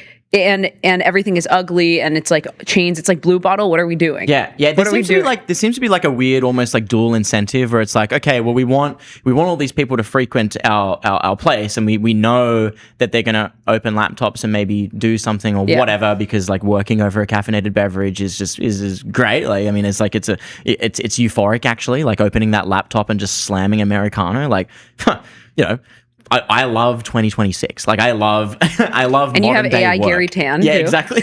He's looking over, making sure you're doing your work. I mean, so I get why people do it, but yeah, it's like it's sort of hard to say whether cafes in SF, and this is cafes broadly. I'm not singling out like Corgi. I mean, Corgi clearly seems to be incentivizing this behavior, right? Which is why like it's geared around having people come and work out of there. But yeah, the other cafes where it's like, okay, well.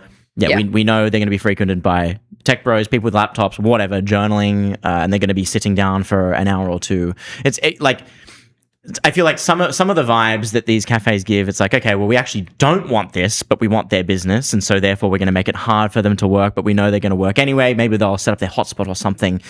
I feel like there's something here. There's something that can be written about a San Francisco cafe culture. It's nothing like I had ever seen when I first moved here. I was like, what? Like I expected better. Yeah, think you so. can imagine someone's going to write the grand think piece on SF cafes at some point. I think there's something there. I mean, and I think the maybe New York Times is going to send someone to do this. Yeah. Well, I mean, it is kind of. I feel like it's kind of becoming similar in New York, right? I mean, I've actually not been to New York City in a while, but go to any sort of like Bluestone Lane, and you've got a few people with laptops open. I mean, I remember, I think even when I was there in like 2019, I remember just like having to send out some doc or whatever, and I set up at a Bluestone Lane. It's like a visceral memory of mine. And there are other people with laptops there. It's history repeating itself. There's like the Vienna coffee houses 100 years ago where like all of the figures of history would like go and come up with ideas. And now we have the Corgi Cafe. Honestly, that's probably the thesis. I mean, you do the history of The essay is writing itself. Yeah, right now. the history of like aristocratic cafe working. Yeah. Or something along those lines. But yeah, obviously Corgi's lent into this. But yeah, personally, I can't work at cafes. I don't even like really co-working with people. I'll post up in my house, my 450 square foot studio apartment. And be by myself with like no music on. So, it's nothing against cafes. I like going there for coffee, but I can't work out of them. So that's why I've not been. Yeah. But I've walked past it. I've walked past it a bunch of times. And it never tempted you? Like just like the Green Goblin mask? You never... I think it's funny. Dylan Patel I think and I they have were- like a Jaden Clark contingency plan for when you walk in. They should have a send the creatine security cycle like protein coffee that you They can should buy. do that. You should do that. Yeah. Do like the. I think it's like they're kind of Erewhon expensive. smoothies, but instead of celebrities in LA, instead of Hailey Bieber, it's like the creatine cycle. like- That'd be so funny. Okay, maybe I should pay for this because that'd be objectively hilarious. It would be funny. Goodness, I mean, I don't. I don't know off the top of my head exactly what they charge for their sponsored stuff, but I don't know. I'll get in touch. You could do it for like a week. Okay, I Like, could you bet could you have them should. do like a weekly special. You know what? And then I that can probably afford a wouldn't be week. that expensive, and it would cause a lot of traffic for that 1 week. Oh, it'd be so presumably. funny. I mean, I don't think you can put a price on that level of like of funny. I really, you know, that's the kind of stuff that I live for. I mean, you know, part of my angel investing thesis is that like I hope that they put creatine cycle on one of the round announcements. Yeah, you know, I mean, maybe there's something wrong with my angel investing thesis, but that'd be once that happens, like my life will be made. I'll never write an angel check again. I didn't even That's all I'm notice doing it we're out of time. We're out We of gotta time. wrap. Holy yeah, you know, yap. time flies when you're having fun. Holy Yeah. yeah. What a sec. Well, We we've gotta covered do a lot this of again ground here, on guys. the Mott's pod. Yeah, be yeah, great. we gotta do Mott's proper Mott's MTS collab. It's been the other way around for a while, so you know we'll have to have you guys on, you know, with my phone. Yeah, the for lower sure. production. Hell yeah. Well, thanks so much, Jaden, for Thank coming you so on much, in the Jaden. studio. Absolutely, thanks for having me as always. And we'll be And right back with MTS.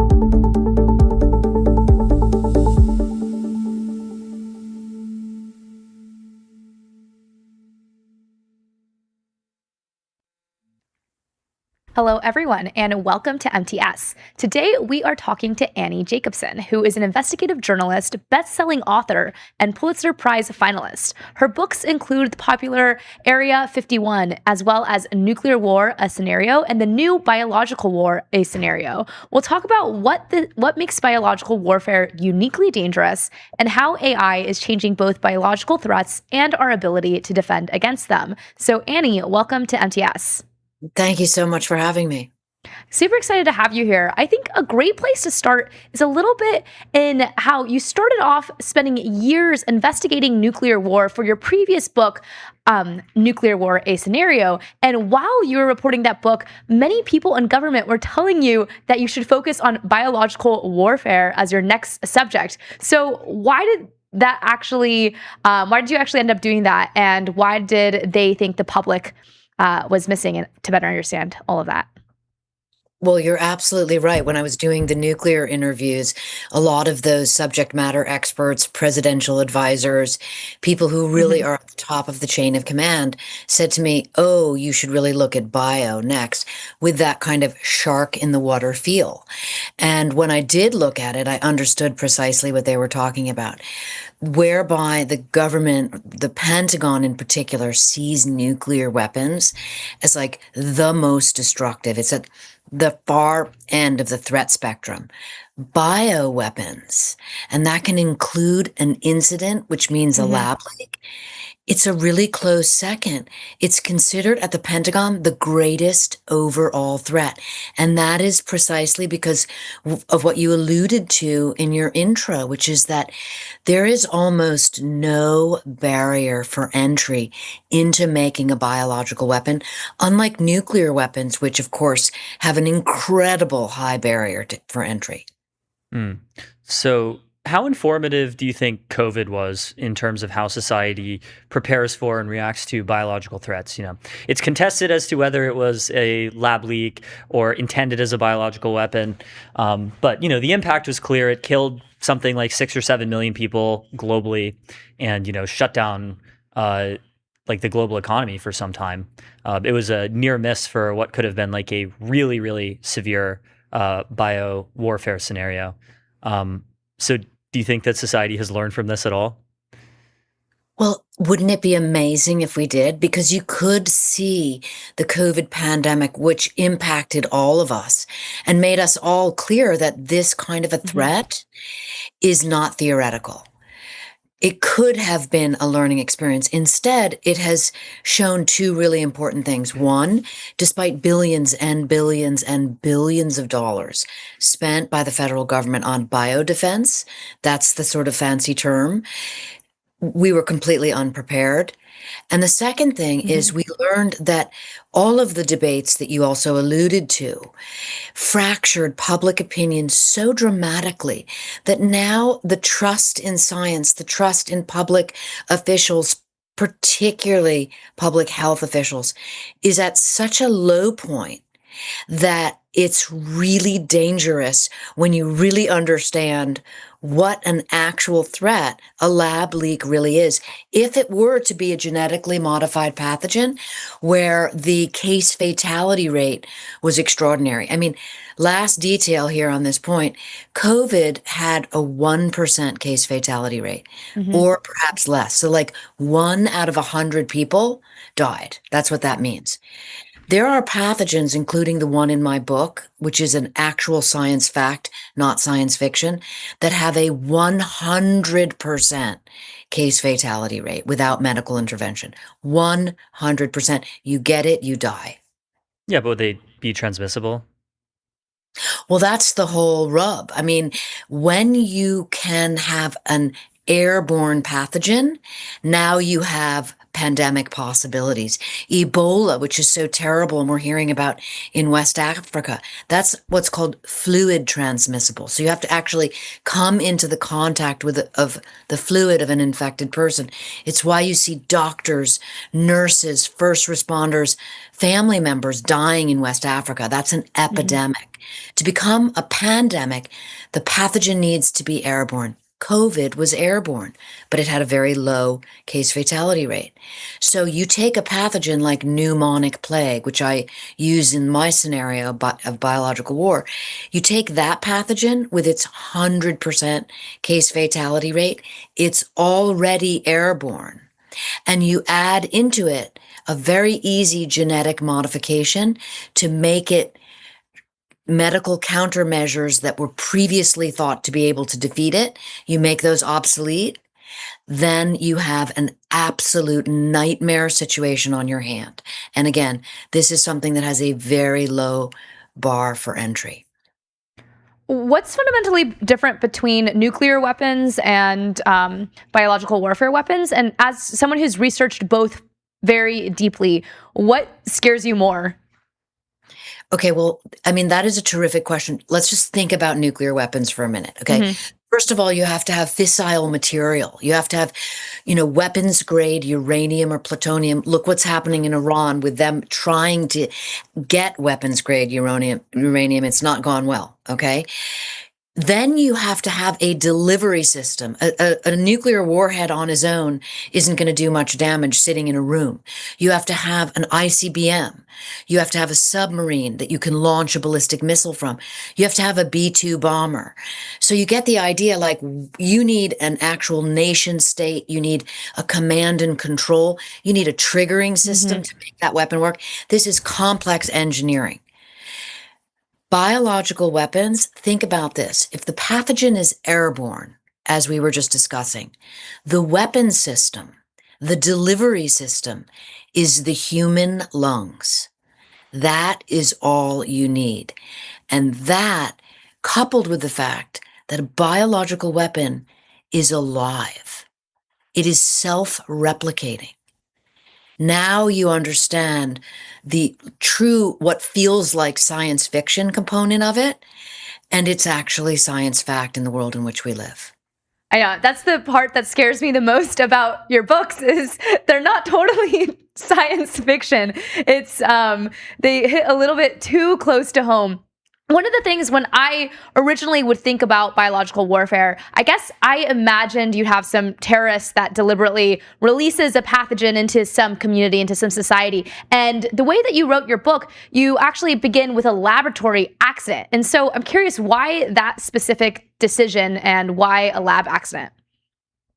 Well, you're right that so much of the focus and kind of our preconceptions is like terrorists, unleash hell in multiple cities, and which actually was how a lot of the initial planning went. It's how a lot of the wargaming went.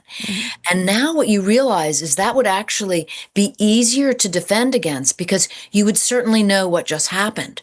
Part of the sinister nature of biological weapons is that they have an incubation period, even if it's short, like in pneumonic plague, it's maybe only 48 hours. But still, that living, breathing weapon is multiplying inside of a person and being delivered and turning generation 0, that's the first patient, into generation 1, into generation 2, you see? So people are being infected, and before you know it, the whole situation has spiraled out of control, and there's no way to stop what has already begun. Why did I choose the lab leak as opposed to a terrorist attack? Because now planners at the Pentagon, people who war game out these catastrophic incidents, realize 100% that a lab leak is far more dangerous, far more deadly. It's going to kill a lot more people, and it's more likely. So why do you think that the barriers to entry for biological warfare are so low, and yet we haven't really gotten such a terrible scenario yet? Like, why have we not gotten a major created pandemic? So first things first, biological weapons are illegal. Biological war is illegal. It's very odd to think that nuclear weapons are not illegal, certainly not to the 5 nations who hold them and are signatory to the treaty. But yet there's actually 9 nations that have nuclear weapons, so try and wrap your head around that. But not illegal. Biological weapons are illegal. They were made illegal starting with President Nixon. All of the nations signed the treaty. Why? Because biological weapons are called odious to the conscience of mankind. I mean, we now know from the pandemic we just had that the concept of blowback when you're talking about a biological weapon is almost certain. In the old days of the Cold War, when these arsenals first came to be, the idea, and think about Russia, it was literally, part of it was kept away from the rest of the world by a wall. The idea was Russia was a fortress on the hill. Russia was working on vaccines to be able to vaccinate their own people, and then you send a biological weapon at the enemy, and you kill all of them, and all of your people are safe. Well, it doesn't work like that. And these vaccines don't work against large populations and large pathogens that have been modified. And so, why do they exist? Lord knows. I mean, they are incredibly dangerous. Why haven't we had a catastrophic incident? you could certainly say that the COVID pandemic is an echo of what could happen. And you could also say, if you follow the logic, that China's first maximum containment laboratory in its history, 2012, opened in Wuhan. Xi Jinping made an announcement of how proud they were to finally have a BSL-4 lab in Wuhan. And if you follow a lot of the emerging evidence that the situation that happened was almost certainly a lab leak, then you could, no one's saying, at least the people I've interviewed, they're not saying it was a biological weapon intent, but there was research going on there that was quasi dual use, and that got out. And so that is pointing to two really important things. One, doing this kind of research is incredibly dangerous and needs to be looked at. And two, none of us are safe in the event of a lab leak. On the same end, AI also makes it better to defend ourselves against these unknown attacks. Do you see a certain side of this fight moving faster right now, like our ability to create new biological risks or our ability to detect and respond to them? It's an incredibly important concept to get our heads around, but I think what has to lead that kind of discussion is that AI-enabled biothreats are such an extraordinary risk that they have to be dealt with immediately. I did not choose to have the pathogen in the scenario I wrote be AI-enabled because I wanted to demonstrate that you can do just as much harm with manipulating a pathogen in a lab without using AI. But that threat level today, just in the weeks and months before the book's published, there has been an elevated discussion about the dangers of AI-enabled bio. On the other side, yes, absolutely. There are people, many of whom I interviewed, I talk about them in the acknowledgments, who in the biotech world, who will tell you a little bit more of a utopian prediction about how, as you say, we could absolutely create medical countermeasures that can very quickly defeat a dangerous pathogen. But I think that first what has to be dealt with is how to create a situation where this dangerous research is really looked at by a governing body that can actually have eyes on and not just cross your fingers and hope approach, because that is precisely what exists now. So how do you rate the various, I guess, origins of a biological threat? Like you can imagine a deliberate act by a nation state. You could imagine a deliberate attack by rogue terrorists. You could imagine a deliberate act by a rogue AI by itself. You could imagine an unintentional lab leak by a government. There are like a few different things. Which of these do you think are more or less likely? In the scenario I write, again, it's based in science fact, not science fiction. I take you hour by hour, and I'm tying it to either historical precedent, interviews with subject matter experts who advise people like the president, or scenario building. I show you that outbreak to anarchy happens in 6 days.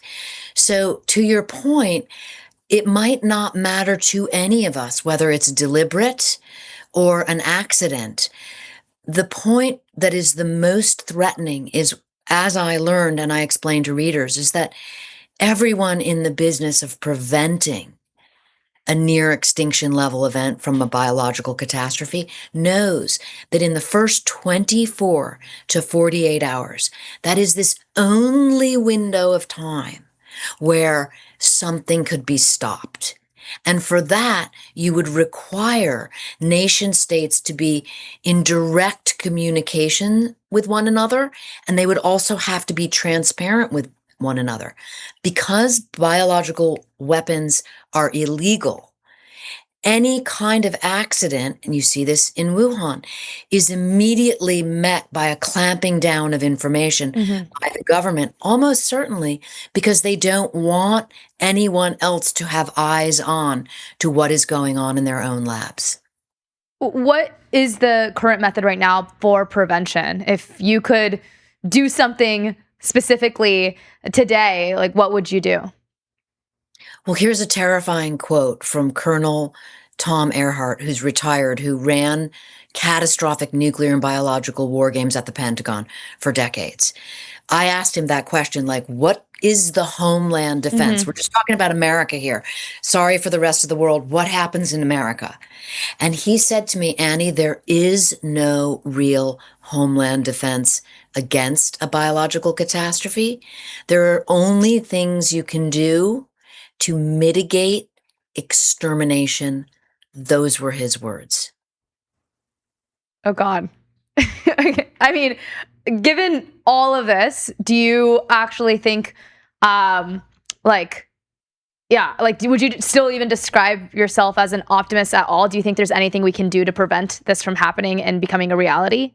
Well, absolutely. We have to. And let me add to this. So, I had the same reaction, which you had was like, oh, God. But I am a reporter. So my next question was, well, what's the government going to do? To which I learned, and I learned this from President Obama's former FEMA director, because it's actually FEMA, believe it or not the Pentagon, that would be in charge of what's called continuity of government, right? So as Colonel Earhart told us, you got tens of millions or hundreds of millions of Americans dying fast with no one able to do anything. The military trying to sort of control critical infrastructure. And then you have FEMA would run a classified plan. I learned this. I tell readers about it in the book, called the Devolution Plan.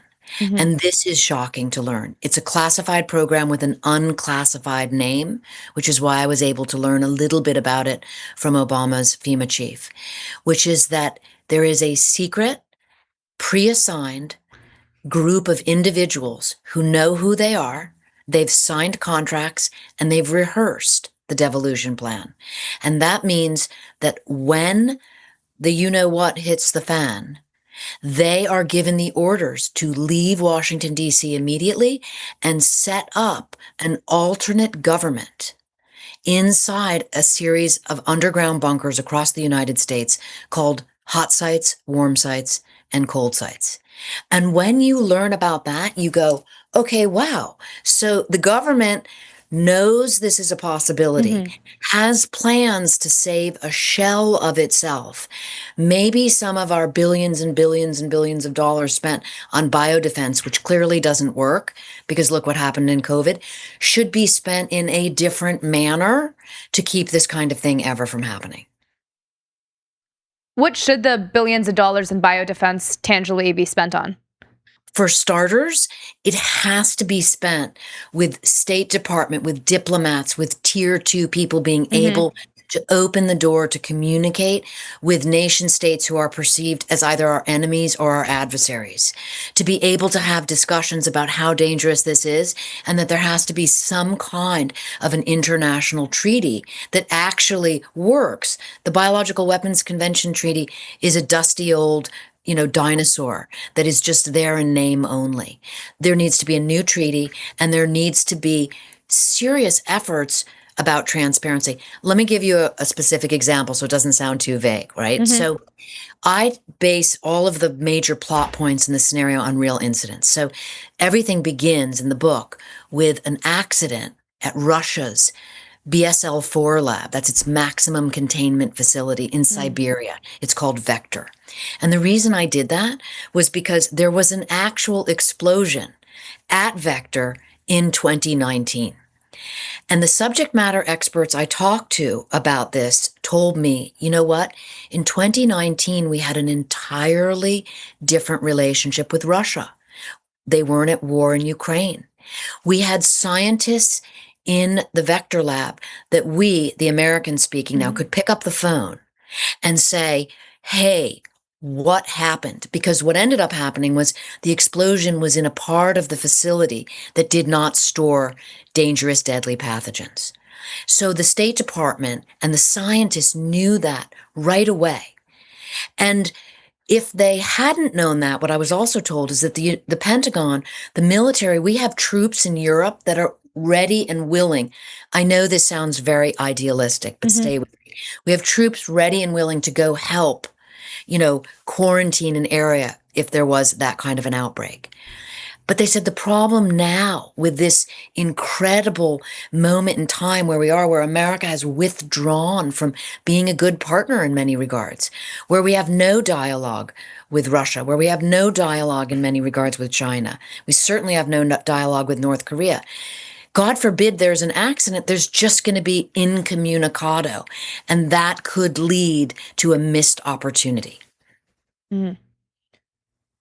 Do you have a specific audience? What I like about your work is that you're not only an investigative journalist, but you also are a science fiction author. And so I'm curious, do you have a specific audience in mind as you're writing this? Is it to the regular person to say, hey, let's put some more pressure on our government officials to do something? Or who are you thinking of and why? Who are you writing to? So, tiny correction there. I do not write science fiction. I write science fact. I am a national security reporter. Yeah. I write nonfiction. My books are sold in the nonfiction department. Mm-hmm. And who is my audience? My audience very specifically is like everyone. You know, it's why I will write an op-ed piece in the Washington Post, but I'll also go on Joe Rogan. Yeah. Because I want to be accessible to anyone who wants information. You know, for my previous book, Nuclear War, I was asked to come to the United Nations. It was an incredible honor for a journalist. And I gave a 16-minute summation of nuclear war to 180 some odd diplomats. And afterwards, there was a small reception. And one of the individuals who actually wrote one of the nuclear treaties said to me, Annie, you've done a terrific job at doing what we, the experts, sometimes forget, which is make it very simple and very dramatic for people to understand. That's my job. That's my audience. And I'm thrilled that a lot of people read me. It's an incredible honor as an author. Yeah, definitely. I was also just curious personally, do you say that, like, what is a bigger threat to humanity, nuclear war or biological war? They're both what are called existential threats, are global catastrophic risks. With nuclear war, there is allegedly a component called deterrence, which keeps nuclear war from happening. So many people in the Pentagon argue deterrence. That's the idea. We have an arsenal. They have an arsenal. No one would be insane enough to use it. That's deterrence in a nutshell. Deterrence keeps nuclear war from happening. That's the argument. With biological war, it's illegal, so there is no deterrent. There's no don't you dare or we will. And so what you have is this incredibly deceitful environment, a landscape of illegality, not the lack of transparency, and ultimately everything in biological war is hinging on an accident. Well, fortunately, I think it's, not very incentive compatible with most people to release a bioweapon on purpose. We have that level of defense. The deterrent is built in on that level. With the nuclear weapon only kills your enemy unless they fire back. But the bioweapon, if you release it, it could kill you just by releasing it. Which is precisely why a lab leak is so dangerous, which is precisely why I chose a lab leak as the inciting incident in the scenario. And it is precisely bizarre that my book publishes in the same week that you have a Senate committee asking Dr. Fauci why his emails say that he was deceitful in concealing from the public that the Wuhan lab leak was far more plausible than a wet market origin story. That is 3 events coming together that I think make it really clear that people need to really consider what a lab leak would mean and what a precarious world we're all living in. There are 3,500 BSL-3 labs around the world where you can manipulate plague, the pathogen in the scenario I write. 3,500 of them. Many of them are in the middle of conflict zones where there's wars going on with their neighbors or in the individual nation. There are no agreed upon safety standards in any of these labs. And so, where does that leave the rest of us? It leaves us in an incredibly risky situation. Yep. Is there anything specific you'd want your audience to do after reading this book? I think it's great for information to kind of settle in. Mm-hmm. And then you go, God, I wonder what I think about this. Maybe I need to rethink how I thought the lab leak. I really need to look at this, and maybe I need to rethink what it means to have weapons of mass destruction, using them as a deterrent and saying, we have a big stick. Don't you dare come near us. That kind of defense thinking that maybe worked in a much slower, a much more analog world simply does not apply now in the age of technology in which we exist. Science and technology are moving far faster than the courts, than law enforcement, than democracy itself. And so it's really time to have a big reboot discussion on what this means. Yep. My last question for you, Annie, you shared a lot of information today, but if you could leave us with one thing that keeps you optimistic. Oh my God, anyone who knows me truly knows that I'm incredibly optimistic. Yeah. I write these dystopian nightmare scenarios because I actually think you're better off knowing than like the ostrich with the head in the sand approach. It allows you to have a little more authority in your own life. If you hear about an Ebola outbreak in West Africa, you don't panic because you think, oh my God, those terribly tragic first responders doing such incredible work. They are the ones that are at risk and are probably going to die. You don't think it's going to come to me. But if you hear about an outbreak of hantavirus that the CDC is not sure, this is what happened in May, isn't sure or not if it's airborne, because there is a strain of hantavirus that's airborne, and someone calls you up, as happened to me, and says, hey, my kids are about to go to the Canary Islands, which is where that boat was going to land. Do you think that's a good idea?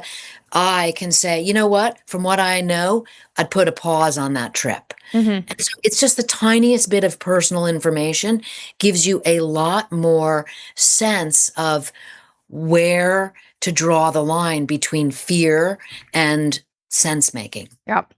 Yeah. Well, Annie, really wanted to thank you for coming on MTS today. I love that despite all of your work understanding everything that could go existentially wrong, you are still an optimist at heart. It was incredible getting to have you on MTS.